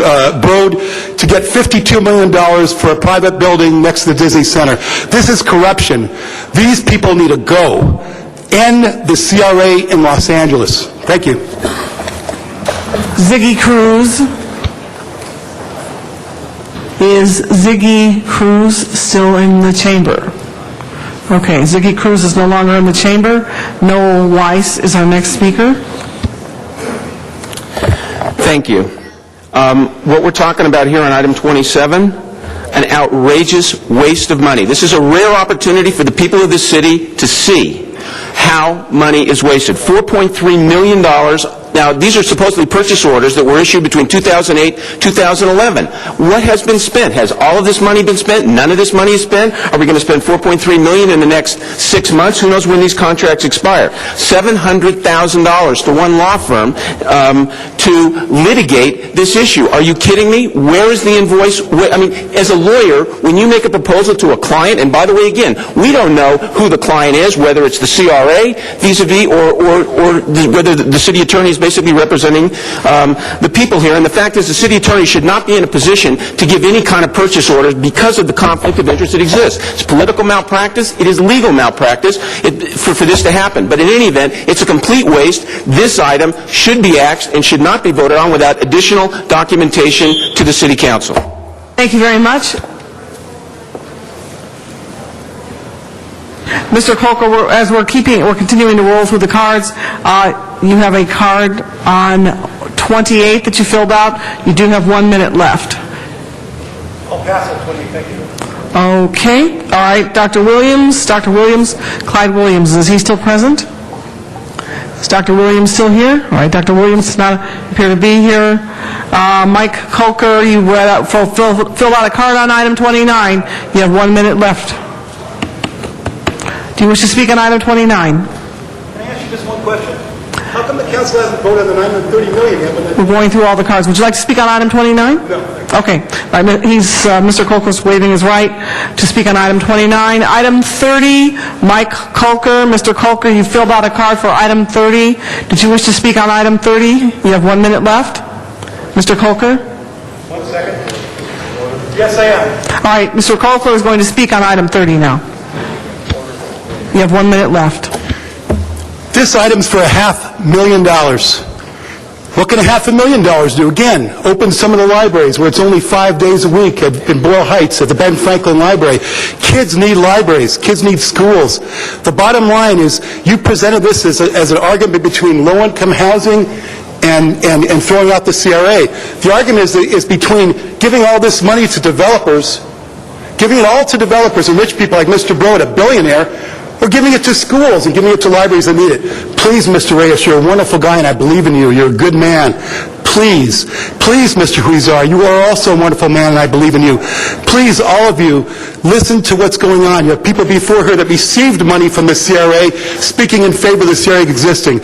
Vote for the people in your district, for the taxpayers. Vote for schools, libraries, police, fire. Even the firefighters union the other day spoke in favor of dumping the CRAs. Thank you very much. Thank you very much. We're going to continue to roll through the public speaker cards. Mr. Kolker has no more time. Am I correct? So for the record, I will call out everyone's name. Mr. Kolker for item 31, thank you very much. Next speaker is Bill Harris from Hollywood Community Housing Corporation. You still here? Come on up. You're going to speak on 32.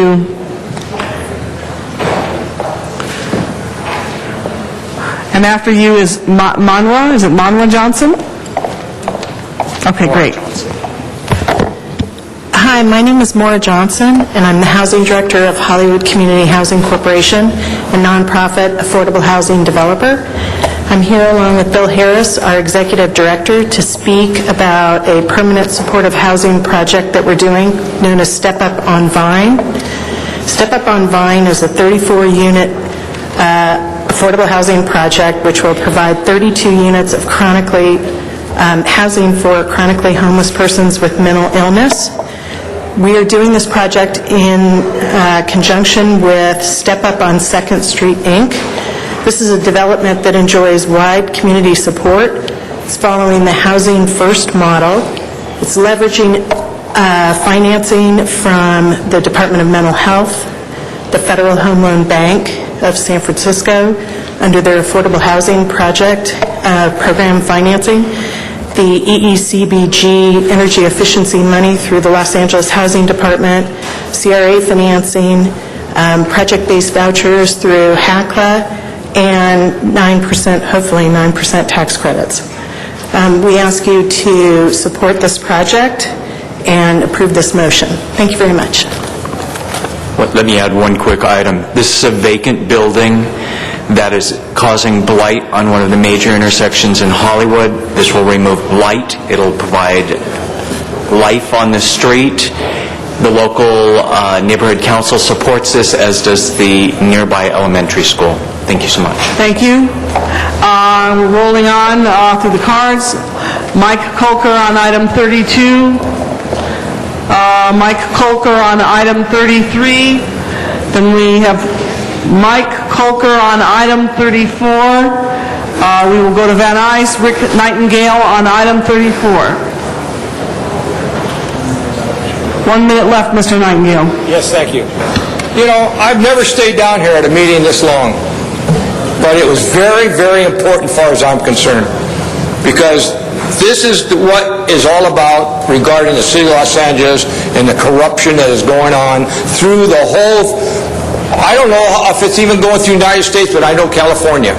I admire Brown for turning around and doing something about this and getting rid of this thing and helping settle the budget where all this money is going, and it's just not pennies, it's billions of dollars, people, that these people have joined your little group, and if you go against the group, then they condemn you. And this is a situation that these people that, thank God, I mean, I hope that, you know the council is going to vote against it, but you know what is going on if you are watching this program. I'm telling you. Thank you very much.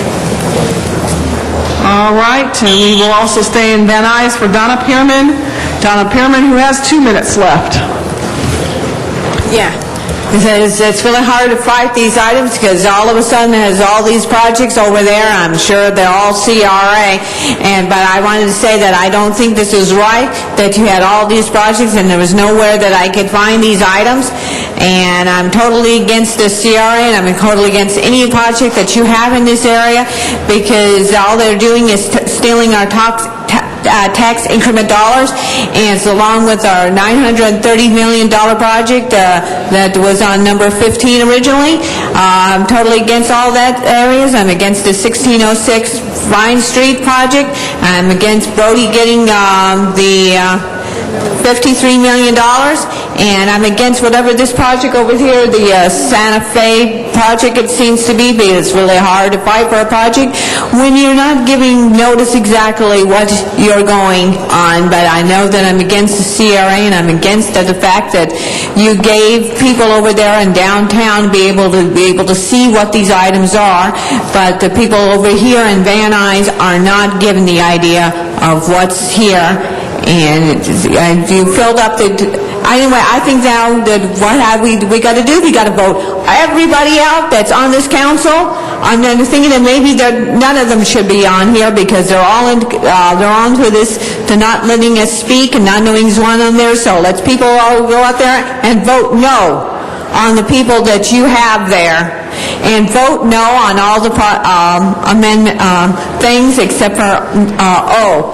And we need to, I think it's great that Brown wants to get rid of the CRA because they have been a drain on our community and our state forever.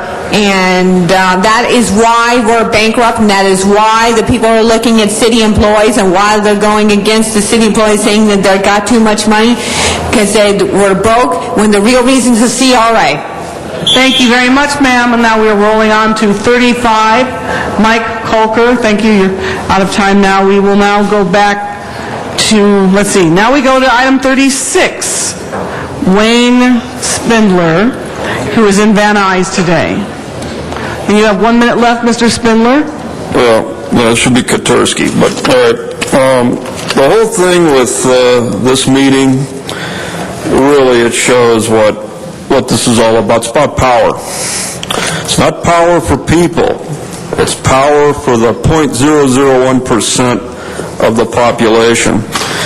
You have these developers that come out of Colorado. You know why they do these projects in Los Angeles? Ironically, it's Prop 13 that they take advantage of, because I did some research in the great state of Colorado where our friends from AEG hail from. It turns out that they base the taxes on the property based on market value and evaluation. So it wouldn't matter if you lease the property for $1, you're still going to pay about 0.75% tax. On the NFL deal, you're going to give it to them for $1 a year. They're going to pay 2 cents taxes a year. This is all corruption. Vote no on it. Por favor. Thank you. Thank you very much, Mr. Spindler. Now we are rolling forward to item 36. Mike Colker, thank you very much, Mr. Colker. Then we will go back to the Valley. I'm sorry, that was it for item 36. Now we go to item 37. Item 37 in Van Nuys for Miriam Fogler, who has 1 minute left. Oh, well, Horatio, for all of us who oppose this big giant, and I'm sure it's nationwide, folks. This has been going all around because of course they made it legal through the Supreme Court, which is, to me, they don't understand U.S. Constitution because some of them are very left-wing, just like, you know, people are way over to the right. And, you know, there's extremities on both sides now, from the Republicans to the Democrats. You know, this country started with people, men and women, and children working, but children not working. Men and women, men were doing the working, and then, of course, you know, the labor, everything was never to where it would be cost of living. So that's when the unions and the labor rights came in, because nothing was being kept up to par with the cost. And unfortunately, gas is going up, everything's going up, and the CRA needs to go. Now we are moving to item 37, Mike Colker. There's no further cards. Now we'll go to item 38, Mike Colker. Item 38, Dr. Williams, Dr. Clyde Williams. I don't see Dr. Williams in the chamber. Now we move to item 39 for Mike Colker. Mike Colker, item 40 now. Maria Cabildo. Okay. Item 40. Thank you very much. My name is Maria Cabildo, and I am the president of East LA Community Corporation. And this item pertains to a project that we're working on. In Boyle Heights, we have a history of terrible planning. That's why we have multiple freeways crisscrossing through our neighborhood with terrible environmental impacts for our community. And that's why for East LA Community Corporation, it's very important that we organize community residents so that they can have a say in the future of their community. We became involved in the official City of LA Boyle Heights community plan and involved hundreds of residents in that planning process. And unfortunately, that whole process stalled. And we thought all that information that we gathered from residents was so important that we gathered in this document called El Plan del Pueblo. And in the Plan del Pueblo, the residents really talked about what they'd like to see in their community. And this site at First and Evergreen was identified by community residents as a site where they were tired of the blight in their community. It had a nightclub on it that was a nuisance property, and what they wanted to see was housing, and they wanted to see a community center there. And so I just want to say that this project isn't coming out of just our imagination. It's something that happened with us working with residents since 2006 and developing this Plan del Pueblo that sets out a vision, especially for First Street, where such wonderful things are happening. In many ways, thanks to Councilman Huizar for his vision for First Street, and we think that this will be an important anchor providing quality, affordable housing for residents that otherwise are living in substandard housing, overcrowded conditions, converted garages, and it's so important that we be able to continue that work. And I just want to reassure you, many of our residents came this morning. They had to go because they had other obligations. Teresa Soto and Leticia Andrade will not be speaking, but they did submit speaker cards. So thank you for the opportunity to come and speak, and I just want to reassure you that this is a project that has a lot of communities, residents who'd like to see it built. Thank you. Thank you very much. Leticia Andrade? All right, Leticia is not in the chamber. Let's see. Imelda Alvarez? Gone? Okay, great. Teresa Soto? Okay. I'm going to call these names out for the record. Jose Aguilar for item 40. For the record, Mike Colker made a card for item 40 also. You know, I would like to address Mr. Huizar. You are holding the Project Area Committee in contempt. Sir, if you could address the council as a body. I'm addressing the council. Okay, I'm saying that everybody in City Council holding the Project Area in contempt. Because number one, you have not provided translation services for the Project Area Committee. You have not provided agenda distribution under the Brown Act. You have not printed the agendas. You have not posted the agendas. You have not recorded the meetings. You have not provided recording of the minutes of the meetings. And you have pulled all supportive services of the Project Area Committee in direct retaliation for supporting Governor Brown's proposal for the elimination of the CRA funding. You have three organizations in Boyle Heights. Two of them, three organizations in the Project Area Committee. You got Lincoln Heights and El Sereno that are in full support of Jerry Brown's proposals to the elimination of the CRA, and that also includes the funding. I would tell you right now, that means stop spending Jerry Brown's money. He needs the money to plug that $25 billion hole, which also includes this money for ELAC. Also, the Project Area Committee also voted in support of the elimination of the CRA and having those funds encumbered to the state. It's very simple. You got to pick and choose. You either have schools, fire, police, and government services, or you have these redevelopment projects. We all need the affordable housing, but you can't have it all. Something's got to give. So again, I'm stating for the record that you are violating state law by pulling away supportive services, by actually making sure the Project Area Committee doesn't weigh in on all the matters listed on the agendas today. And furthermore, it's been a month. I've been complaining, and it still hasn't got there. Thank you, Mr. Aguilar. If you would stay there, Mr. Aguilar, if you would stay there, we'll roll back to 27, and you can speak on 27, and you have 1 minute left for today. Okay, 27. $1.2 million for shysters.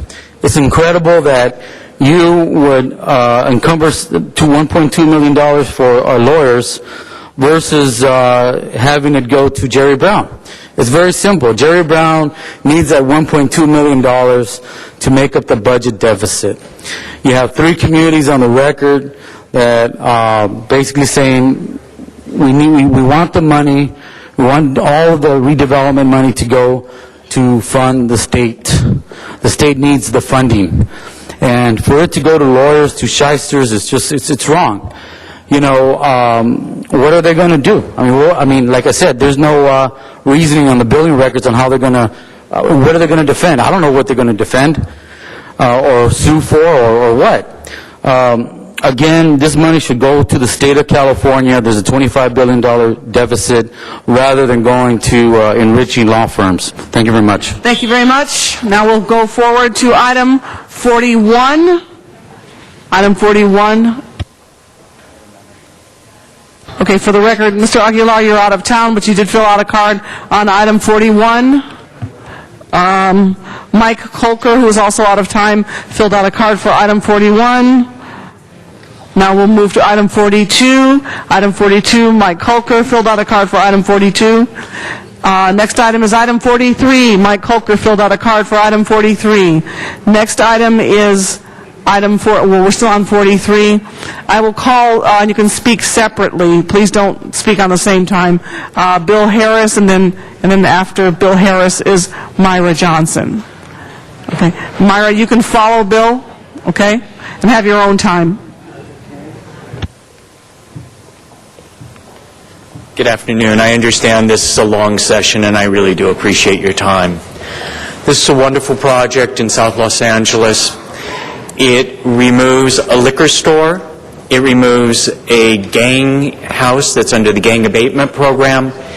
It will build on a vacant lot, and it will tear down a vacant, unused theater. It will provide 70 units of 70 units of affordable housing and 5,000 square feet of commercial space. Our idea for the commercial space is that we bring in a bank branch, and we've already had preliminary conversations on that. I think this is a great project. It will have a host of social services. However, it will only serve very low-income and low-income people. We serve otherwise at other projects folks with special needs. I think this is a great project, and I ask that you support it. Thank you. Myra, are you coming up?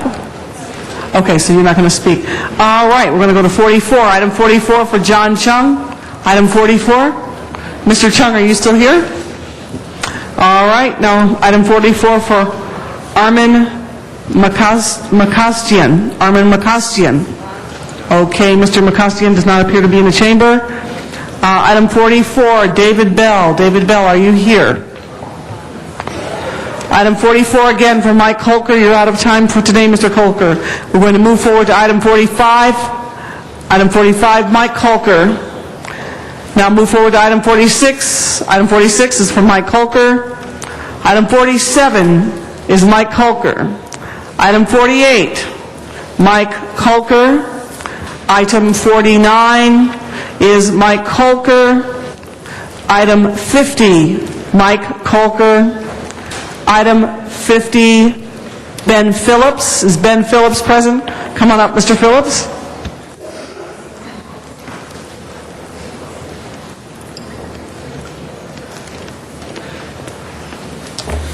Thank you. Again, my name is Ben Phillips with Mercy Housing California.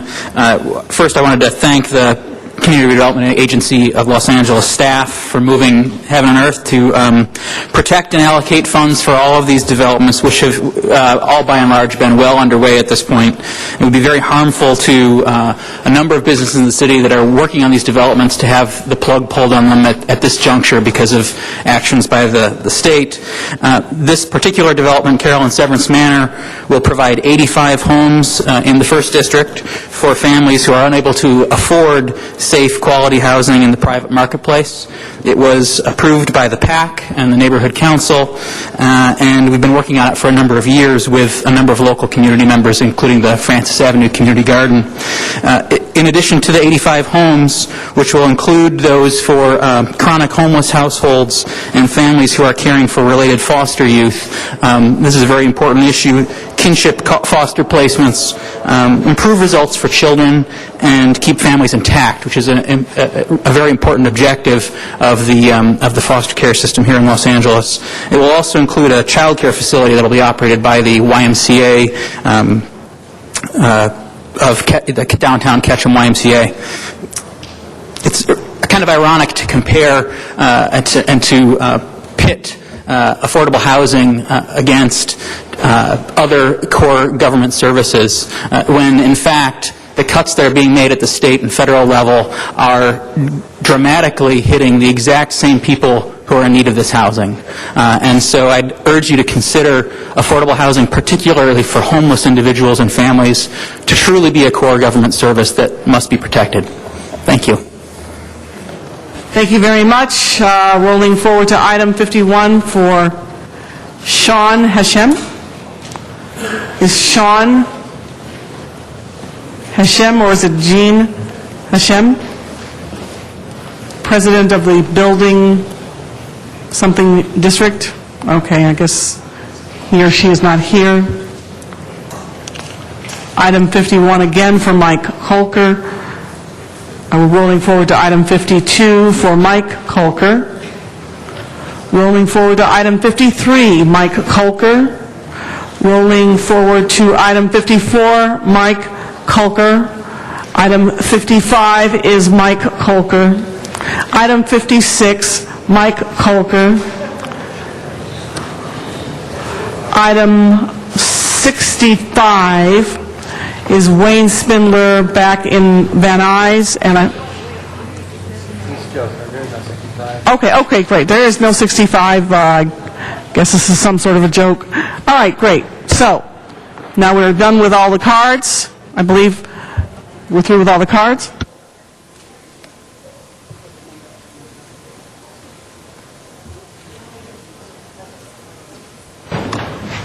Thank you very much, Madam President Pro Tem. Colleagues, that will close the public comment on those items that are before us. Now is the time to call special any items from the list that you would like to have further discussion on. But before that, why don't we take the CRA vote on the items? I'll hand it over to the chairman. Thank you, Council President Garcetti. Before we take up consent items 24 through 57, I would like to ask just a quick question, possibly of the CLA or anyone who can answer it, and it relates to item 57. Specifically in the cooperation agreement where it speaks to the notice of the notice to cease operations in that agreement. My specific concern as it relates to this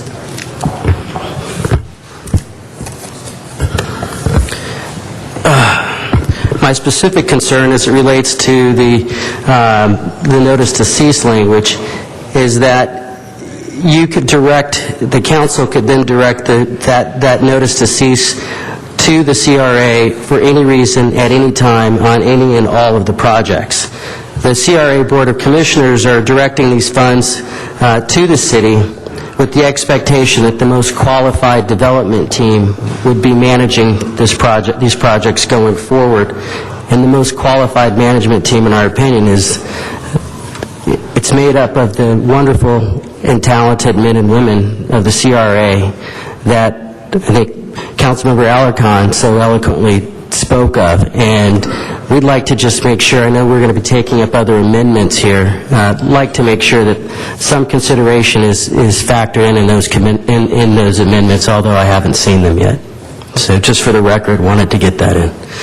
Okay, so first item, we have a conflict item, I think, for item 47, so why don't we...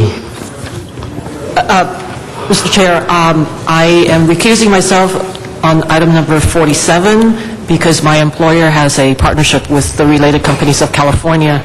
Thank you. Okay. I'd like to first take item 47, if there's a motion to approve. Motion to approve. Is there a second? Second. All those in favor? Aye. Aye. Okay. So moved. Next, I take up items 24 through 46, and items 48 through 57. Is there a motion? Motion approved. Is there a second? Second. Excuse me, if I could, my staff indicates that we need technical amendments on 24A and 26A to add the words, add the following recommendations to both items 24 and 26. Okay. We were asked to... We can do it? Okay. Okay, as amended. So, a motion as amended? Motion as amended. All those in favor? Aye. Aye. That's it, isn't it? That takes up our calendar with the exception. Thank you very much. Colleagues, this is time to call any of the individual items special that are before us. If we can, any specials, colleagues? We'll also have further time for discussion of all of them, but this is also for calling out specials, including if somebody wants to call out 57 to discuss that in general terms. This is whether people want to dig in deeper to specific projects as well. Yes, Mr. Smith? Point of order so that everyone understands. Sure. If no one calls anything special, we'll then just proceed to vote on the It entire... won't be considered passed. What we'll do is we will have a consent, though, and I will wait on that so that nobody has to take we're not going to be voting as we go. This is to call out specials right now, leaving everything else on the desk so that we can have further discussion on just those special items if anybody wants further specific discussion. So then Before we vote on all of them, we'll take them together. So before we vote on all of them, we'll take them as a Right. consent package. Well, we can do, however people want to move that. I'll see if there's any conflict on individual ones. If there is, then we'll have, as many ones don't have any conflict as a consent package. Any that do, we'll have separate votes on. And if folks want to vote on all of them separately and call them all special, that's fine too. Or we could just call the one item 57 the master Correct. file. Yeah, So I call that's 57 why I encourage 57 at the end of Call it. 57 special, at least so we vote on the Okay. master file. Great. 57 special. Mr. Cardenas? Special. 25, Mr. Cardenas? Point of order again. 33, I'll call special. Yes, Mr. Rosendahl? Yeah, just trying to get clarity here. When Mr. Wesson said we'd like to keep our hands on it and not send it to Sacramento at this point, I agree with that, but I'm not for putting it here, there, and everywhere as a way to hold it. Is there a way in which we can hold it without committing to specific projects to hold it to until we can get our muscles strong enough so we can negotiate with the state? That's what I see in Mr. Wesson. Mr. Wesson or Mr. Miller want to address that point? I can't answer that for you. I'm sorry. Mr. Miller? I'm sorry, I was conferring with staff on an issue. What was your question? My bottom line is, I don't want to give anything to the state at this point, period, but I'd like to hold on to it all and take a deep breath and negotiate from that position going forward. I don't, that's my position on all of this here right now. Can we do that?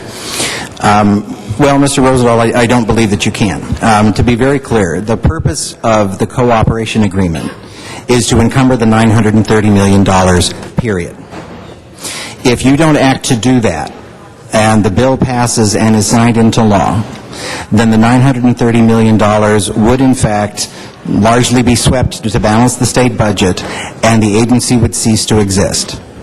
Yeah, but I don't want to put it to specific projects without the proper vetting and time frame for us to discuss all of that. I mean, I don't want to be a hysteric and respond to the governor, but on the other hand, I don't want to give him $1 billion. But what will occur, again, this is just the first step. The purpose of this is to encumber the money. We will jointly all have to come back to you with an ordinance that establishes the successor organization that is going to be implementing these projects. And as part of that process, you will have the same ability that you do today to evaluate the projects, to move money between projects, to deliver the work programs. The intent is that you're going to have the same authority that you do today. So this is really just one step. What's going to need to come back to you is implementing this step. But the important thing is to get the money obligated so that it does not get swept. Okay, but hearing that, I like the overall sense of holding on to it, but the specific projects I'm not in favor of. I also just don't understand this new advisory group. Is it true they're talking about 2 school board, 2 county, and 1 from the city? That's totally unacceptable to me, too. Is that part of what we're doing? Well, again, that's part of the state legislation. But again, the purpose of this would be to move this $930 million out of getting tied up in the governor's budget. Whatever is not obligated is if the governor's bill passes, then will be subject to winding down the redevelopment agency. It will be subject to oversight by the board that you're referring to. I mean, a board that has no Mr. relationship? Rosendahl, I'll give you the floor first when we open up. I'm just calling for specials right now, and then we can open up to wider discussion. All right. Okay. Thank you. Mr.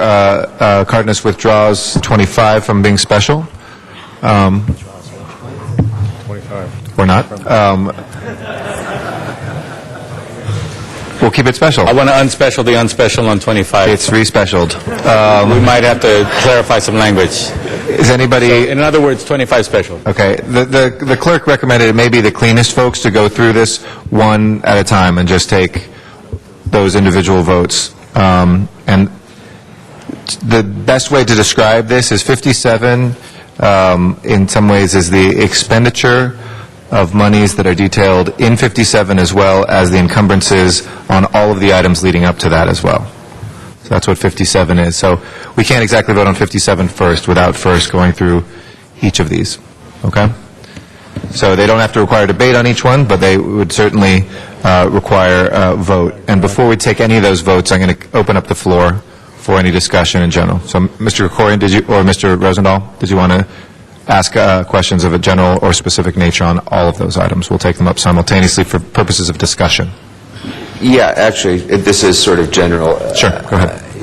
I'm not sure if I followed your summary completely. It seems to me from my quick reading of this notebook full of materials that there are two categories of things that we're dealing with here. Well, three categories of things.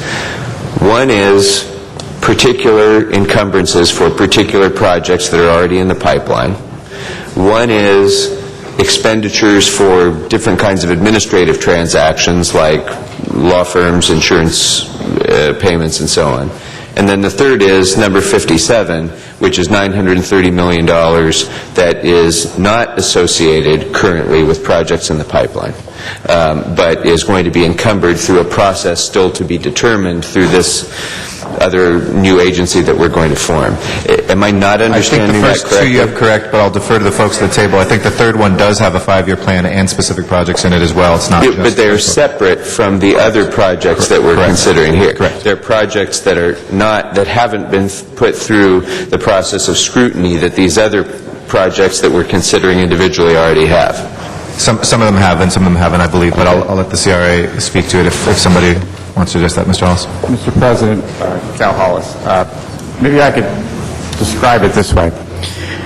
The $930 million, the purpose of the $930 million action is to take a pot of money, if you will, and place it under the city's control for a list of projects that you all have in front of you. If that is successfully done, the administration of those projects will be the city's responsibility and will not be governed by this successor entity created through the state legislation. Okay? Anything that the successor entity, the 7 members, 6 of which are not appointed by this body, that successor entity is responsible for winding down the activities of the agency that are outside that $930 million. That would include paying off existing debt obligations, fulfilling terms of existing contracts that already exist. And that is not something you're voting on, that's what the legislature will be voting on. So if you can think about two different pots of money, a pot of money that we're giving you the option of controlling and administering in however manner you choose to do so, that's the co-op agreement. That's the 980 or the 930 or whatever the number turns out to be. That's what, so by voting for that, we are trying to give the city council the option of taking that money and controlling it in the same manner, much in the same manner that you do through the oversight ordinance. Okay. To the extent you don't do that, that money remains under the supervision of this oversight board appointed primarily by the county, and they will determine what to do with that money. They can only use that money to repay existing obligations, and the rest of it will be swept either to the state for the state's budget purposes this year or to other public aid agencies in the future years. So I think it would be helpful if you can conceptualize as these two pots of money controlled by two different entities. We thought it was our obligation to give the council an option to control as much of the community's assets as possible, and those are the actions we have before you today. Mr. Corin, further questions? come back. Okay. Mr. Rosendahl, did you want to take... Okay, Mr. Alacon?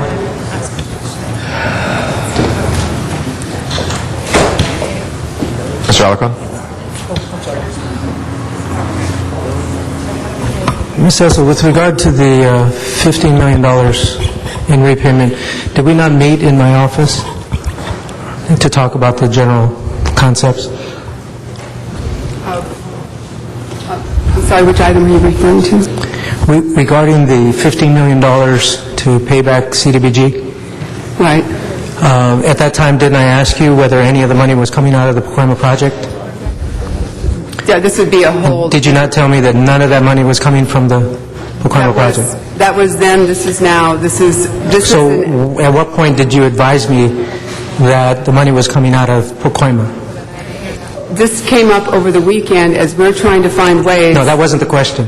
The question is, at what point did you advise me that what you told me at the meeting was incorrect, and that now it was going to change? It was correct until Friday. We're advising you today. We have not... Do you not have my phone number? I have not had time to call anybody. Okay, so nobody tells me. I find out 5 minutes ago. There's a lot of money in here coming from many project areas. You can... I'm not concerned about that. I'm asking what you told me in reference to what is now before us. Right. So all of a sudden you take $500,000 out of Pacoima.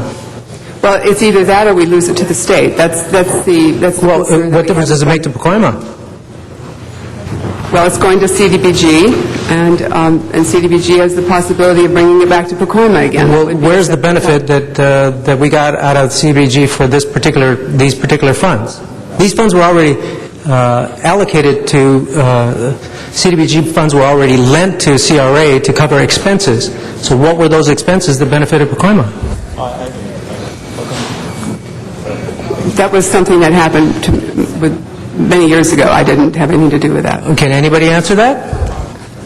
Doesn't there have to be a nexus between the expenditures and the benefactor if it's coming out of tax increment? General revenue is not tax increment.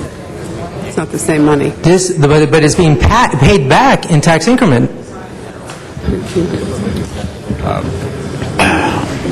Mr. President, Councilman, the CDBG loans, the con plan has a recommendation, has a direction actually in it for the redevelopment agency to repay that $15 million. That $15 million, approximately 4.5... You know what? Wait a minute. This is my time. I'm asking the questions, and you're not answering those questions. I'm asking, when was it decided that $500,000 was going to be taken out of Pacoima when I was told less than 2 weeks ago that Pacoima was going to be whole? And who made that decision? I want to know.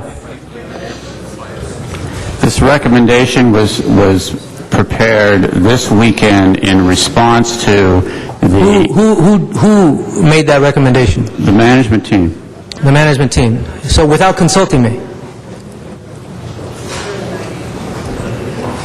Is that the way this new organization is going to be run? Do I get an answer? Councilman, we were directed to devise a recommendation to repay the community development block grant loans. Councilman, I suggest we delay this vote until we get a resolution on this issue. I strongly recommend that.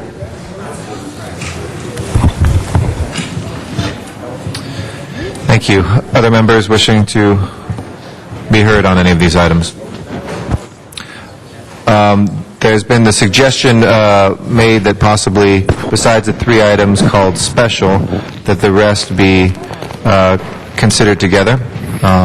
Those were items 25, 33, and 57. And then action could be taken. We also, the latest update, Mr. Miller, Mr. Seeley, the latest update is we do not expect a vote in the state legislature tomorrow on this. Is that accurate? We have heard either tomorrow or Thursday. It could be any So time. it may be tomorrow still? Yes. Okay. All right. Mr. Kirkorn? Yeah. I'm sorry, Mr. President. I have another general question, please, that I'm not fully grasping. So the objective of all of these items really is to encumber the money so that it won't be subject to being swept. And what I'm wondering is, if we encumber on these particular items, set aside item 57 for the moment, but on all the other particularized encumbrances, if we vote on those and approve them today as a council, they are encumbered in a particular way. Is that encumbrance irrevocable?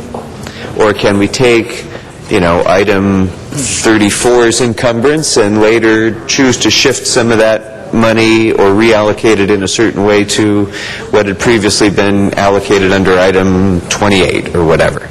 I'm just pulling those out as an example. But I think one of the discomforts that some of us have about these particular items is, I've never heard of any of these particular items, and they may or may not turn out to be the wisest use of this funding. I get that we want to get it all nailed down, so that it doesn't get taken, but $1 million more here, $1 million more there, I don't have the first idea of whether that's the right idea.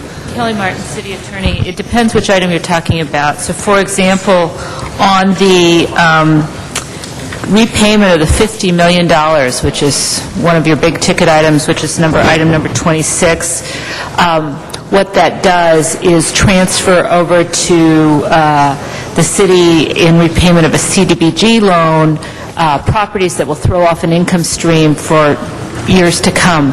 Those are going to be CDBG monies, and you will have the flexibility to deal with them as CDBG monies in future as time goes forward. So by taking that action on that item, what you are avoiding is the fire sale of those properties. So that's the answer on that one. On the co-op agreements, the list in the co-op agreements, there's an opportunity under those agreements to come back. Under these other ones, some of them have been with the City Council for some time now in some of these issues, and some of them were ones that were going to be on the CRA board in March and in April, and they've been accelerated to be brought forward to you. On those ones, once you go forward with them, they're committed projects and you're going to do them. So it depends which ones you're talking about. I see. Okay. Thank you. Just to clarify, there are 12 housing projects that are typical housing projects that the CRA does on an ongoing basis, and those are the ones I think that will go forward as is and have been in the pipeline for some time. We have no other speakers on the queue, colleagues. Do we have any motions to move any of this, or not?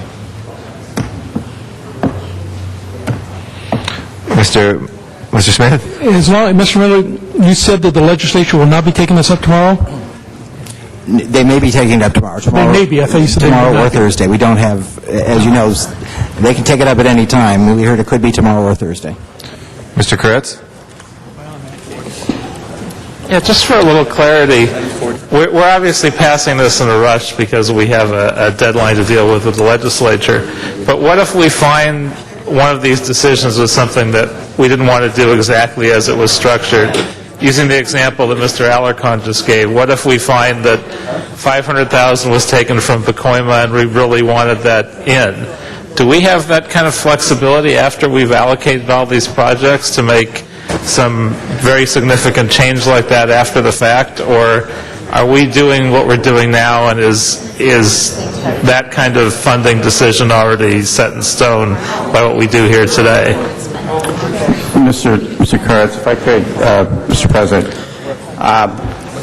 with regard to the items under the co-op agreement, one of the terms of that co-op agreement is that the council can eliminate any item from that list at any point in time if the council chooses to do that. Another item in the co-op agreement is the council can terminate the whole co-op agreement if it chooses to do so at some time in the future. So I believe that document has been structured in a way to give council as much flexibility as possible while retaining it as a contract. With regard to the repayment of the CDBG loans, we were directed in the con plan to repay $15 million of CDBG loans. The council can say, don't do that. You can say that today. You could say you could say only pay back $10 million.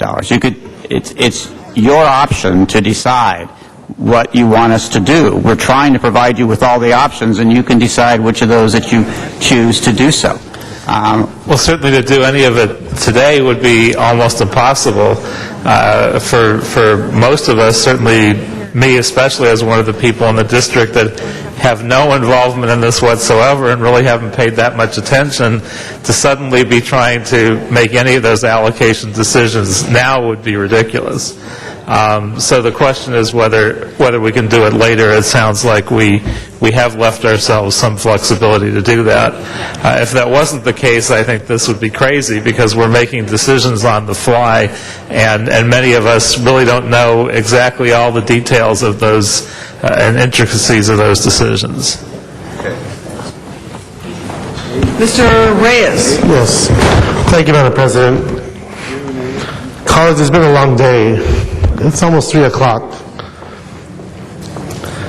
I want to thank the staff and everyone here who's been very patient. But this just started this past Thursday. The governor makes his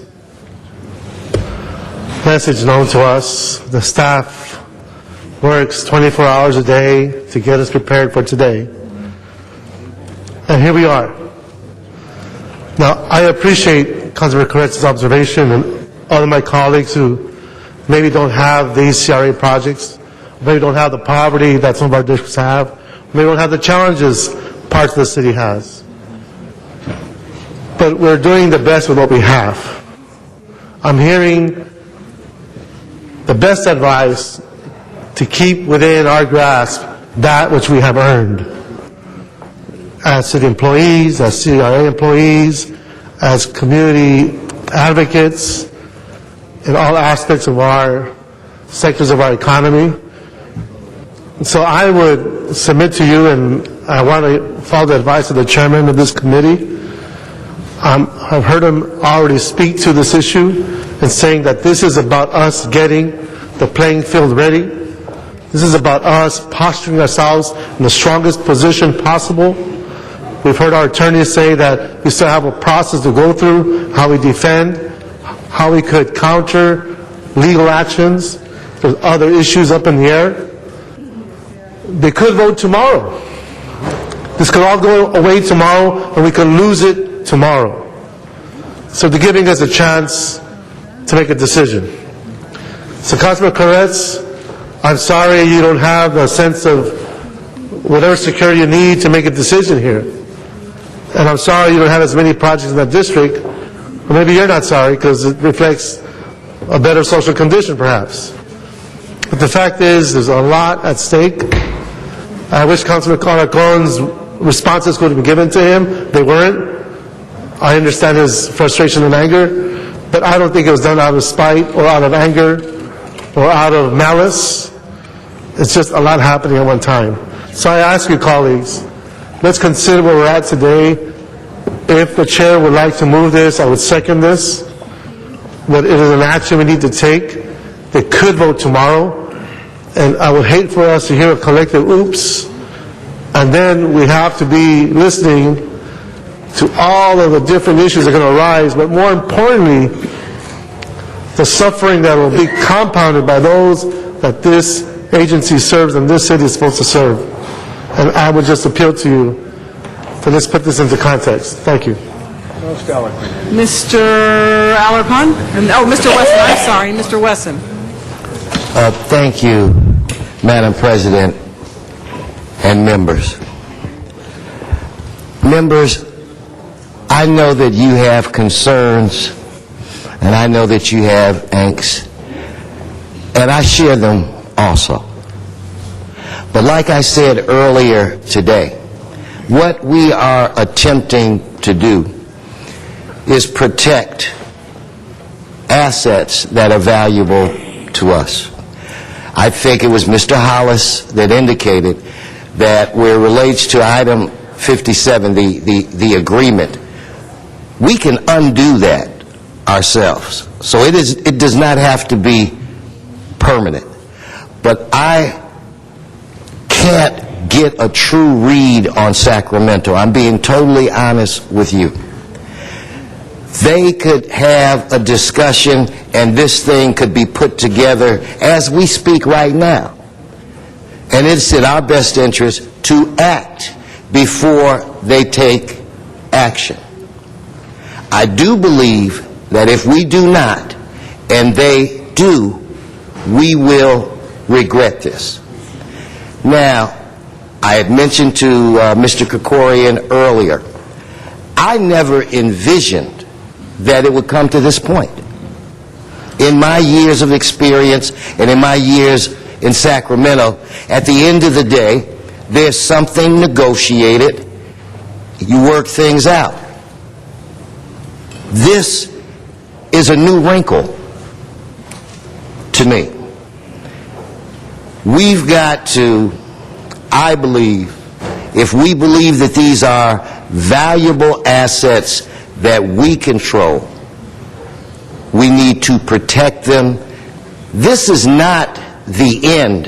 When we vote, if we were to vote, and I will urge you to vote yes, if we were to vote yes, it is the beginning of a discussion. It is not the end. This is an agreement. It is not an ordinance. When they come back to us, it will be in ordinance form, and at that juncture, we'll have at it again. But I do believe, knowing,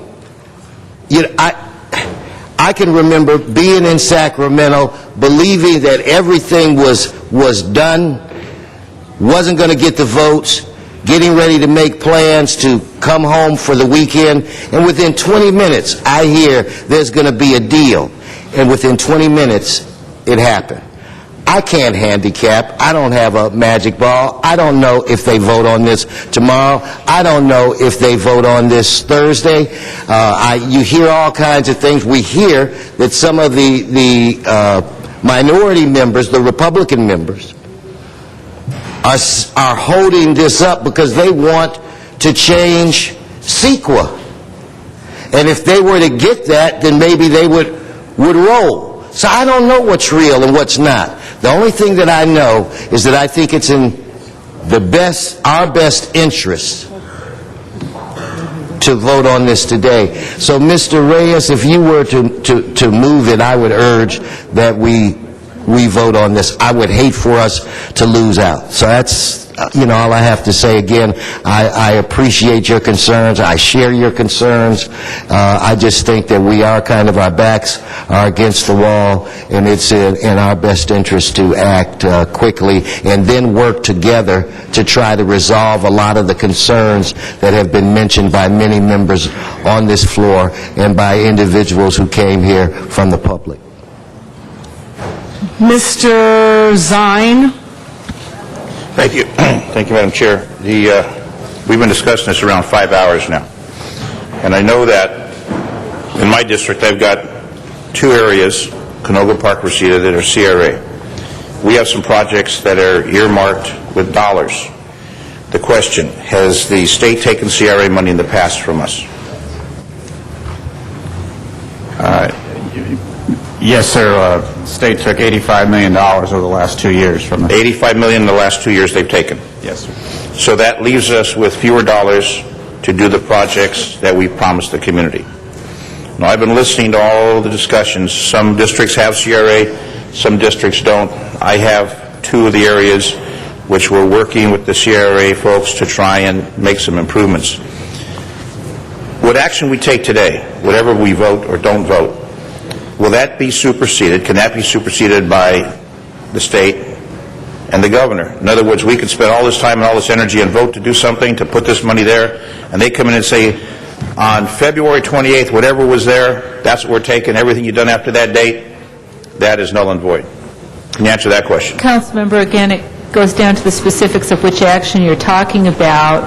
For example, on the repayment of the CDBG loans, we will get in, as part of the urgency of doing it today, is we want to record title in the county recorder's office for the Bunker Hill properties so that that income stream remains with the city of Los Angeles and doesn't go to the county.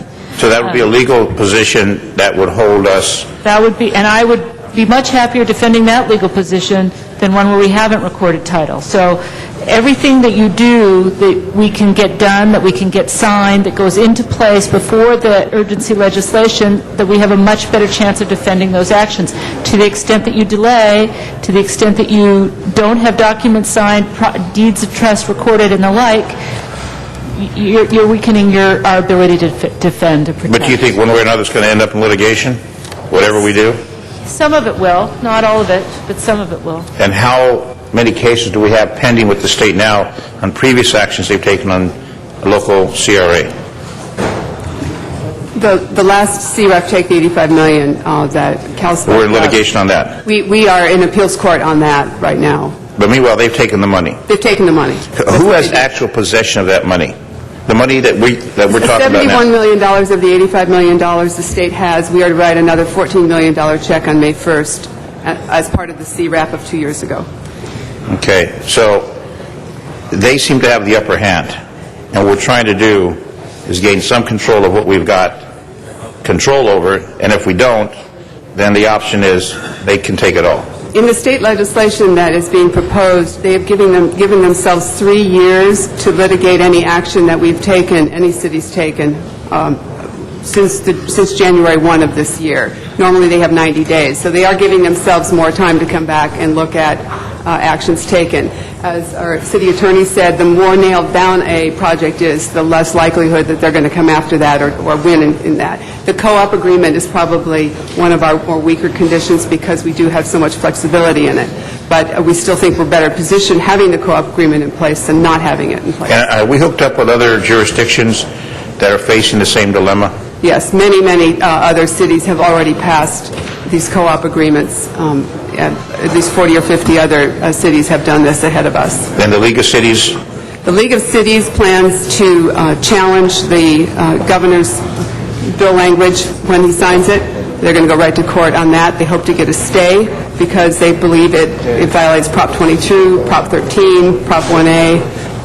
All the props that have guaranteed. Yeah. Article 16, Section 16 of the state constitution, they're going after. As Kelly said, they may not win in the first round, but they'll appeal that decision depending on how the Sacramento court rules. And drag it on and drag it on. Meanwhile, the promises we've made to communities that we're going to make these improvements, Right. we're going to improve All the of quality of that life. may languish if we don't get a stay that allows us to do our work. And I understand the concern for the employees that we have with CRA, but also is their commitment to the communities that we represent. We've made commitments and promises to them, too. So there's two individual groups, the folks in the community and the employees that are going to carry out that mission. That's correct. Okay, thank you. Thank you, Madam Chair. Mr. Cardenas, you're up next.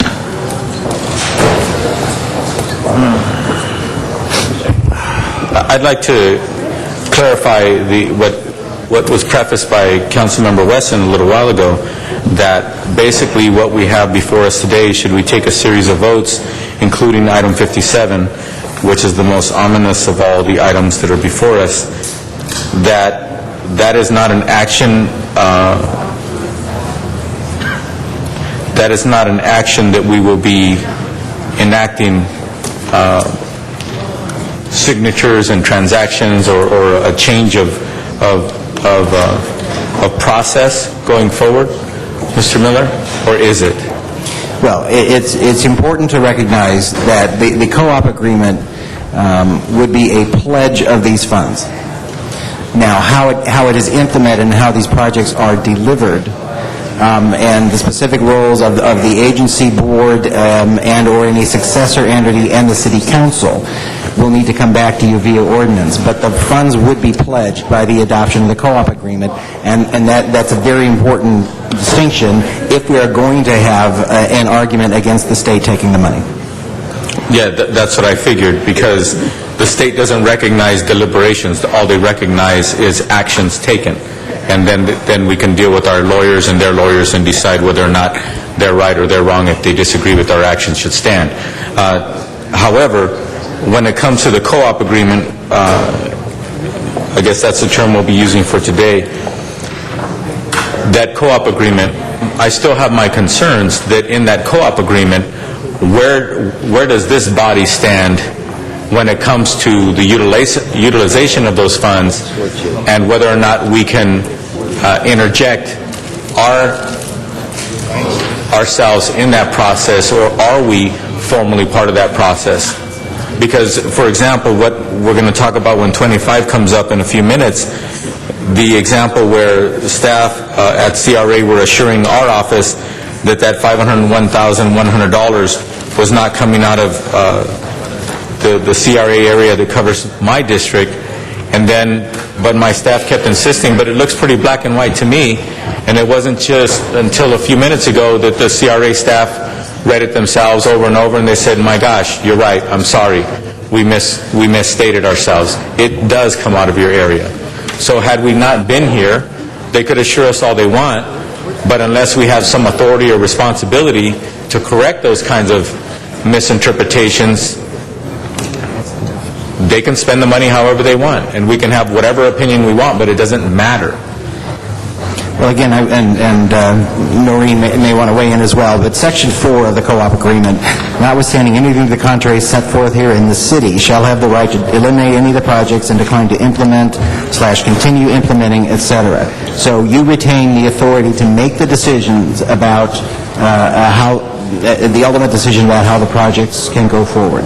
There is also the ability of the city to terminate the agreement. Finally, as I indicated, we're going to need to come back to you, working with the agency board, working with the city attorney and the CAO, obviously. We're going to have to come back to you with the implementing ordinances that are going to determine exactly how this is going to work. And I will tell you from my perspective that I'm going to bring back to you an implementing ordinance that certainly provides you the authority you have today to make sure that these monies are spent that serve your constituents. But what concerns me is not the intent. What concerns me is whether or not the interpretation of that intent is going to come through in the language that still requires, as it does today, actions taken by the current authority, which is the CRA appointed board. Any actions that they take are subject to the council taking action to either agree, disagree, send it back, etc. Good afternoon. I'm Noreen Vincent from the City Attorney's Office, and the cooperation agreement doesn't in any way impact the oversight ordinance. The oversight ordinance remains in place, but what the cooperation agreement does is essentially forms a contract between the CRA and the city, whereby the CRA has pledged the funds for particular projects which are attached on an exhibit. The city has the option to remove projects and to delete projects from the list. It also obligates the city to implement the projects as the city determines from that list. Whichever ones the city does not want to choose, they don't have to. But the city actually is the implementing body. So we're even one step closer than you are under the oversight ordinance. You don't have just the ability to approve particular projects and decisions. You actually are the implementing body. And what the cooperation agreement also puts in place is that on the date of the effective date of this agreement, the city is actually contracting back with the agency. So the agency will actually implement on the city's behalf the projects, but the city council, basically as the body that is the contracting party, has control of the contract. Okay, so when you were referring to the city about a dozen times right now, you were talking about the city council? Yes, yes. Okay. And just to be clear, my understanding is that there may be some amendments on today's floor to add projects, but once the council actually votes, the council authorizes the execution of the cooperation agreement, that you'll have the projects in place, save for the ones the city wants to remove, but I don't know that we will have the flexibility to add projects because the CRA has to move now to commit and to pledge money for the specific projects. Thank you. Mr. Alarcon.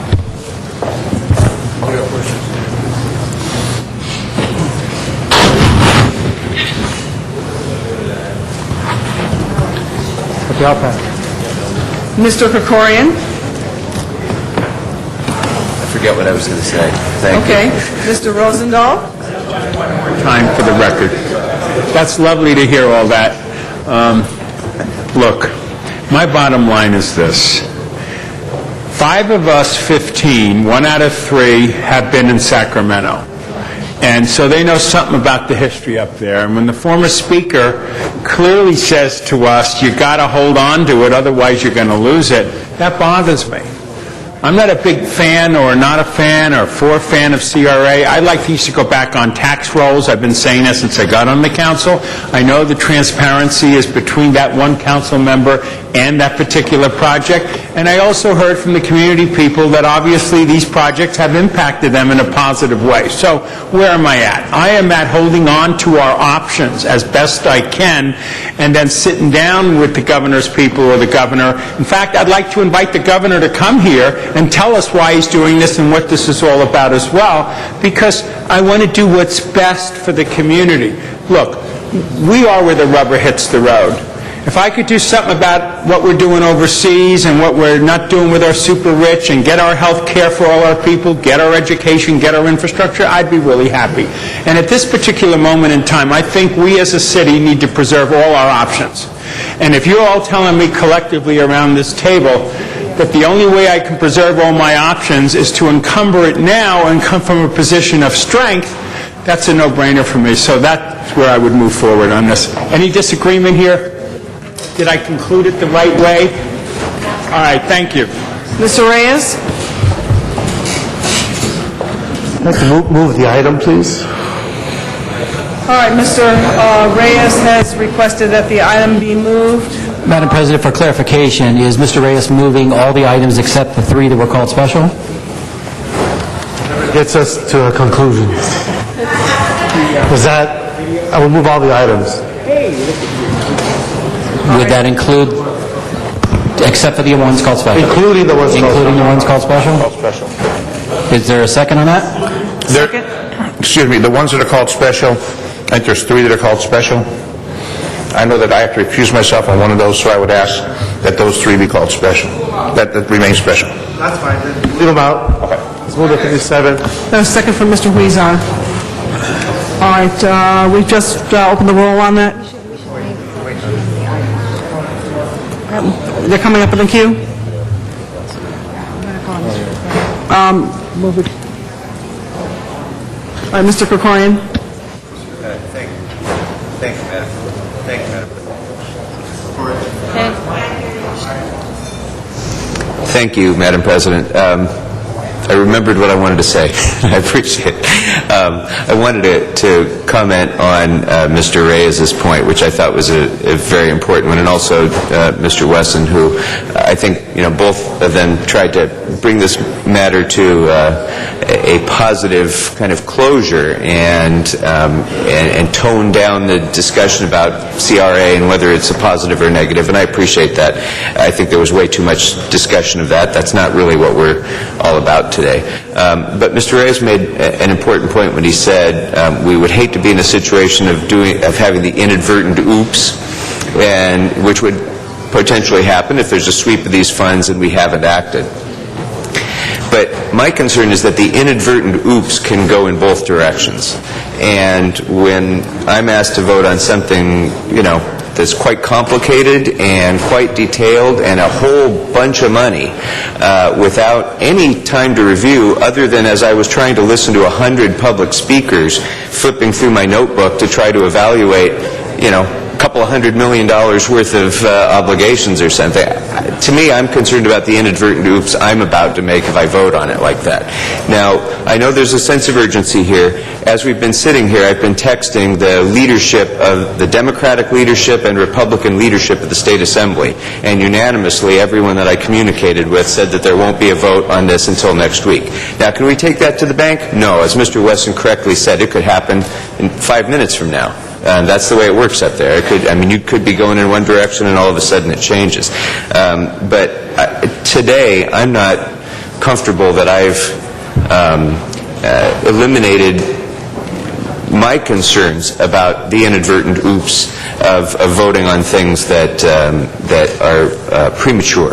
So I would suggest, I would feel more comfortable if we were to at least have the time, not even the time that we would normally give under the Brown Act for a regularly noticed item, but maybe just 24 hours. Come back tomorrow and be able to vote on these things. Close public comment now and come back tomorrow after we've all had a chance to look at it.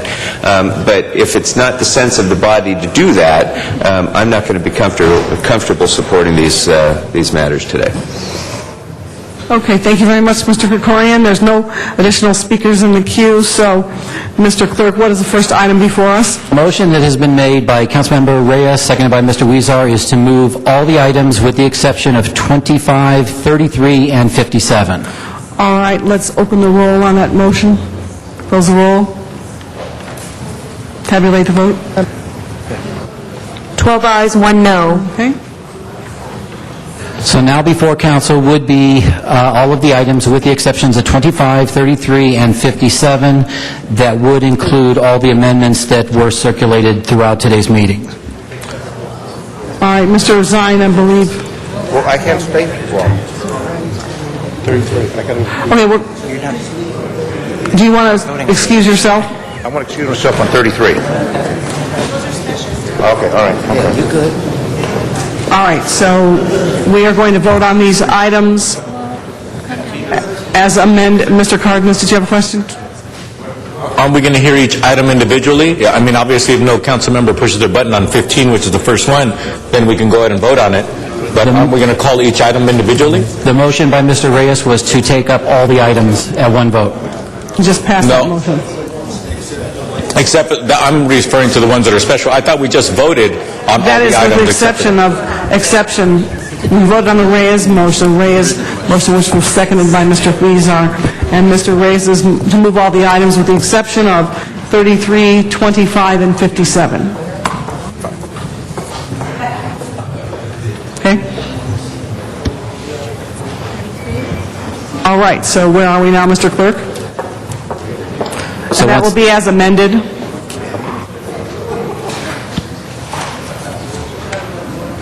Council would be voting on items 24 through 57 with the exception of items 25, 33, and 57 with the amendments that were circulated. Everybody got that? And that'll be as amended? Let's open the roll. Close the roll. Tabulate the vote. 11 ayes, 2 noes. All right, thank you very much. Mr. Clerk, what is before us now? Now, council would have the three items called special, and I believe on item 33, Mr. Zine wanted to recuse himself. All right, Mr. Zine is recusing himself from item 23 and leaving the chamber. Please take him off the board. All right, open the roll on item 33. Close the roll. Tabulate the vote. 11 ayes, 1 no. Next item. That would take council now to item 25 that was called out special by Councilmember Cardenas. Mr. Cardenas. Go ahead, please. Thank you very much. We are on item 25. Just want to make sure. I'd like to make a verbal amendment to item 25. It reads that $14,902,461 would be repayment of in the CDBG loans to CDD to amend the CRA budget to effectuate this payment. I'd like to verbally amend that figure of $14,902,461 to subtract the $501,100 that was identified as coming from the Panorama City Pacoima project area. So with that, my amendment is that the number be $14,401,361. Second. As amended. I'll second for the purpose of discussion.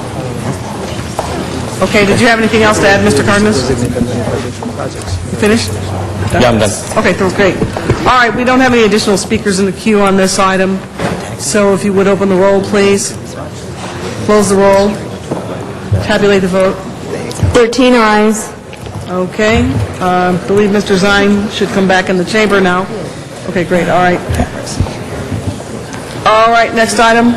That does leave council with item 57, and there are amending motions A through F that have also been circulated. There is no discussion on 57. No one is in the queue, so we do have the option of voting on 57. All right, let's see, there's been a request to vote, break these out. How many sections are there on this There's 57A through F. Mr. Clerk? Correct? There are amending motions A through F right now. All right, great. And then let's see, I have to get out of the chair because I do have one question. Mr. Zine, can you switch chairs with me for a second? Did you see that we haven't spoken enough to earn your money today? So if you could give some more comments, maybe like 45 minutes an hour, I feel a little more comfortable. All right, Ms. Perry. Thank you. On 57A, I'd like to ask the CLA and the CAO to please report back to the council on what impact this motion will have on the city's budget and workforce levels. I don't know how quickly you can do that, but I think we need to know the impact of whatever decision we make today on this. It's very important.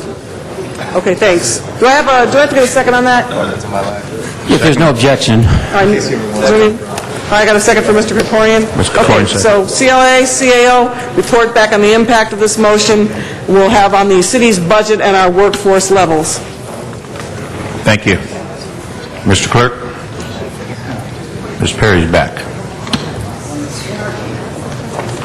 How do you know the difference? Easy to show. Okay, let's go through this 57A through F. First item up. Mr. Clerk? Madam President, do you wish to take each motion separately? Yes, please.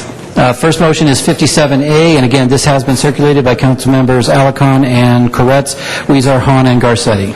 Okay, first item up is 57A. Please open the roll. Close the roll.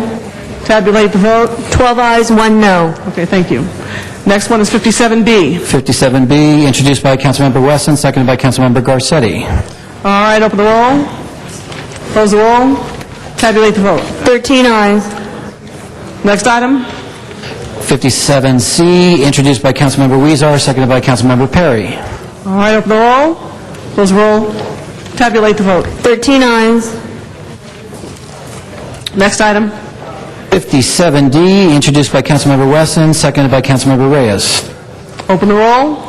Close the roll. Tabulate the vote. 13 ayes. Next item. 57E, introduced by Councilmember Wesson, seconded by Councilmembers Garcetti, Perry, Reyes, and Weezer. Open the roll. Close the roll. Tabulate the vote. 13 ayes. Okay. And that does leave amending motion 57F. Okay, 57F. Introduced by Councilmember Reyes and seconded by Garcetti, Wesson, Weezer, and Mr. Alarcon. All right, open the roll. Close the roll. Tabulate the vote. 13 ayes. And now council should be voting on 57 as amended. Before we do that, I believe we need to vote on the cooperation agreement. Cooperation agreement not amended.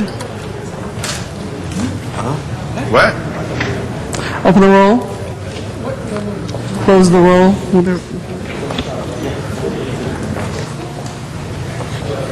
We had to do a three-step process. Okay?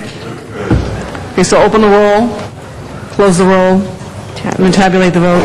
11 ayes, 2 noes. Okay, now we go to the next cooperation agreement as amended.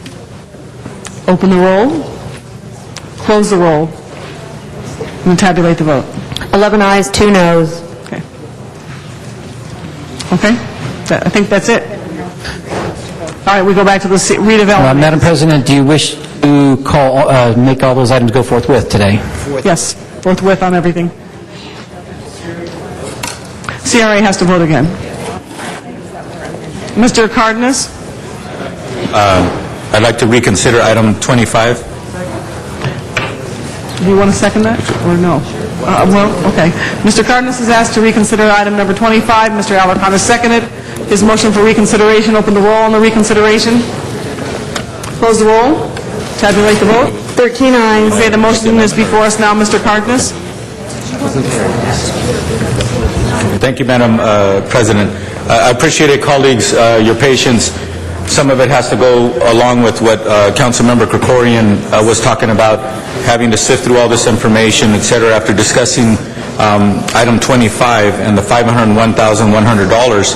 with my colleague who shares the Panorama City Pacoima project area with me and also Councilmember Krikorian, I'd like to add language, verbal amendment to item 25, as we bifurcated the $501,100 that would otherwise come out of the Panorama City Pacoima project area. I'd like to make a verbal amendment which states that $501,100 shall go to the CDD department, but that money be dedicated to the Panorama City Streetscape project, which would otherwise, that money would have gone to, had it remained in the CRA area. And that's just a double precaution in case for some reason we get into the legal battle and then all of a sudden, for some reason, some court says that the actions that we took today on our co-op agreement is null and void. At least we will have taken that $501,100 and CDD will have charge of that, and then that would not be part of the lawsuit, I would imagine. So seconded by Alarcon. Thank you. Thank you. Thank you, Madam President. All right, Mr. Clerk, we need to open the roll on Mr. Cardenas's motion.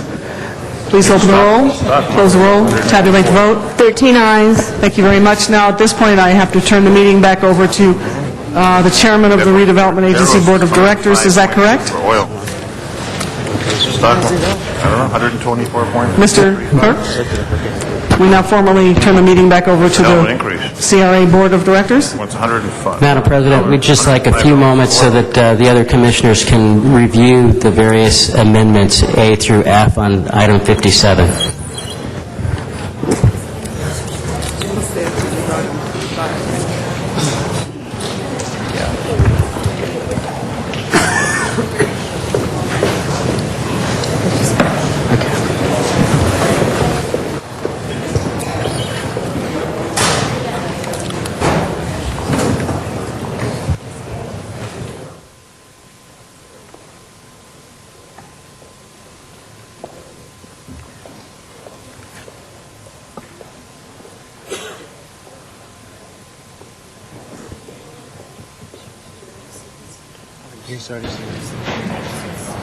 They're all good.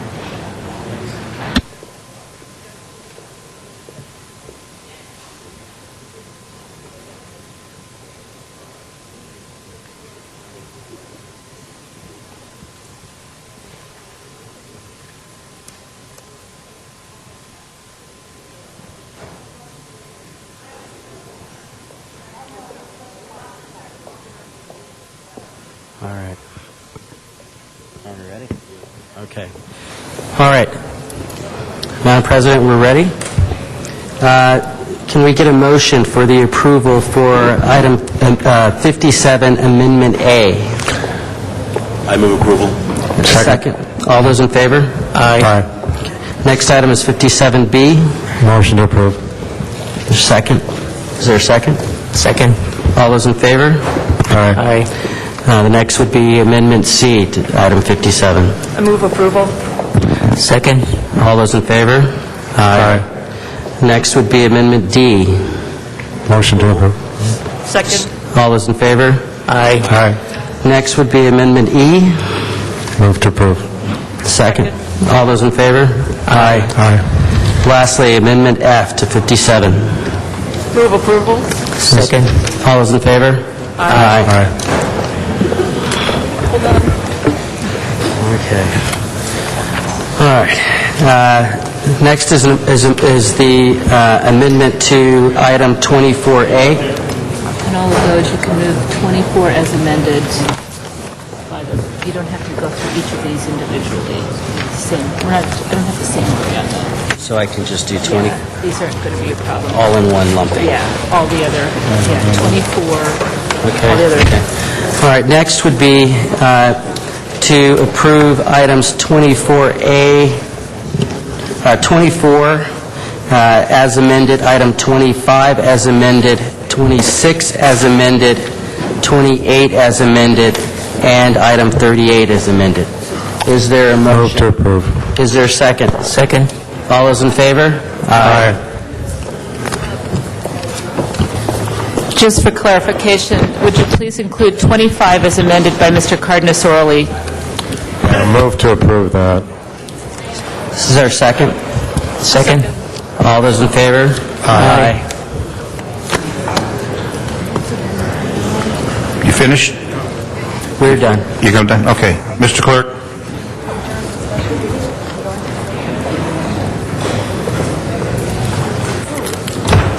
Mr. Alarcon or Mr. Cardenas? Mr. Wesson? Mr. Alarcon, Mr. Cardenas, did you have a question? It may not look like... CRA is done, and we're going back to our discussions.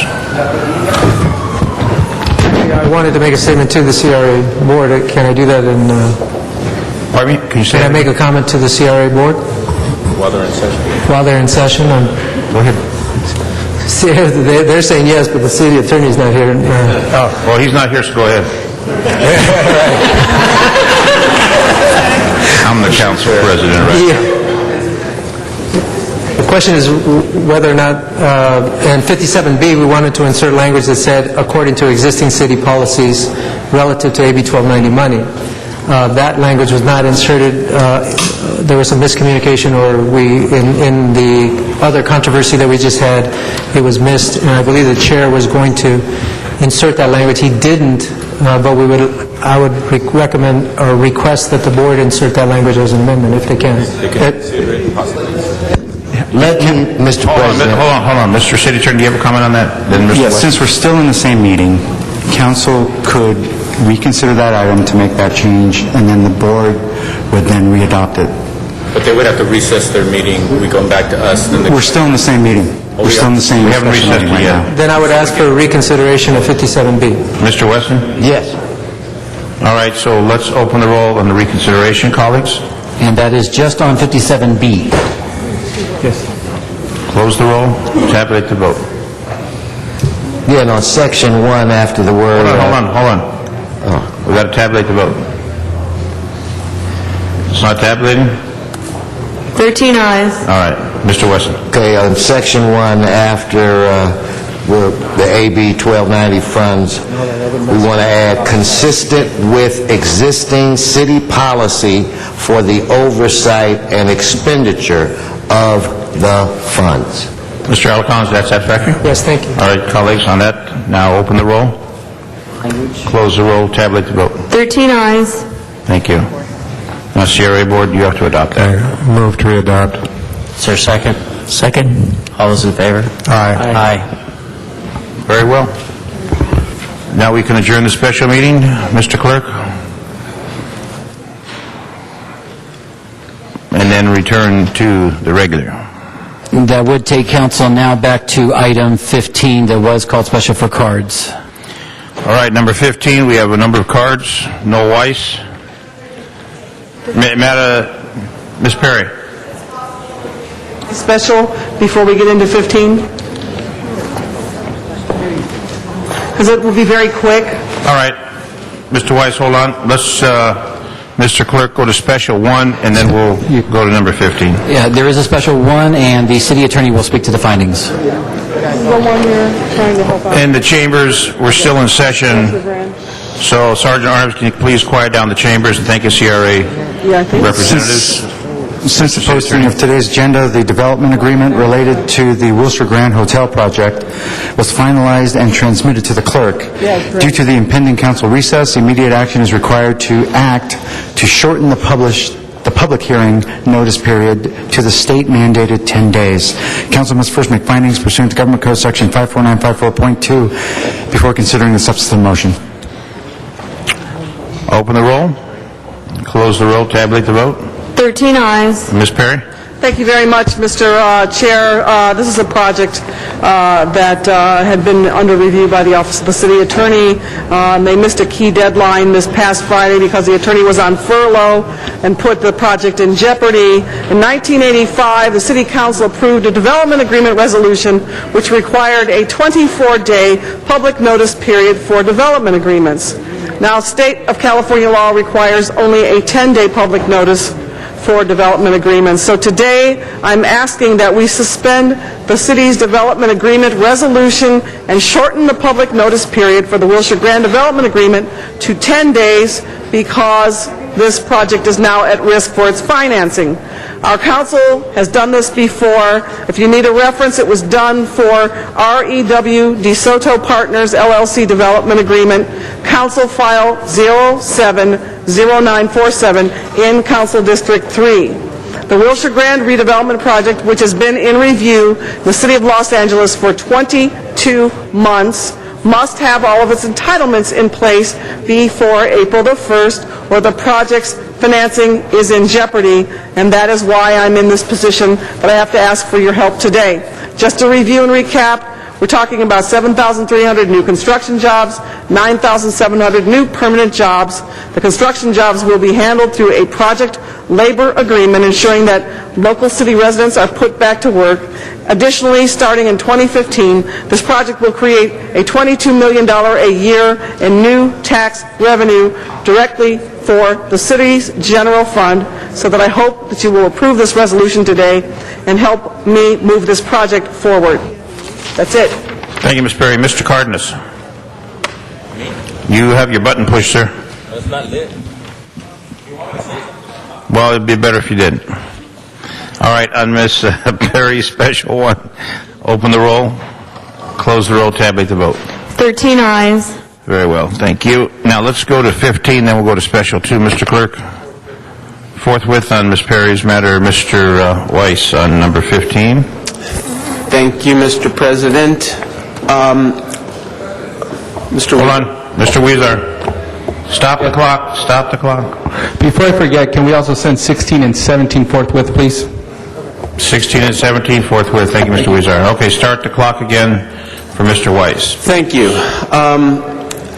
I think the public has just gotten a rare glimpse of why we have fraud, waste, and abuse in this city. The legal advice that was given to the City Council bordered on legal malpractice, to say nothing of the political malpractice. Let me just say, if I had a contract, and by the way, I salute Mr. Gregorian and I salute Mr. Smith for voting no. That was the right thing to do. If I had a contract with anybody on this council, and that contract said, you know what, I bargained for a certain amount of consideration, and in return we have a deal. However, I have the right to change my mind tomorrow, the next day, next week. You think we got a contract? You think we have a contract that's enforceable? No. It's called illusory. What you just did was basically nothing as far as anything that's legally enforceable is concerned. It is, and don't think that the state legislature didn't anticipate this move. So what have you accomplished? You had an opportunity to truly empower the people. You had an opportunity to save some money, probably close to $5 million, but yet you passed it up. Now, this idea of doing everything at the last minute, as Mr. Gregorian indicated, is just simply wrong. It's bad governance. You have control over your agenda. The president of this council has control over the agenda. We had a slam-bam thank you, ma'am, at the CRA at Monday at 8:30 with less than 24, or maybe, short notice. This is not a way to treat the people. And hopefully, today being election day, the people will speak. And you know what? I hope they speak loud and clear, and I hope they take out, and Mr. LaBonge, Mr. Parks, where are they? This is an important vote. I hope they take them out, and I hope they take out as many incumbents as possible, because you know what? It is time for a change. It is not right what the City Council did today in any way, shape, or form. Adrian Fine, number 15. Joe Aguilar, number 15. Linda Dishman, number 15. Joy Brown Price, number 15. Munson Kwok, number 15. Dr. Clyde Williams, number 15.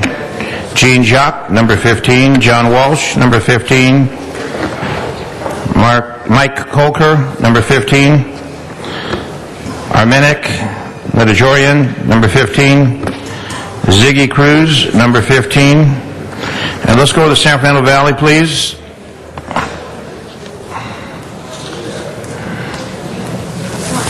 Donna Pearman.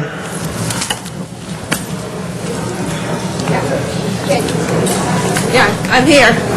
Yeah, anyway, I think it's great that this, here we go.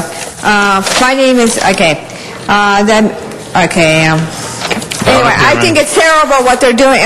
the $930 million project on the CRA project. This is something that's not needed. We don't need to renovate a parking lot and give money to a billionaire so that he could, not have to use his own money, so that he can use his city money. This is just another way. I know you around the horseshoe, the CRA council, likes things like this. This is the reason why Brown wants to get rid of the CRA is because this $930 million. Could you think about what you can get for $930 million? Could you think of all the city services that could be saved, and we wouldn't even be Prop L. We could save the libraries. We could, all of this could be saved if we just didn't spend $930 million. Vote no. Rick Nightingale. Rick Nightingale on the San Fernando Valley. Yeah, Rick Nightingale. Yeah, Go ahead, Rick. How you doing? I'll tell you, you guys talk about this money. It's just unbelievable how much money that is going through all this today. I mean, it's just boggling. That $930 million is a lot of money, and it's only one thing that you're talking about.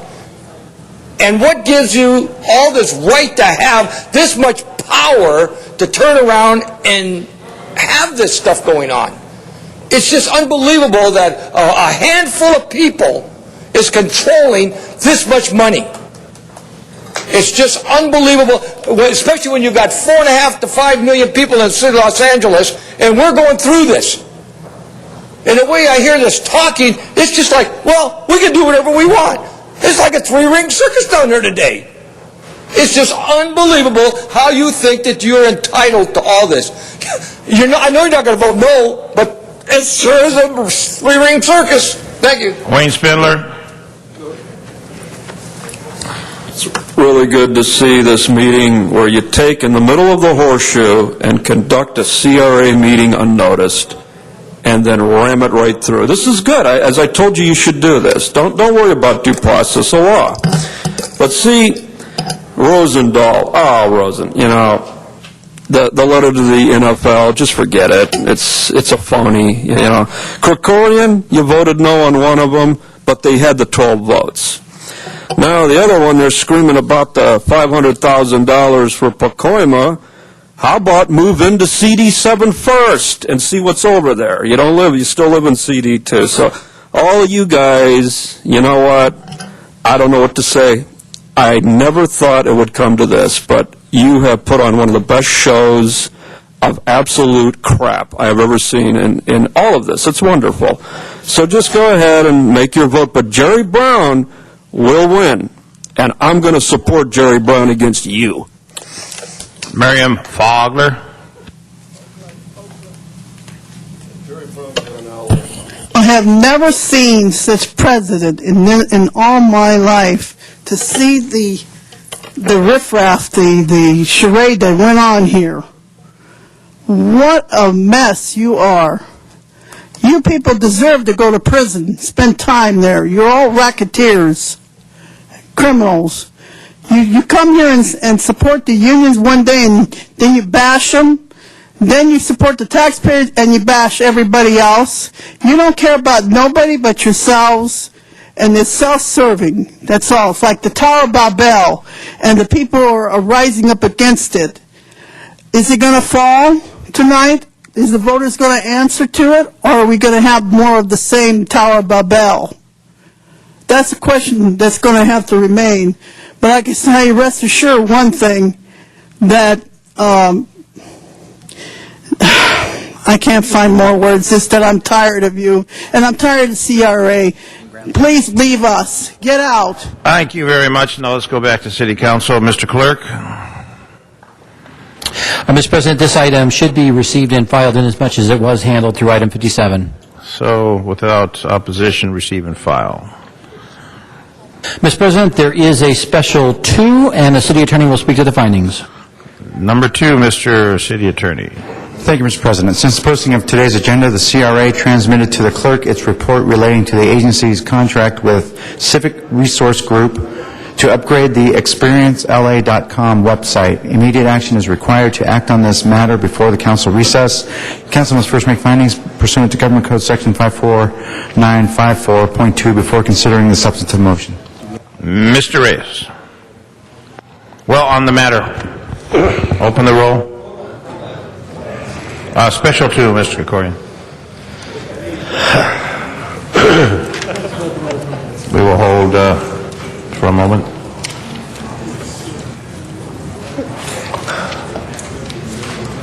It's almost 4 o'clock. Stop. Did you hear more than about 15? On the findings now, Mr. Reyes, and then we'll take a couple votes. Should we take a vote first? Let's do that. Open the roll. Close the roll. Tabulate the vote. 13 ayes. Mr. Reyes. Thank you, Council President. This is a partnership among several government agencies using Metro grant funds to promote public transit and cultural tourism. A benefit are all the council districts promoting cultural destinations. Approved by CRA Board on March 11th. Takes existing Experience LA website to create a platform for mobile devices. It's about reaching people on their iPhones, Androids, iPods, and other mobile devices. Ask for iVote. Metro awarded $270,000, Prop C $67,000, and the city will be a partner with $100,000. All right, thank you. Mr. City Attorney? There should be two more votes, one to withdraw the matter pursuant to Rule 54, and then on the substantive matter. All right, Mr. Clerk, so we'll take on the first vote. Open the roll, close the roll, tabulate the vote. 12 ayes. Now on the second, open the roll, close the roll, tabulate the vote. 12 ayes. Very well. Next item, please. Forthwith? Yes, Mr. Reyes, forthwith. Council has motions for posting and referral. Post and referred. The desk is clear. It's been a busy desk today, and now for announcements. Mr. Rosendahl, you're missing Loyola University. Yes, I just want to congratulate David Bertram, who just about 25 minutes ago got sworn in as the new LMU president. Obviously, I wanted to be there, but this was more important. Let's wish David Bertram success in his new role as president of LMU. Thank you. Congratulations. Any other announcements? I know it's Election Day, so announcements, please vote. You have till 8 o'clock tonight to vote. Very important items. 8 o'clock. Polls close at 8 o'clock, so please vote. Adjourning motions, colleagues? Adjourning motion. Mr. Rosendahl, adjourning motion?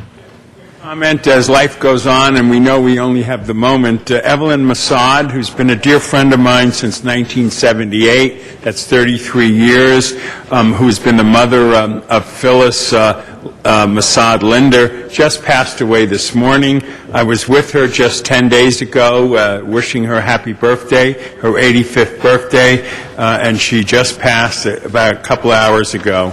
May she rest in peace. Evelyn Masad. Mr. Weezer. Mr. President, colleagues, I ask that we, one moment, please.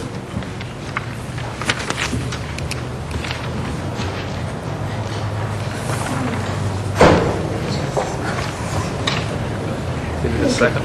Yes. Okay. Right here. I think it's just a technical change. Mr. Thank you, Mr. President. Colleagues, I ask that we adjourn in memory of Jose Joe Maldonado, who was born on May 10th, 1938, on the beautiful island of Puerto Rico. He passed away on Sunday, February 28th, in Pasadena, California. He is survived by 5 adult children, 13 grandchildren, and 3 great-grandchildren. Joe made his way to Los Angeles and was a longtime resident of Highland Park in Council District 14. He was active in the community as his son, Paul Bonzel. He was a great father and provider who worked at a fencing company for many years. Joe played baseball throughout his entire life and belonged to many a league, from childhood through adulthood. He had a true love and passion for the sport. He was laid to rest on Tuesday, March 4th, at Forest Lawn in Glendale. He will be deeply missed by all who knew him, and I want to send my condolences, along with my family's condolences, to the Bonzel family, who was very, very active in the community of Highland Park every community event. They're there supporting, and at this time of loss and sorrow, I wanted them to know that the City of Los Angeles and Council District 14 shares in their sorrow, and that we are keeping them in our thoughts and prayers. Thank you. Adjourning motions, colleagues? I have one adjourning motion. Lily Ann Ruff passed away March 4th, born August 2nd, 1947, passed away March 4th. Lily Ann Ruff lost her courageous fight with cancer this past Friday at the age of 63. Lily was the wife of my former Chief of Staff and close personal friend, Cliff Ruff. Cliff had a 42-year career with the Los Angeles Police Department. We met and served at the Police Protective League Board, and he served with me here in City Council after his retirement from the Police Department. Lily and Cliff were married 37 years. Their anniversary was March 2nd, 2 days prior to her passing. I always admired Cliff's devotion to Lily, especially as she fought during her long battle with cancer that dates back to 1990. Turned her struggle into a mission and a platform to help others by being a founding member of the LAPD's Cancer Support Group. That group serves officers and their spouses whose lives have been impacted by cancer. They meet twice a month at the Police Academy to discuss new cancer drugs, clinical trials, tips on how to talk to doctors, ideas on how to reach out to others and their spouses who may be fighting cancer alone. The purpose of the group was to break through the law enforcement mentality that police officers give help, they don't need it, that they are not weak for being afraid, it's normal. They remind the officers that no one beats cancer alone, not even cops. After multiple bouts with cancer, after her third round of chemo, she shared her experiences with other members of the support group, saying, quote, "I am a fighter and I'm not ready to go. I guess, though, all of this I can't say. It has made me a stronger person. What sustains Lily day by day is her faith in God, her amazing friends and family, and her love for dogs." She went on to say, quote, "I feel we should always be proactive when it comes to our health. If you have never had cancer, I encourage you to get a yearly physical, and if you are in remission, be diligent in maintaining consistent medical follow-ups." The group continues to offer strength and hope, educating law enforcement family members regarding the importance of cancer prevention and early detection. While raising her son Travis, Lily was a successful investment banker, eventually became the treasurer of both the City of Agoura and the City of Malibu. Also served as a corresponding secretary for the Thousand Oaks Republican Women's Federated. Lily loved animals, leaves behind her precious dogs, Jake, Joey, and Bailey. Survived by her son Travis Ruff, 32 years of age, her husband Cliff Ruff, and her sisters Frida and Gloria. In lieu of flowers, the family would appreciate a donation to either Mary Health of the Sick in Newbury Park or the City of Hope to honor Lily's fight against cancer and to move one step closer to finding a cure for this devastating disease. Survived by son Travis Ruff, husband Cliff Ruff, sisters Frida and Gloria. May she rest in peace, Lily Ann Ruff. We lost quorum. Yeah, we can have all members. All members. Thank you. Mr. Clerk, call the roll, please. This concludes our meeting of the LA City Council. We will again